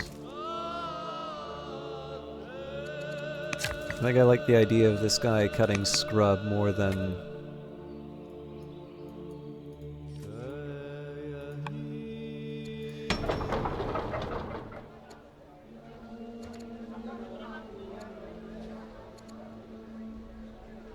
Yeah, I think I'm going to live with making a bunch of slingers for the next little bit.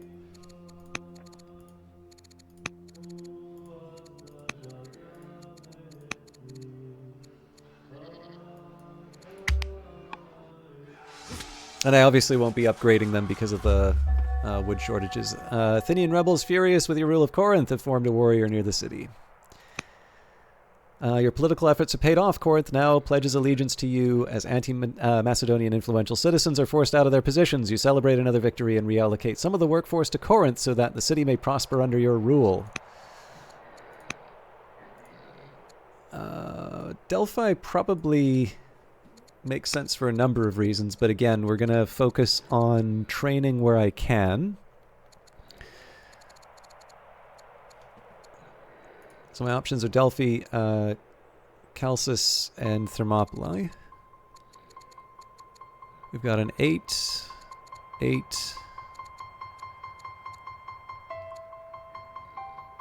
7.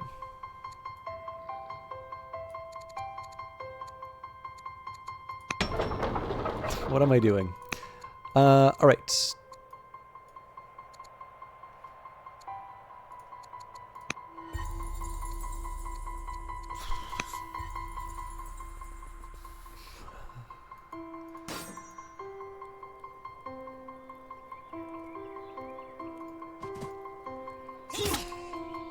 start bullying the spear unit.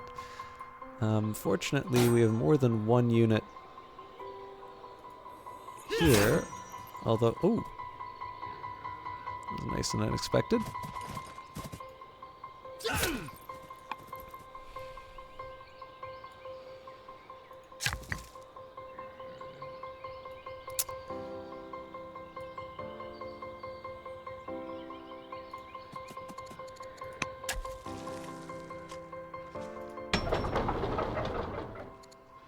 I'll just let that run on its own.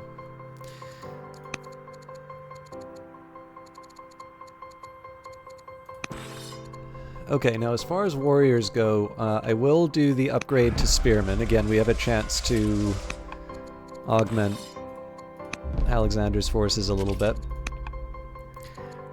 And this is sort of an anticipation of the fact that I'm going to be giving him something a little bit weaker over the next little while. Ah!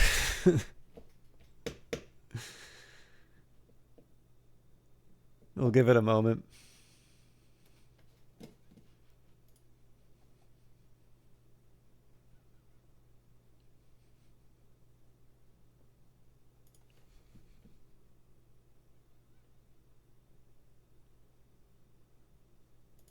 I'm going to apply the watch pot never boils rule and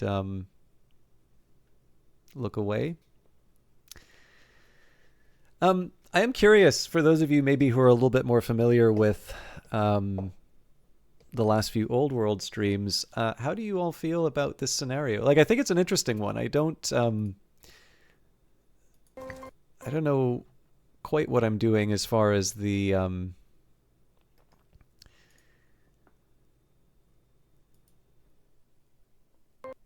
there we go.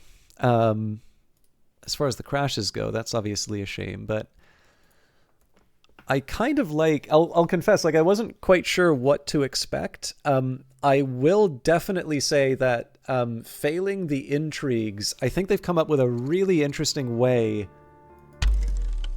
They've come up with a really interesting way of sort of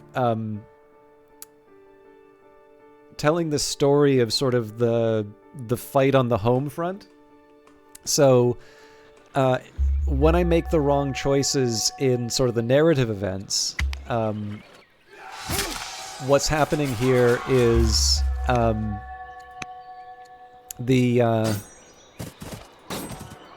like my intrigues here are falling, and so the kind of the consequence of that is my efforts to support Alexander are not as strong as they otherwise would be, and in fact I'm not able to do as much because I'm spending all of this time taking over cities. Now that's ideal, right? Like it is a good thing that I'm ultimately achieving the goal of getting all of our cities under control. But there's trade-offs, and in fact the fact that I have sort of succeeded in getting so many people mad at me, right, being weakened by Cynane, this does actually have a very material effect in terms of what kinds of actions that I can take. So it's subtle, but it's like, it's a really, I'm trying to think of any other game that's quite done it this way. Good God. Okay. I'm going to save.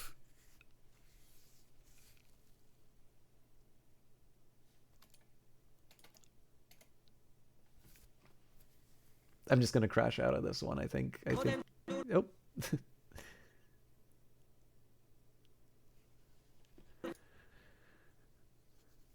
I got to admit, I might have to reconsider playing Old World, and it pains me to say that. But I'm trying to remember. I'm actually trying to remember the last time we've played this and not had a problem like this.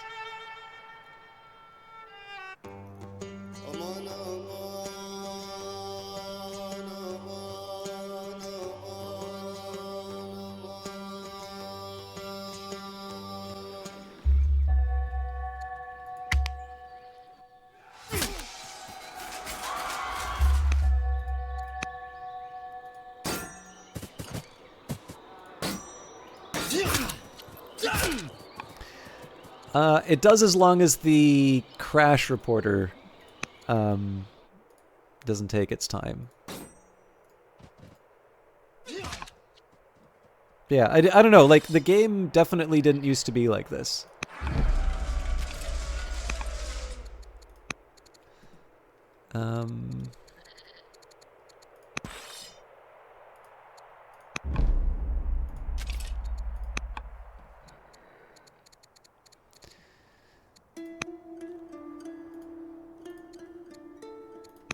Alright, let's get the workers doing their thing again.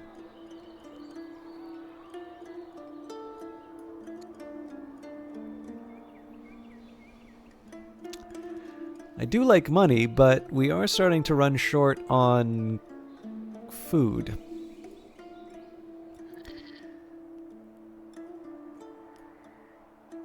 So my next highest shortfall is actually iron, but the catch on that is it requires wood. So I think I'm in the tricky position where anything I build kind of requires well, okay, technically quarries don't. But do I really want to build a quarry? I could try doing more shrines, I suppose. Like the Shrine to Poseidon would help with cash, and I don't really think we have any nets to... Yeah, like realistically...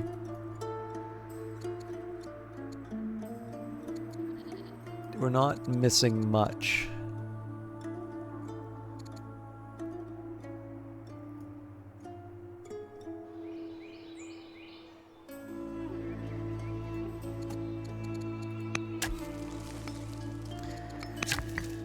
That's the scrub cutter. Alright, military buildings are down. We've been pursuing that single-mindedly, so what else do I want? Very tempting to build another quarry, so I guess the problem here is, do I take advantage of the... not an Odeon.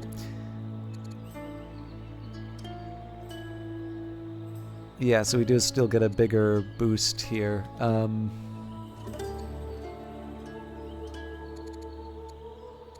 going for it. In fact, I think I'm just gonna buy as I build. I don't like the idea of everybody being idle, because, I mean, that at that point, that's just a recipe for stagnation forever. So we'll take our lumps and work our way out.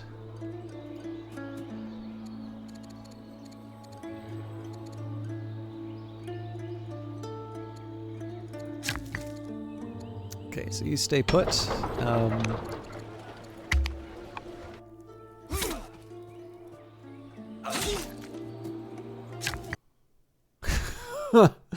At least I got the autosave, I suppose.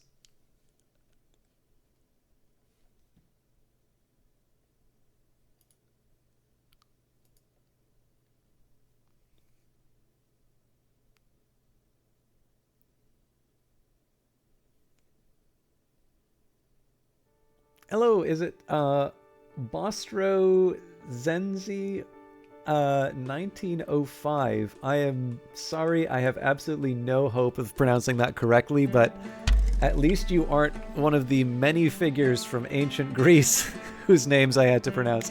I apologize for butchering your name, but thank you for stopping by. I hope you're doing well. I should caution you, I'm actually over time, but I'm also trying to make up the time spent crashing out of the game.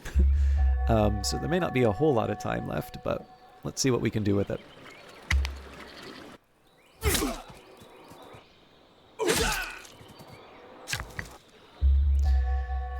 Okay.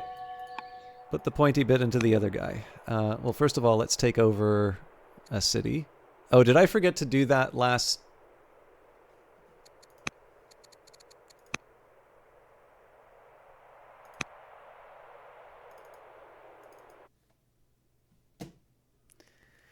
It's only one way to pay us back for all the crashes. This is a 24-hour stream.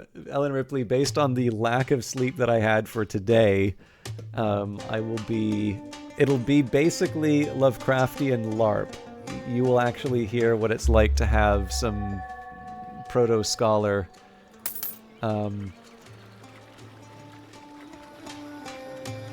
losing their sanity. I'm not crazy about the amount of training I gave up for that, but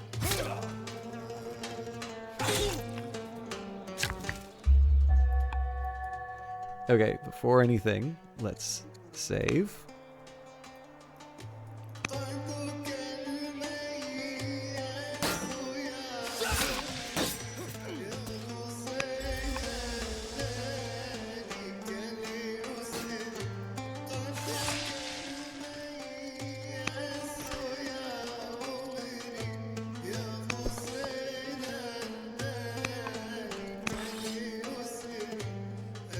I am willing to pay up to upgrade these warriors. It'll cost me, but... okay, kind of eating the seed corn doing this.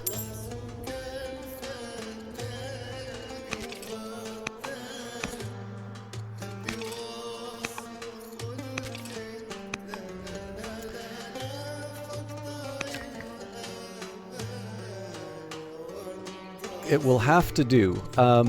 Let's get you building a mine. You need to build... I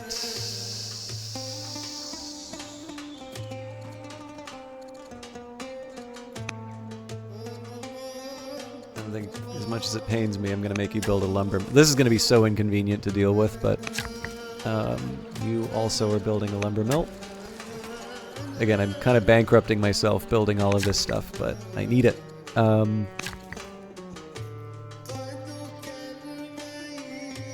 don't think we can build an amphitheater. I can build a citadel. Actually, the courthouse wouldn't be a bad idea, but...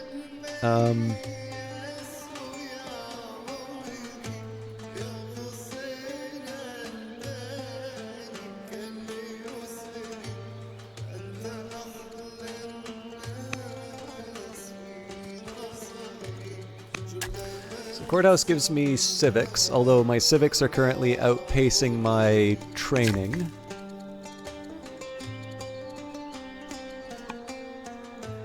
Okay, no rebellions to speak of right now. Definitely going all in on the slingers for the next little while.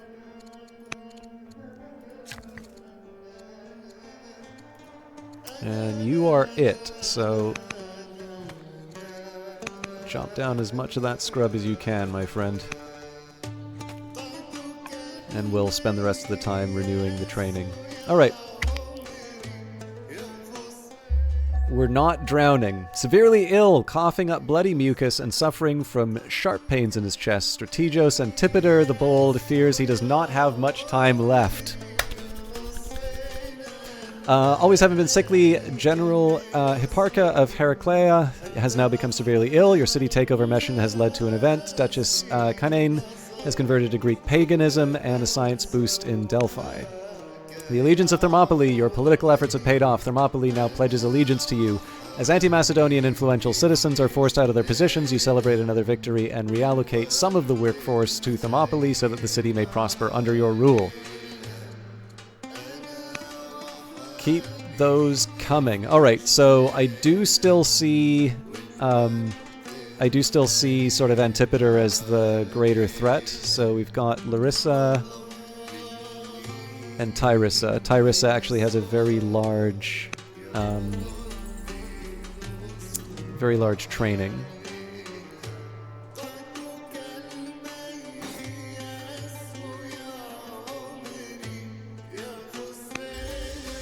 I'm going to try and get a little bit of healing and training in if I can.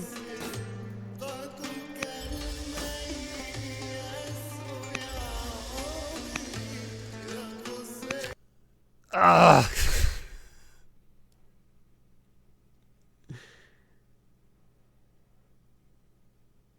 Yeah, I didn't do any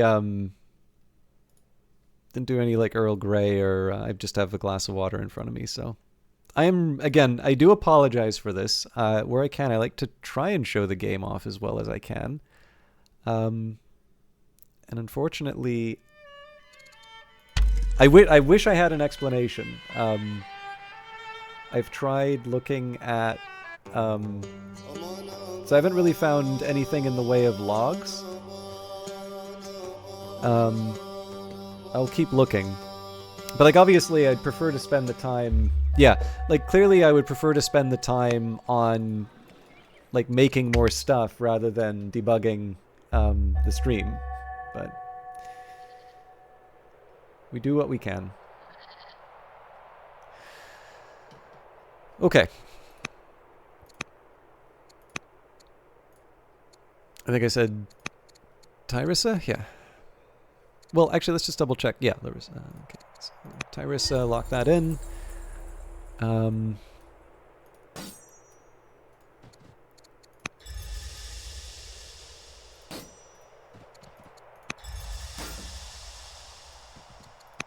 Yeah, we do not have a lot of orders to work with.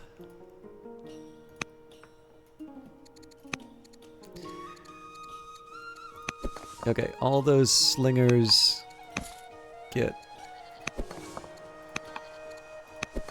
sent without adjustment.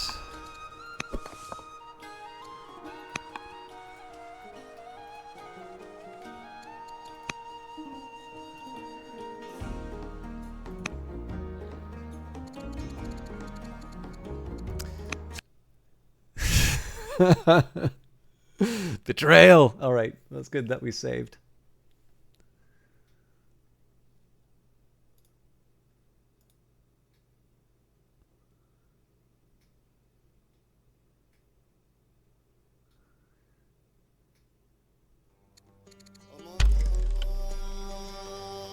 That's all good.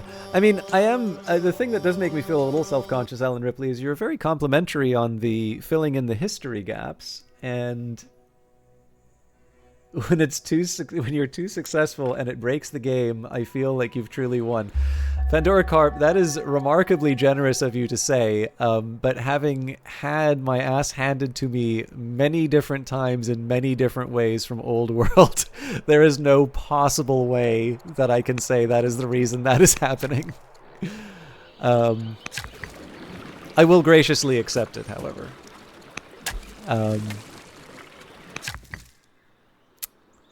Okay.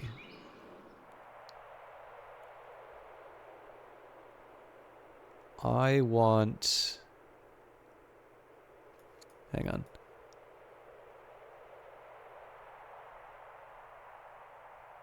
I thought it said one of these was arid.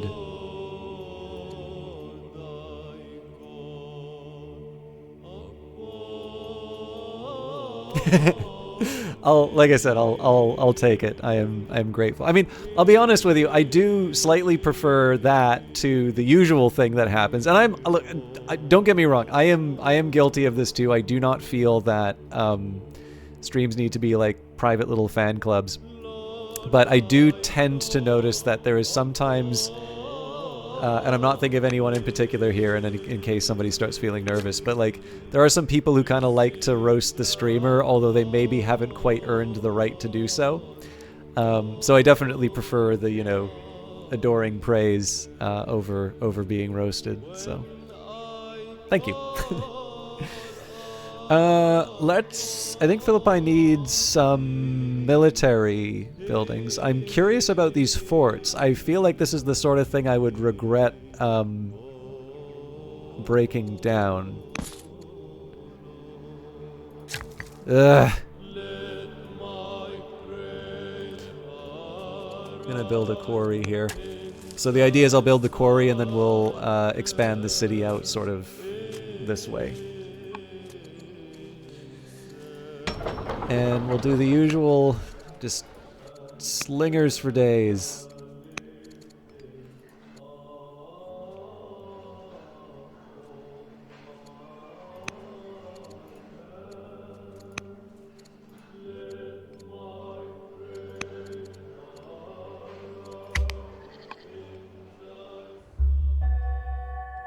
Governor Lanky the Younger is suffering from a high fever and constant shaking, leaving her barely able to walk.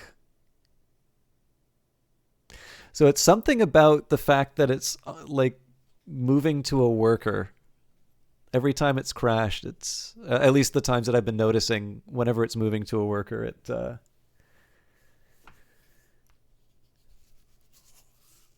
does that.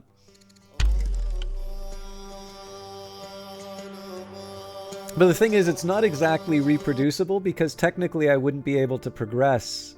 Like, when I cross over this time around, presumably it's not going to crash, and I'm going to continue on with the...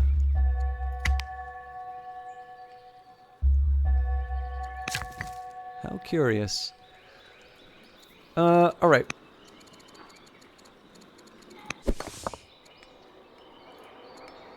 Yeah, not worth it. Right now I'm buying myself runway. That's...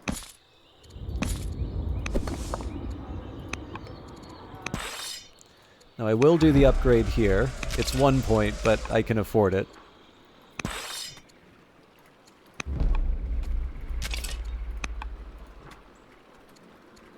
Okay, because I'd rather not relive that memory.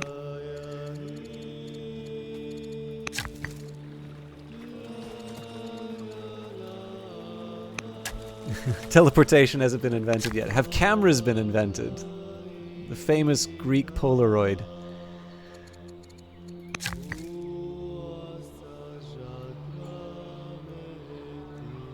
Alright, that's the third quarry. I'm not actually quite sure what to do with that worker yet. I think I can build the amphitheater?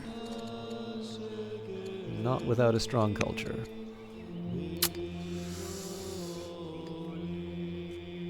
I'm gonna have a think about that.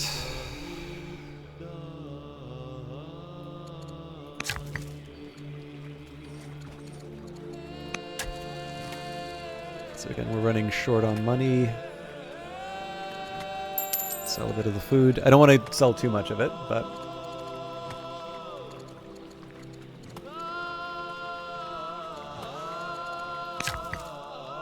Okay.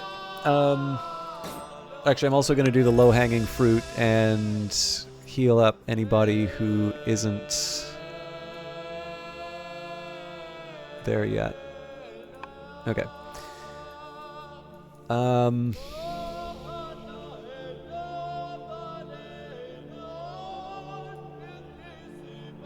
So honestly, this is at this point, this is largely about busy work. But clearing out the scrub is not a bad way for me to wind up with more wood, so I'm not gonna cry about it. Okay. I'm gonna try centralizing the economy in the next places. The assumption here is that I have enough to be able to take over the cities. That's gonna be a sad, sad revelation if I don't.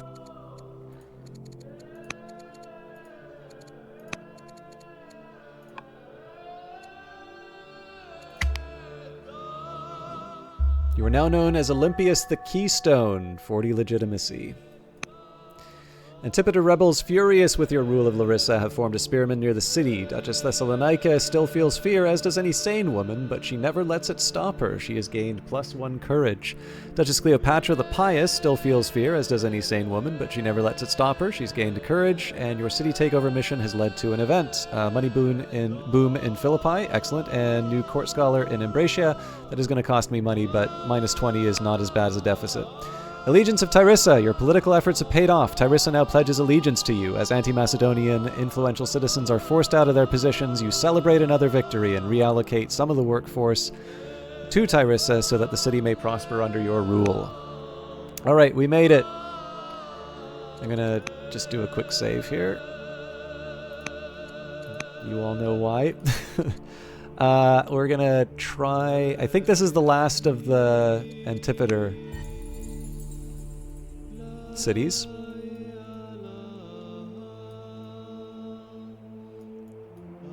Actually, the easier thing for me to do is just look at the number. So we've got Larissa, Chalcis, Delphi. Yeah, so I mean, essentially 6 turns, and we have all of our cities.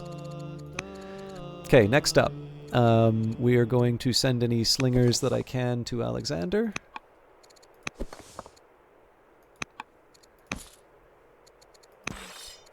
And we will upgrade to a spearman. Again, it's 1 point, but, you know, it adds up. Okay, 19 orders to work with.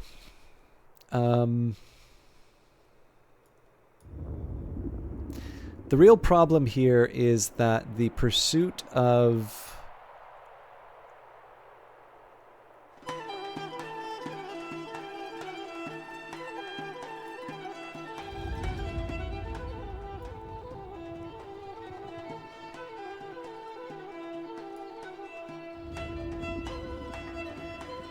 Did I really not put any ranges down here?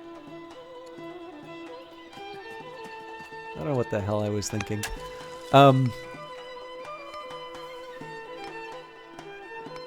So the pursuit of all of these military units has left me short on the kind of expansion that gives me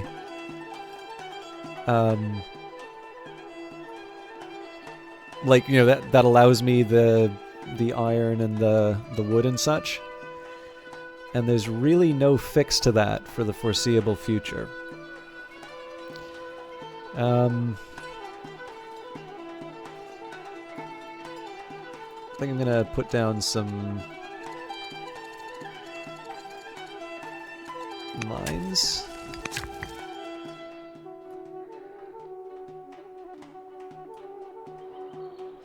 Okay, so the original plan was going to be a theater if I could. There we go.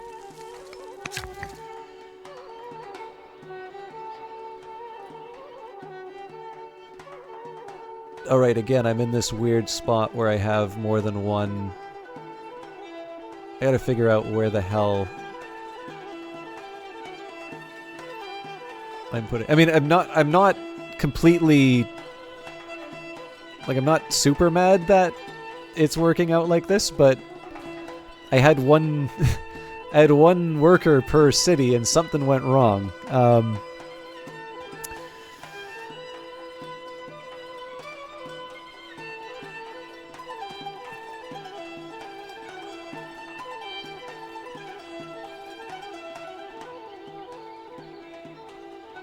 This is a questionable place for a garrison, but I think I'm gonna do... Oh, do I already have a garrison? Of course I do, it's right here. What a strange city layout. And I'm responsible for it.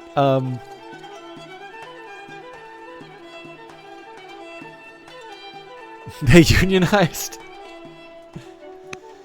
Okay, I've apparently lost... I've just lost my mind. Like, I cannot process this, two workers in the same spot. Let's deal with military matters so I can clear my head.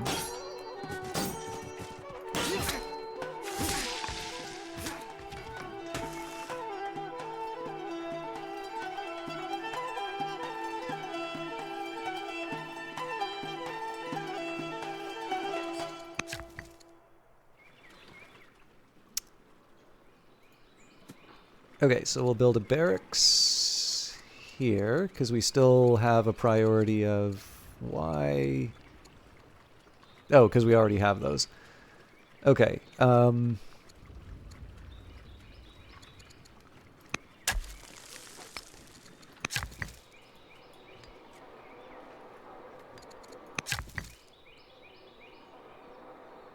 Alright, now you...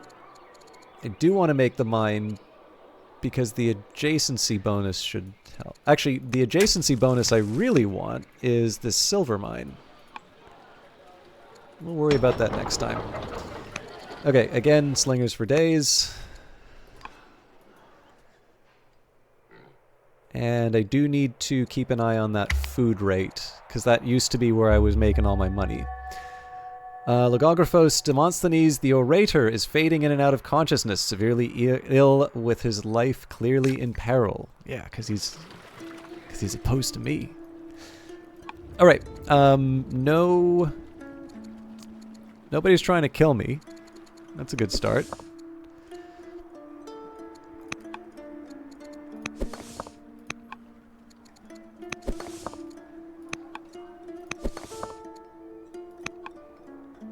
Now with 83, this is 8 turns where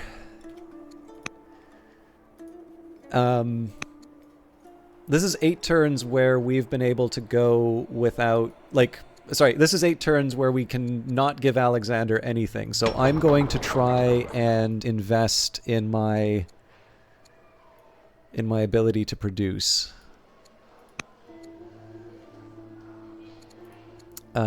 At least where it makes sense. Like in the case of Pella, I don't know. Like we have 2 citizens, but like Pella's really good at producing soldiers, right? So, okay, Trika, I definitely wanted to work on quarries, so we're gonna keep with that.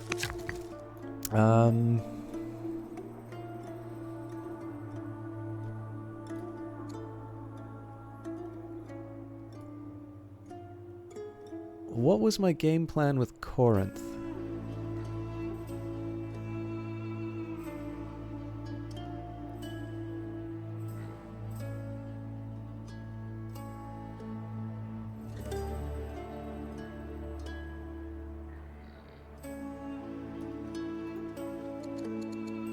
I don't know.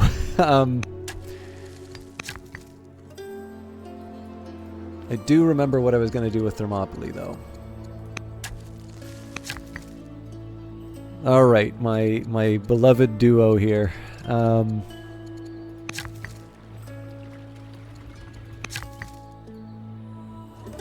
The time has come to make a decision. Let's say...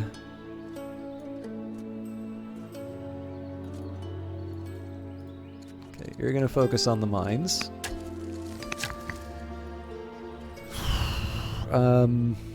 So again, we've doubled up here. So what I'm going to do...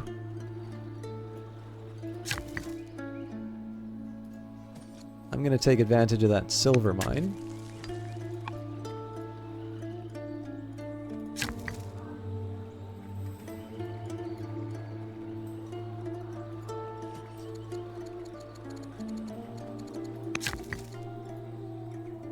And this is another freebie unit, so...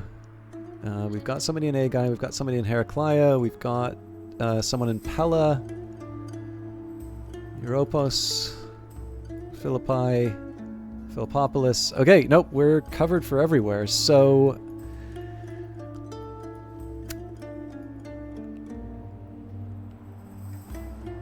I mean, maybe the answer is we go ham on Scrub.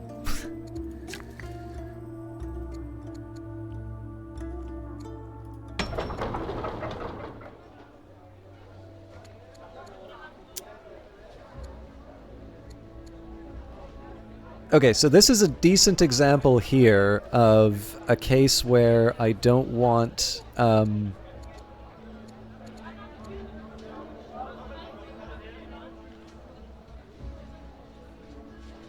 It's like investing in the citizens doesn't make a whole lot of sense right now because it ultimately doesn't give me that much. So this is a fine candidate for a slinger. I'll just do a quick review of the options that I had, right? So we've got the warrior here, which is 4 for 4 seasons. The spearman 5 for 5 seasons. Slinger 4 for 4. Archer 5 for 5. Then the Byreme does have a high value, but of course it also has... Well, it's kind of like the Spearman, I suppose. So if I were to go between a Spearman or a Byreme... Of course, the drawback is I have so many landlocked cities that they don't really do the trick anyway, and I'm really hurting for the wood. So I think I'm still going to stick with my Slingers. Actually, it pains me to do this, but I am going to put a farmer in first, because that's just a nice little opportunity with the shortage of food. Now, Athens, I actually think can justify the Slinger. Maybe the treasury too, but it wouldn't be terrible to have... wouldn't be terrible to have a little more support for Alexander just in case something comes up.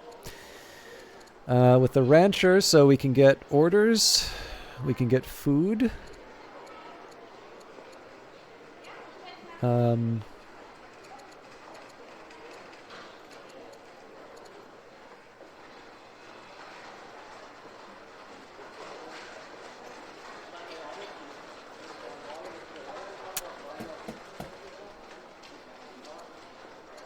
Seven turns is a long time to wait. I think I'm going to go for another slinger. Thermopylae.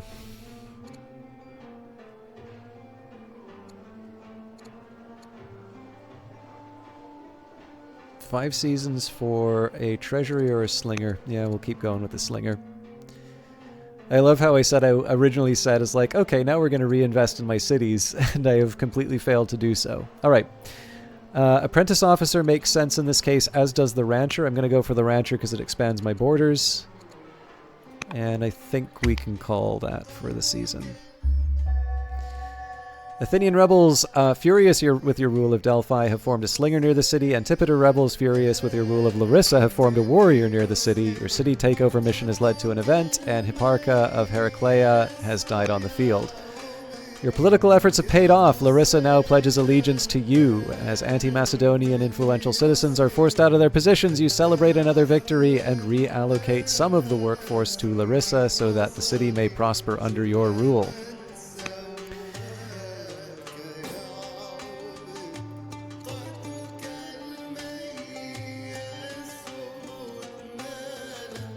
I mean, I don't really like any of those up. Oh, hang on. I'm going across water. That's a terrible way to attack them.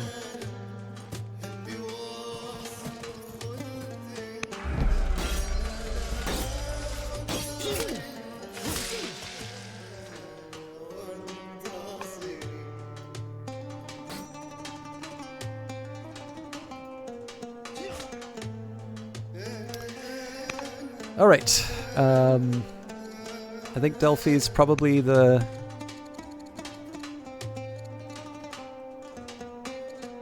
Nope. Delphi's actually the less good one.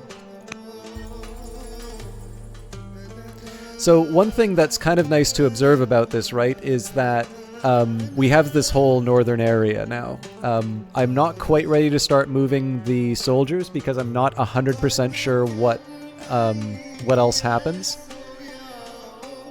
But we're in a more comfortable position, basically. Okay. As usual, we send the slingers to my darling boy.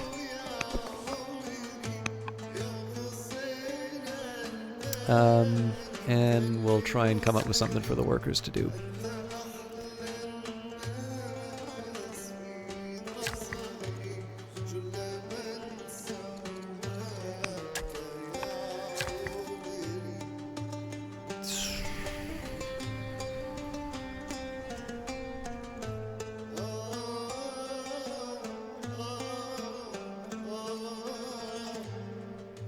Let's start by building a barracks. Alright, this was going to be the one to chop down the scrub, so I sort of want to take care of everything else first.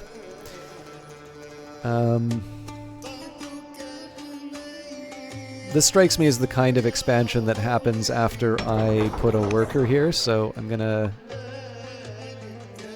lock that in.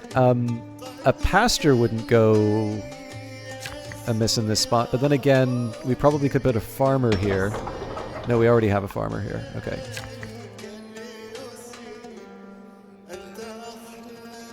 Yeah, I'm going to put a farm down. I think I called it pasture. I meant a farm.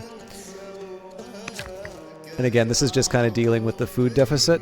And you are going to get me more lumber. Okay, so I don't think I have anything... Oh, no, I definitely have things left. I just don't think I have the orders left.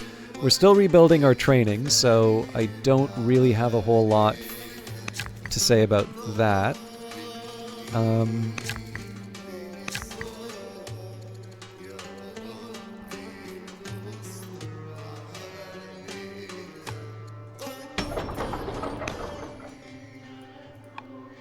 So I guess the best I can do here would be to get some iron mines up in the north. Okay, let's see if we can...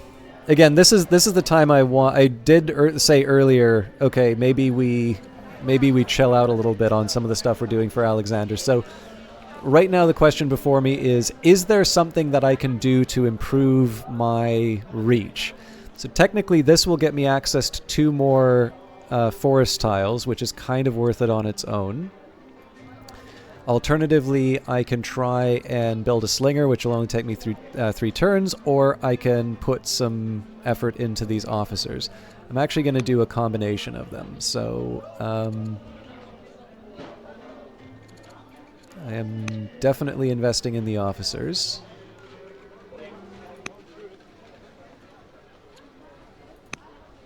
Yeah, actually, that's all this. So it's, now, of course, we can change these priorities later. But what I kind of want to do right now is just take a beat and think about like what my long-term vision is for the playthrough. I feel like I have to put this miner down. Now, Philippopolis, I definitely want access to more wood. Yeah. So again, there's a small danger here, which is that in 8 turns, this bill comes due. But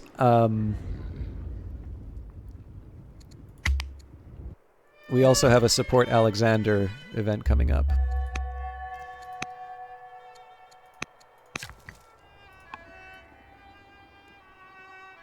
Okay. Let's eliminate the baddies. Still have some replacement slingers, which is nice.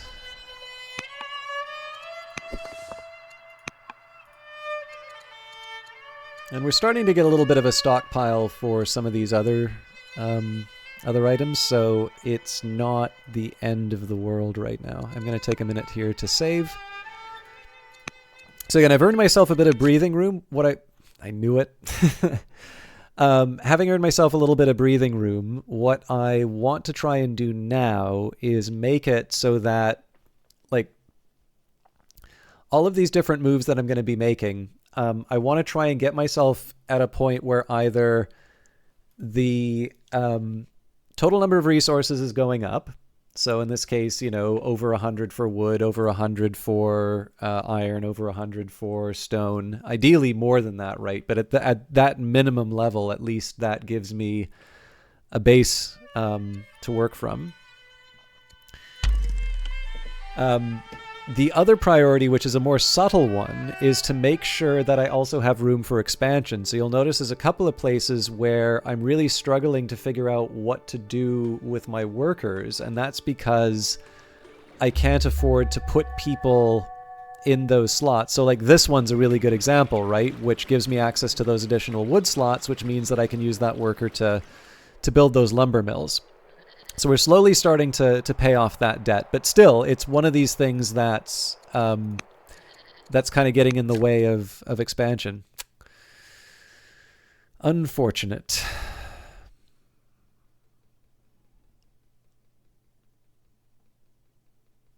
I was really hoping to do the get all our cities under control mission. I was hoping to finish that before I turned in for tonight, but I might be hitting my limit. I actually have an early day at work tomorrow, so in addition to the fact that I'm not going to be sleeping off the sleep debt from yesterday, I'm probably going to be knocking off another hour on a proper night's sleep.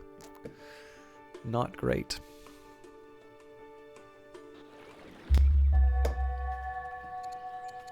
I know.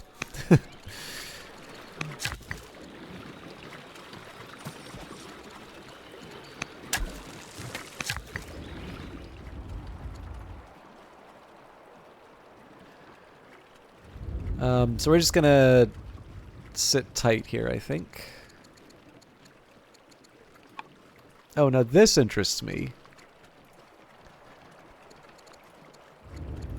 Okay, I saw the Windows bar down below, but that doesn't seem to mean anything.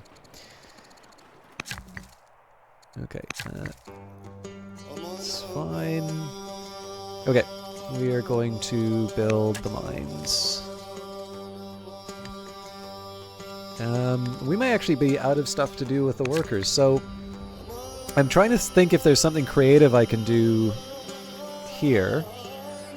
Alternatively, man, it's so weird to have these farms here, because it's getting in the way of, you know, the garrison and such.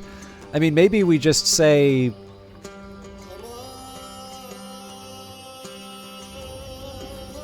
I'll put an Odeon down. See what happens. I might do something with her.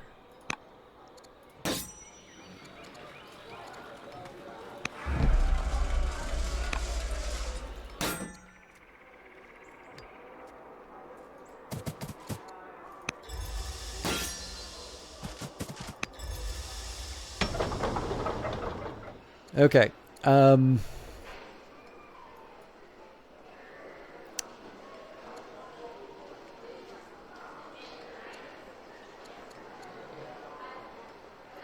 go for the rancher. I do need border expansion, but that's going to have to happen on this end. So I'm going to actually invest... Yeah, so we go for the apprentice officer. Might even go for treasuries and such, but let's not get too crazy. Right now, this is an investment in building fast replacements. So we're kind of taking 8 turns to be able to build a bunch of slingers that will replace whatever Alexander's army needs. Okay. We do have 1 spare citizen. Probably should go towards wood production. Heraclea.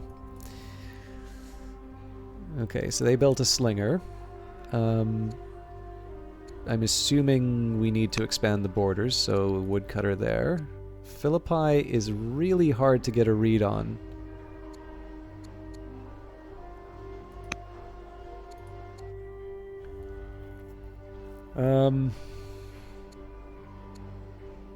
Realistically, there's not a lot of expansion here, so the officer's probably not a bad idea. But I'm only going to do it one at a time because somebody's going to have to build these slingers. And amazingly, we still have actions left over.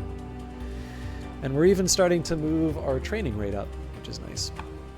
So I'm going to do a precautionary save here. We also have 2 turns for support Alexander. Hey, Dendrian! It's been a while.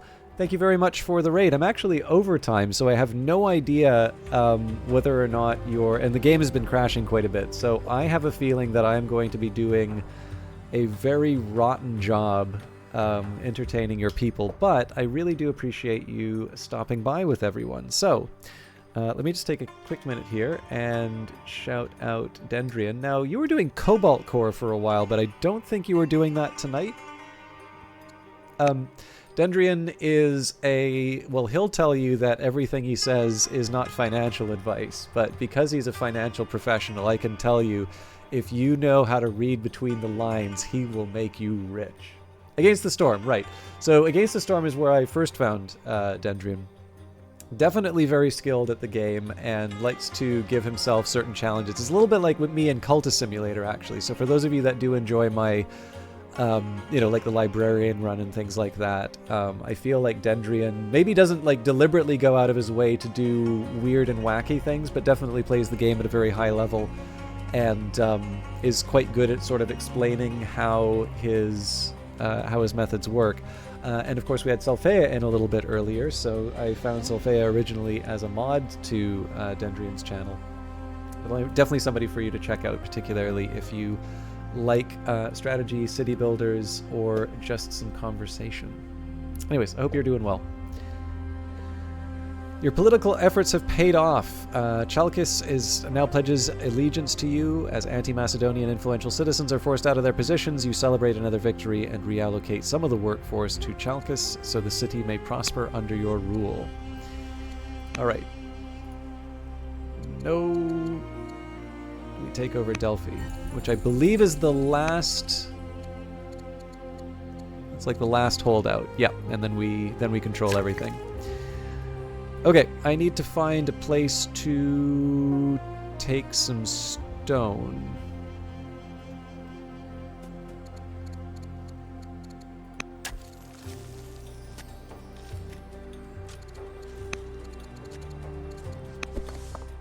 Gonna send that slinger to Alexander just to top him up.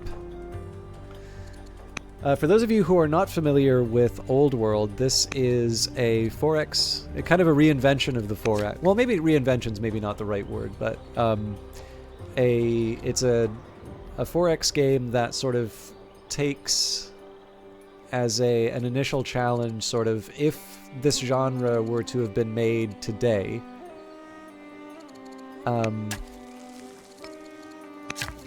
how would it have been made, right? So it doesn't necessarily just slavishly follow the conventions of previous 4X games, but rather asks what purpose they serve, and perhaps if there is a better way.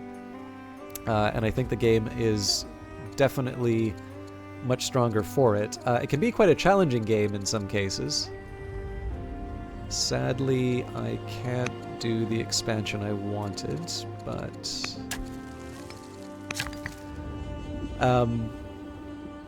but yeah, it's a very special one, especially because I really do like a lot of the history, right? It's a time period, and not even, I mean, we're doing the Heroes of the Aegean expansion. So in this case, this is the sort of stuff that I think people are already quite familiar with. But of course, there's more than just ancient Greece and Rome.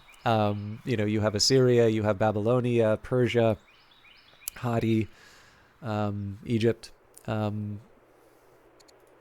Not that these are not covered in other 4X games, but it's just a game that because it has this narrow focus instead of something like Civilization, which is this highlight reel of human accomplishment, and it's wonderful for that. The direction that Old World tends to go is this much more narrow focus on both the period but also the people behind it, and it creates for this very rewarding experience. So like right now we're playing as Olympias, sort of maintaining the empire, or at least the home front, while Alexander is off on his conquests. I think we're going to go for an officer against my better judgment. I'm also going to put you know what? I don't need a stonecutter actually, because we can build them there. Okay, let's see how it goes. So I am curious what happens with support Alexander. General Odata has reflected on her recent experiences and absorbed many important lessons. She has gained +1 wisdom. Whatever happens here in Greece, it is only King Alexander who can end the Persians once and for all. Our economy has been doing quite well, and we have excess stores of goods to ship to Alexander. We'll also send the finest Thessalian horse and men to reinforce Alexander's foot soldiers. Oh man, that was such a waste. So Alexander's force strength +50, but the max is 100. So that was quite a bit of waste there. Okay. The economy fools.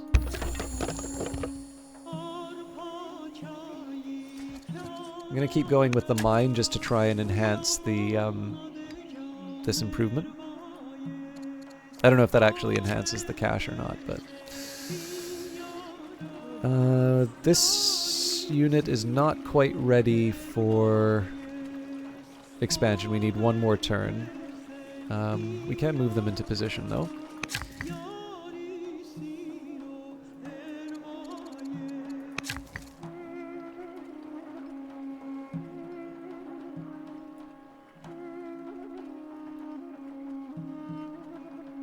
Okay, so we've built all the lumber mills that we can here. I'm going to put one more quarry.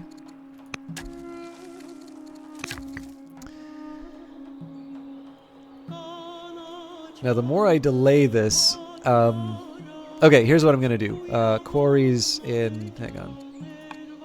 I don't need to waste orders. Yes, I do need to waste orders. Put a little trio of quarries up here, and then we'll expand the city to the west.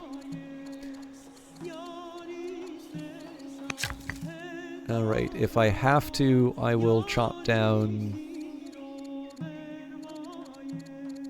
scrub, but I feel like we have better things that we can do with our units. Okay, now I'm gonna guess we can build a stronghold at this point. We can. But obviously, money and food are two really big factors right now. Okay, we'll skip you. You heal.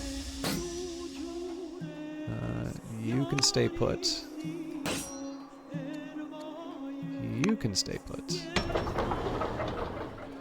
Okay, Thebes has its farmer. Gardener expands our borders and gives us more food. So I feel a little bad doing this, but I will centralize the economy. I've got absolutely nothing I can do with this place, so let's build another slinger in Pella. Sorry, I'm feeling very nervous about the stability of the game.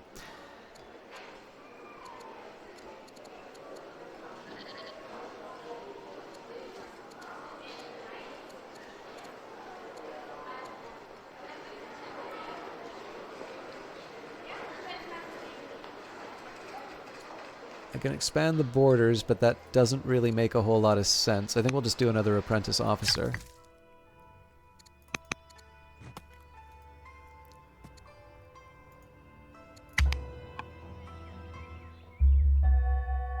Alright, Strategos Antipater the Bold is now on the road to recovery. He's no longer severely ill. Your city takeover mission has led to an event, and Governor Melander the Younger has converted to Greek paganism. The allegiance of Delphi. Your political efforts have paid off. Delphi now pledges allegiance to you. As anti-Macedonian influential citizens are forced out of their positions, you celebrate another victory and reallocate some of the workforce to Delphi so that the city may prosper under your rule. The city will be much better off now. So surely this is everyone, no?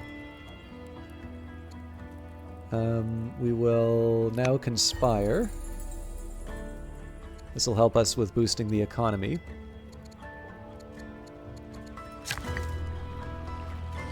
Definitely getting more resources.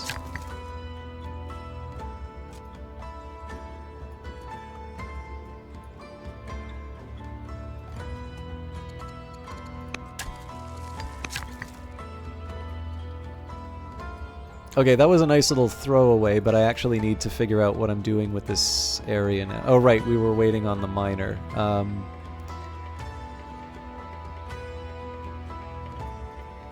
assuming I don't have an amphitheater I can build. Ministry, we don't have the strong culture.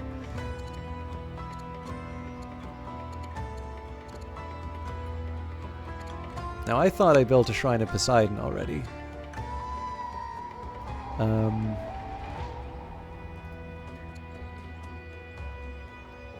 That'll help me with the money trouble.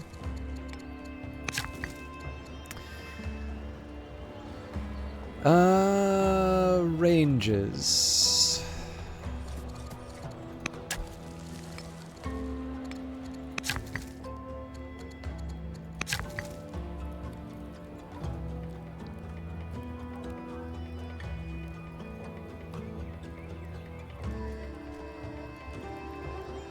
Okay, well, we'll start with a quarry in Delphi.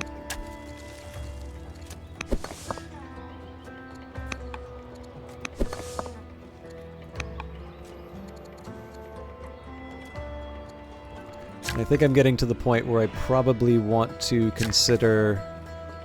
I want to consider building some units to send to Alexander again.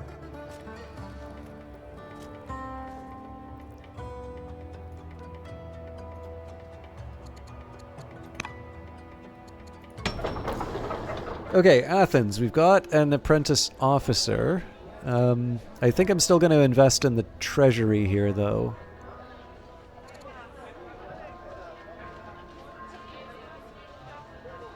We'll see where we're at after that. Corinth, it's kind of hard to argue for anything but a slinger, so we'll get you to make another one. Absolutely no expansion here at all. I will, however, build a treasury. Delphi, also a treasury. Now Terissa, Terissa's in a pretty decent spot, so we'll get them to build a slinger. Philippopolis has the expansion that we wanted. That makes me happy. So the question is, do I get them to build a slinger, or do I expand the borders even further? I think we expand further. Europos did an apprentice officer. We don't have any expansion options, so we go for the slinger. And we use the remaining orders to cut scrub.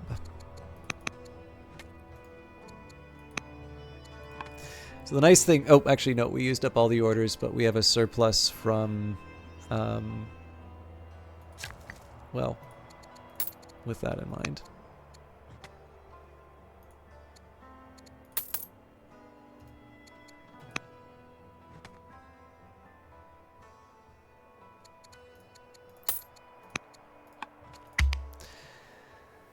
So some of the surplus can go towards cash, but... Oh! Queen of Politics gain control of all cities, Heroes of the Aegean 4. Alright, so let's see what the event comes... Oh, Pro! I was about to host you, and Viridian. Alright. Both of you... So Pro already got to hear... Viridian, you know... I think Pro, all the nice things I say about you are just going to be between you and me, and I'm just going to be the troll that I am whenever Viridian is around. But for those of you, there have been a few new people who stopped by, so for those of you who don't know Prosciutto Fist, now I actually saw that you were doing a little bit of Stardew Valley in the background. Did Baldur's Gate not work out, or did your friends just bore you? Probably because they don't know what Sedenions are. But anyways, Pro is a wonderful... I was about to say nice things about you, Viridian. Oh, Megan had to go to bed. Gotcha. But no, Prosciutto Fist is definitely a very, very fun streamer. Very intelligent streamer as well. Somebody who I have a lot of fun watching, if nothing else because of her reactions to a lot of things. But what surprised me, actually, was that one of her mods, Viridian, who's very kindly not... I don't know if that's true, Viridian, because I was also in Megan's stream with you, and you have a very quick wit. But in any case, I was, maybe I shouldn't be surprised, but Viridian is also a broadcaster, so I originally knew her as a mod for Prosciutto Fist. But they have a wonderful chemistry on their co-casts. It's actually a lot of... So even though I've watched Pro go through Baldur's Gate 3, it is actually a delight to watch their group of friends play that game together. I still haven't put a lot of time into Baldur's Gate, so I don't really have a whole lot to say about it, but it is actually a lot of fun just to watch the interaction between the two of them. But Viridian is actually quite fun. It's kind of neat. I think one thing that Pro is really good at is facial expressions. So, like, you know... On top of all of just the nice things I have to say about Pro's broadcasting talents, I really do feel that the facial expressions are just that, like, cherry on top that really sell the stream. But I actually think Viridian is really, really good. I don't even know if I could call her the straight man, because she does actually do a good job in that role. But I actually find that I wind up laughing a lot in Viridian's stream as well, and I've actually been trying to figure out exactly what the mechanism is. The best I can just say it is usually the reaction. So thank you. I have a very expressive face. That is why you have wrinkles at 26. Anyways, two very fun broadcasters, two people I'm very happy to see stopping by the channel. I will actually say one thing I like a lot when Viridian's stopping by is her interest in Old World. So Will anybody be mad if I read the Wikipedia entry for Olympias again? Because I feel like Pro and Viridian will really like that.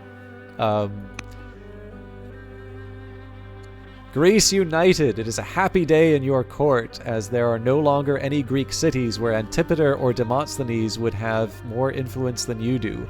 All cities have finally come to recognize you as their rightful queen, and they will not rebel at the first opportunity as many did after Philip died. You feel relief knowing that you now have a moment to work on whatever domestic goals you wish while waiting for news from abroad that will determine your next priorities. Philip II is dead, and we are playing as Olympias. And in fact, so you get to do some story. We get to do some story options in this. So we decided that Olympias was responsible for Philip's murder. You've completed the goal. Get all our cities under control. All right. I'm going to make an executive decision because nobody yelled about it. I'm just going to take a quick minute here to save. You're all getting a history lesson. Compliments of Wikipedia. No, I think this is actually fun history. So.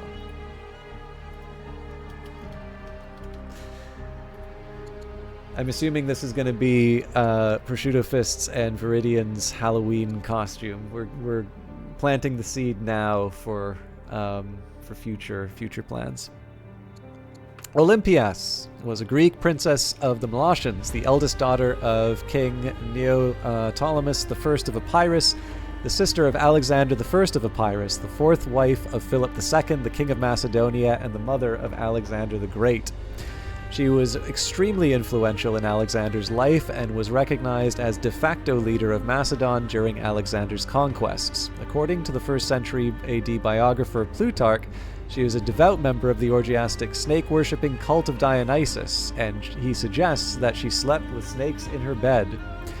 After her son's death, Olympias fought on behalf of Alexander's son Alexander IV, successfully defeating Dea Eurydice.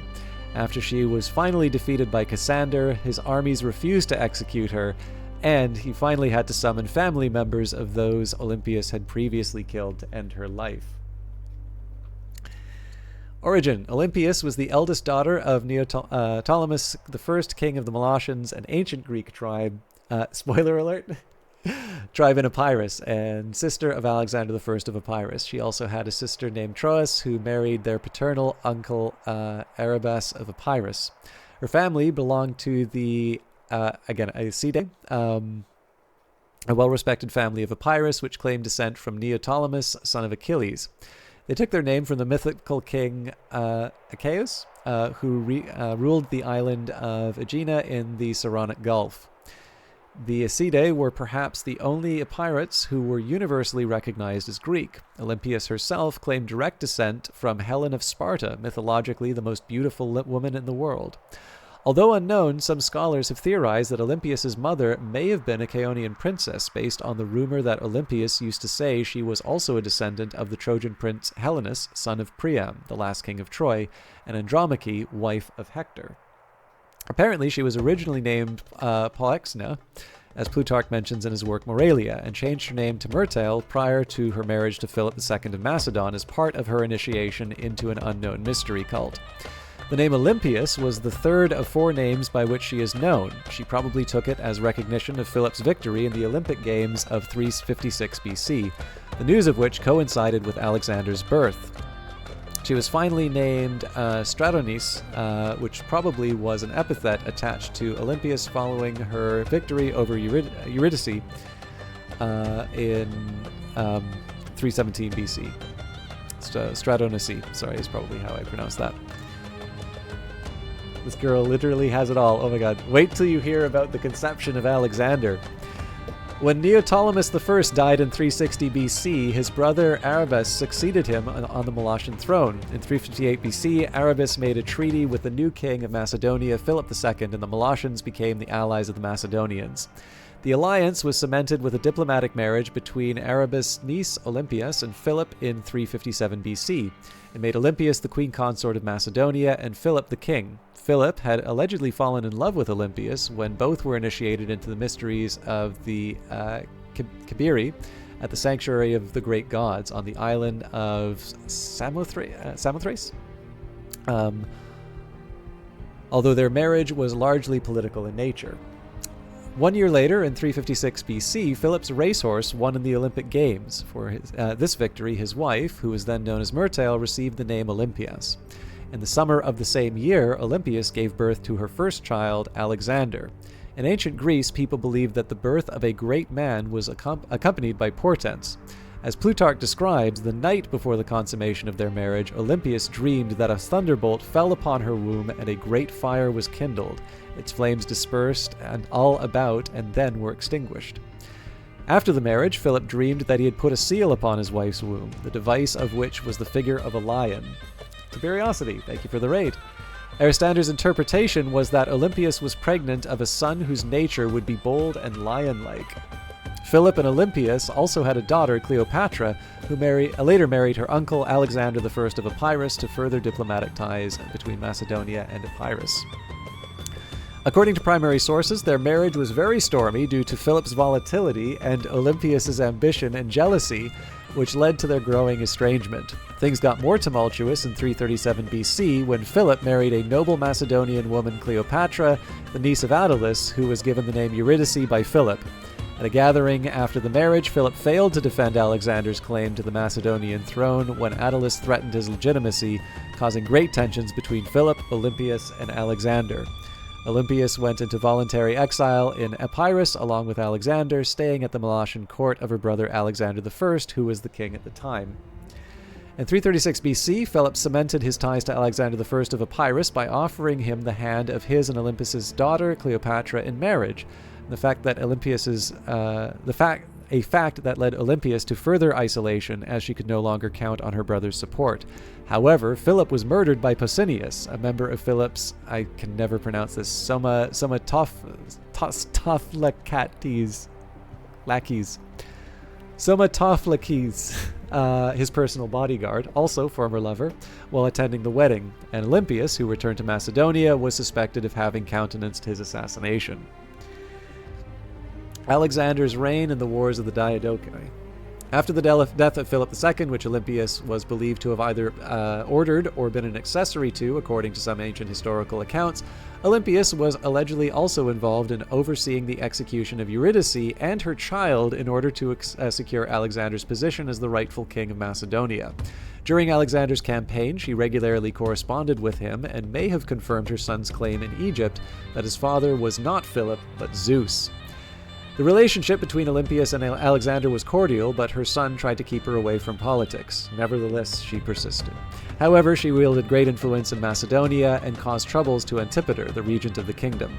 In 330 BC, she returned to Epirus and served as a regent to her cousin Alcides in the Epirate state, as her brother Alexander I had died during the campaign in South Italy. After Alexander the Great's death in Babylon in 323 BC, his wife Roxana gave birth to their son named Alexander IV. Alexander IV and his uncle Philip III, Aridaeus, the half-brother of Alexander the Great, who may have been disabled, were subject to the regency of Perdiccas, who tried to strengthen his position through a marriage with Antipater's daughter Nicaea. At the same time, Olympias offered Perdiccas the hand of her and Philip's daughter Cleopatra. Perdiccas chose Cleopatra, which angered Antipater, who allied himself with several other Diadochi, deposed Perdiccas, and was declared regent only to die within the year. This is, oh my god, everybody's hosting me tonight. Thank you very much, Lord Gloom. I will catch up with Tiberiosity and Lord Gloom. You realize I'm wrapping up soon. I'm already like an hour and a half later, but we're talking about Game of Thrones, I think.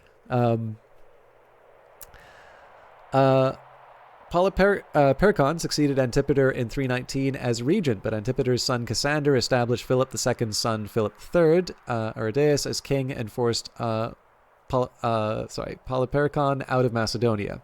He fled to Epirus, taking Roxana and her son Alexander with him.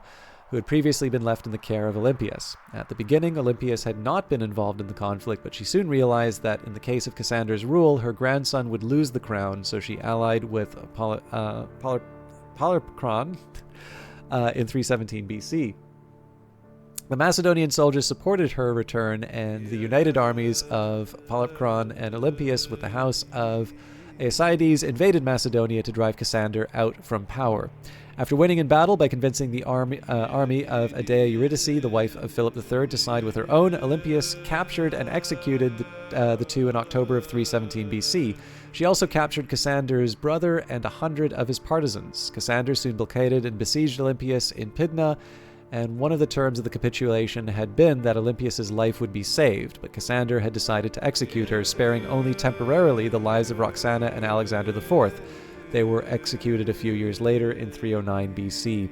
When the fortress of Pydna fell, Cassander ordered Olympias killed, but the soldiers refused to harm the mother of Alexander the Great. In the end, the families of her many victims stoned her to death with the approval of Cassander, who is also said to have denied to her body the rites of burial. Queen. Anyways, that's the sort of stuff you hear about in the System Shock channel. Ouch again. I hope you enjoyed that. So let me do this in order, because I know a couple of you have gotten shoutouts already. Tiberiosity, what were you playing? I keep watching Tiberiosity when he's playing Cyberpunk, but the problem is he hasn't played Cyberpunk in a while, so now this just makes me feel like a very selfish streamer.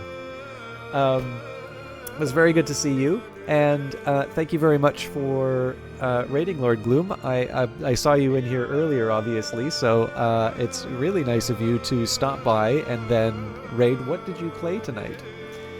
In fact, I already did sort of talk up Lord Gloom to Prosciutto Fist because of the magic connection, but I think all of you, in fact, I think almost every single person in chat here would like Cobalt Core, and in fact Dendrian can probably back me up on this. The great game of art, Mario Paint? AI art? It's probably AI art. That's like the only real art now.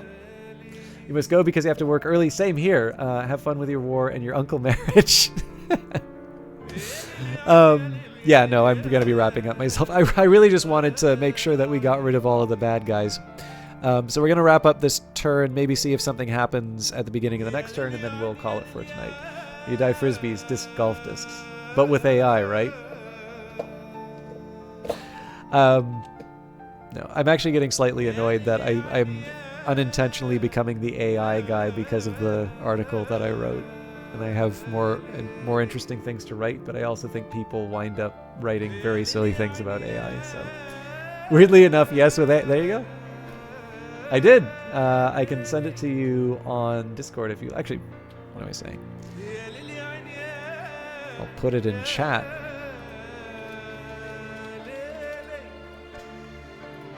Okay, so it does have sort of a precursor article, which I'm assuming... I've gotten nasty comments on that one, but then this is the article I was looking for. AI does not understand how stencils should work. I don't think AI understands anything. But anyways, some of you would like to see some old world gameplay, so let's see what we can do with my workers. Okay, so I got the quarries. Everybody's quarries are done. Alright, this is a pretty...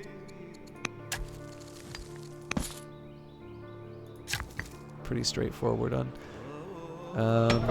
Let's get you to expand. Oof, that's gonna be tricky to expand.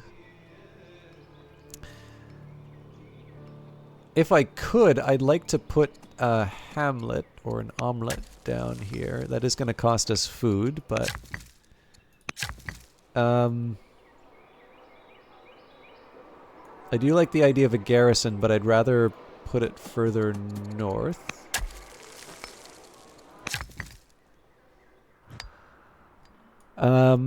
Mines if I have to, but I feel like there are better things I could be doing, like garrisons.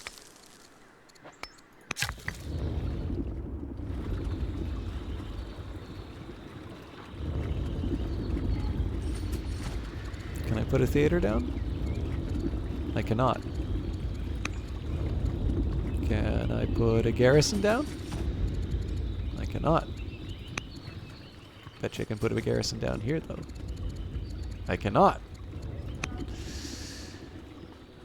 We're stuck in a corner. Okay. Which is a shame, because I really wanted to use this to... Oh.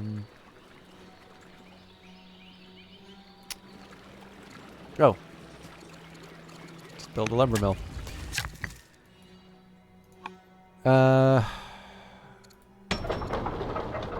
Okay, so the miner is done. That's got me the breathing room that I need, so I am going to build another slinger just so we can top up Alexander's army. Tricka finished a miner.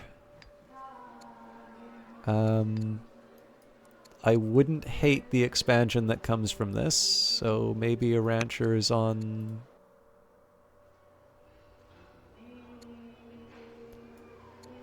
I feel bad that I'm doing this, but I'll go for the stonecutter. So yeah, I'm a little short on armies, but we can make that up.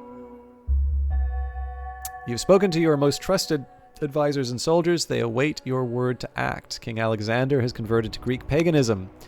Time of mourning. Just as you finally settle the political issues of Greece and become unchallenged, word of a great tragedy reaches you. King Alexander, your beloved son and the greatest conqueror in history, has died after days of exhaustion and fever. The exact nature of his death is unclear. All you know for sure is that Alexander had been ill. Many in his army wept as children when the great king passed away, but none of them could know the pain that you feel. Alas, you do not have much time to mourn. The issue of succession is again a major one. Alexander's generals are already arguing about how to divide the empire, while Strategos Antipater the Bold is clearly aiming to succeed as ruler here in Greece. The immediate future is uncertain, but conflict is likely to erupt shortly. You have to gather soldiers loyal to you so that you are ready for whatever comes next. I will mourn my son, the greatest Greek warrior, who even surpassed Achilles. Completed the goal, reinforced Alexander's army's strength. Prepare for conflict. Ah! King Alexander died. Age 32. Some of you it's too late. Some of you have got a couple years left. I think pro's like 6 years. Loyalty through money. Money has always been one of the best tools in politics. There are matters of ideology where there are matters of more or less honorable bloodlines, but many citizens are ultimately concerned with how comfortable their lives are. You will gain an upper hand against Strategos Antipater the Bold if you make sure that the cities under your control are more prosperous. Greek lands are now safe from the Persian threat. Indeed, we are able to bring war to Persia. That allows us to dismantle a few fortifications and, more importantly, free the manpower from extra garrisons that are no longer needed. By redirecting these resources to the economy, we can grow more prosperous, so every Greek citizen knows that life under Olympias is better than under Antipater. This is much needed improvement. So 460 stone, 270 wood, a citizen in Aigai, lumber mill in Aigai, farm in Aigai, and a citizen in Tyrissa. And I think, as Viridian said, this is actually a good place to end. Alexander's dead, and we have to avoid a stoning. Oh, I should... what is it, 22nd today? I guess it's technically 23rd now. I am going to do my absolute best. I really do want to see this through. I have no idea how much longer there is for the scenario. But I'm going to go to the main menu here. Assuming that the game doesn't sort of bring me to my knees as far as the just the saving and reloading goes. Just to give you an idea of the scenarios, so we've been playing. Here's the Aegean. This is the first DLC for the game. So right now we're playing Queen Olympias, Intrigue and Lies. This is a very unique sort of scenario, which is much more diplomatically focused and story focused. we will finally stop trolling Vesper Fortune, who is a big Alexander fan. We will stop teasing, and we will play Megas Basileus, Alexander's War. Presumably this is going to be very conflict oriented, and assuming that we make it all the way through, we will do Diadochi, dividing the empire. And I believe we need to complete one. Nope, we have to complete Alexander's Wars. But yes, we need. Not only do we need to form Alexander's empire, but we then decide which one we pick. Anyways, a conversation for another time. Thank you everybody for watching. Let's see if we can find, and again, I do apologize. I know a lot of you just recently came in. I wasn't planning on streaming this late, but you all definitely made it worth doing. And I'm noticing that actually Katako is back and is currently playing Resident Evil 7 and doing a night-only run of it. So I think we hosted her recently, but I actually quite like Katako, and I know she's actually had a really rough time with work lately. I know there was a lawyer involved, and apparently they made an offer and then completely pulled it back. That's kind of for her to talk about, but it's just one of these things where if I can, I'd kind of like to offer a little bit of support for someone who's maybe having a bit of a tougher time. So not to suggest that it's like it's a doom and gloom stream, but for that you can visit Lord Gloom, who's actually surprisingly cheerful for a name, Lord Gloom. But anyways, thank you everybody. Lots of hosts and gifted subs. So Lord Gloom, Tiberiosity, Prosciutto Fist, Dendrian, thank you all for your raids. Ellen Ripley, thank you for gifting subs. And I also noticed there were a few different follows and shoutouts and such. So again, thank you everybody. Sorry I wasn't a little more coherent tonight, but that's what happens with a lack of sleep.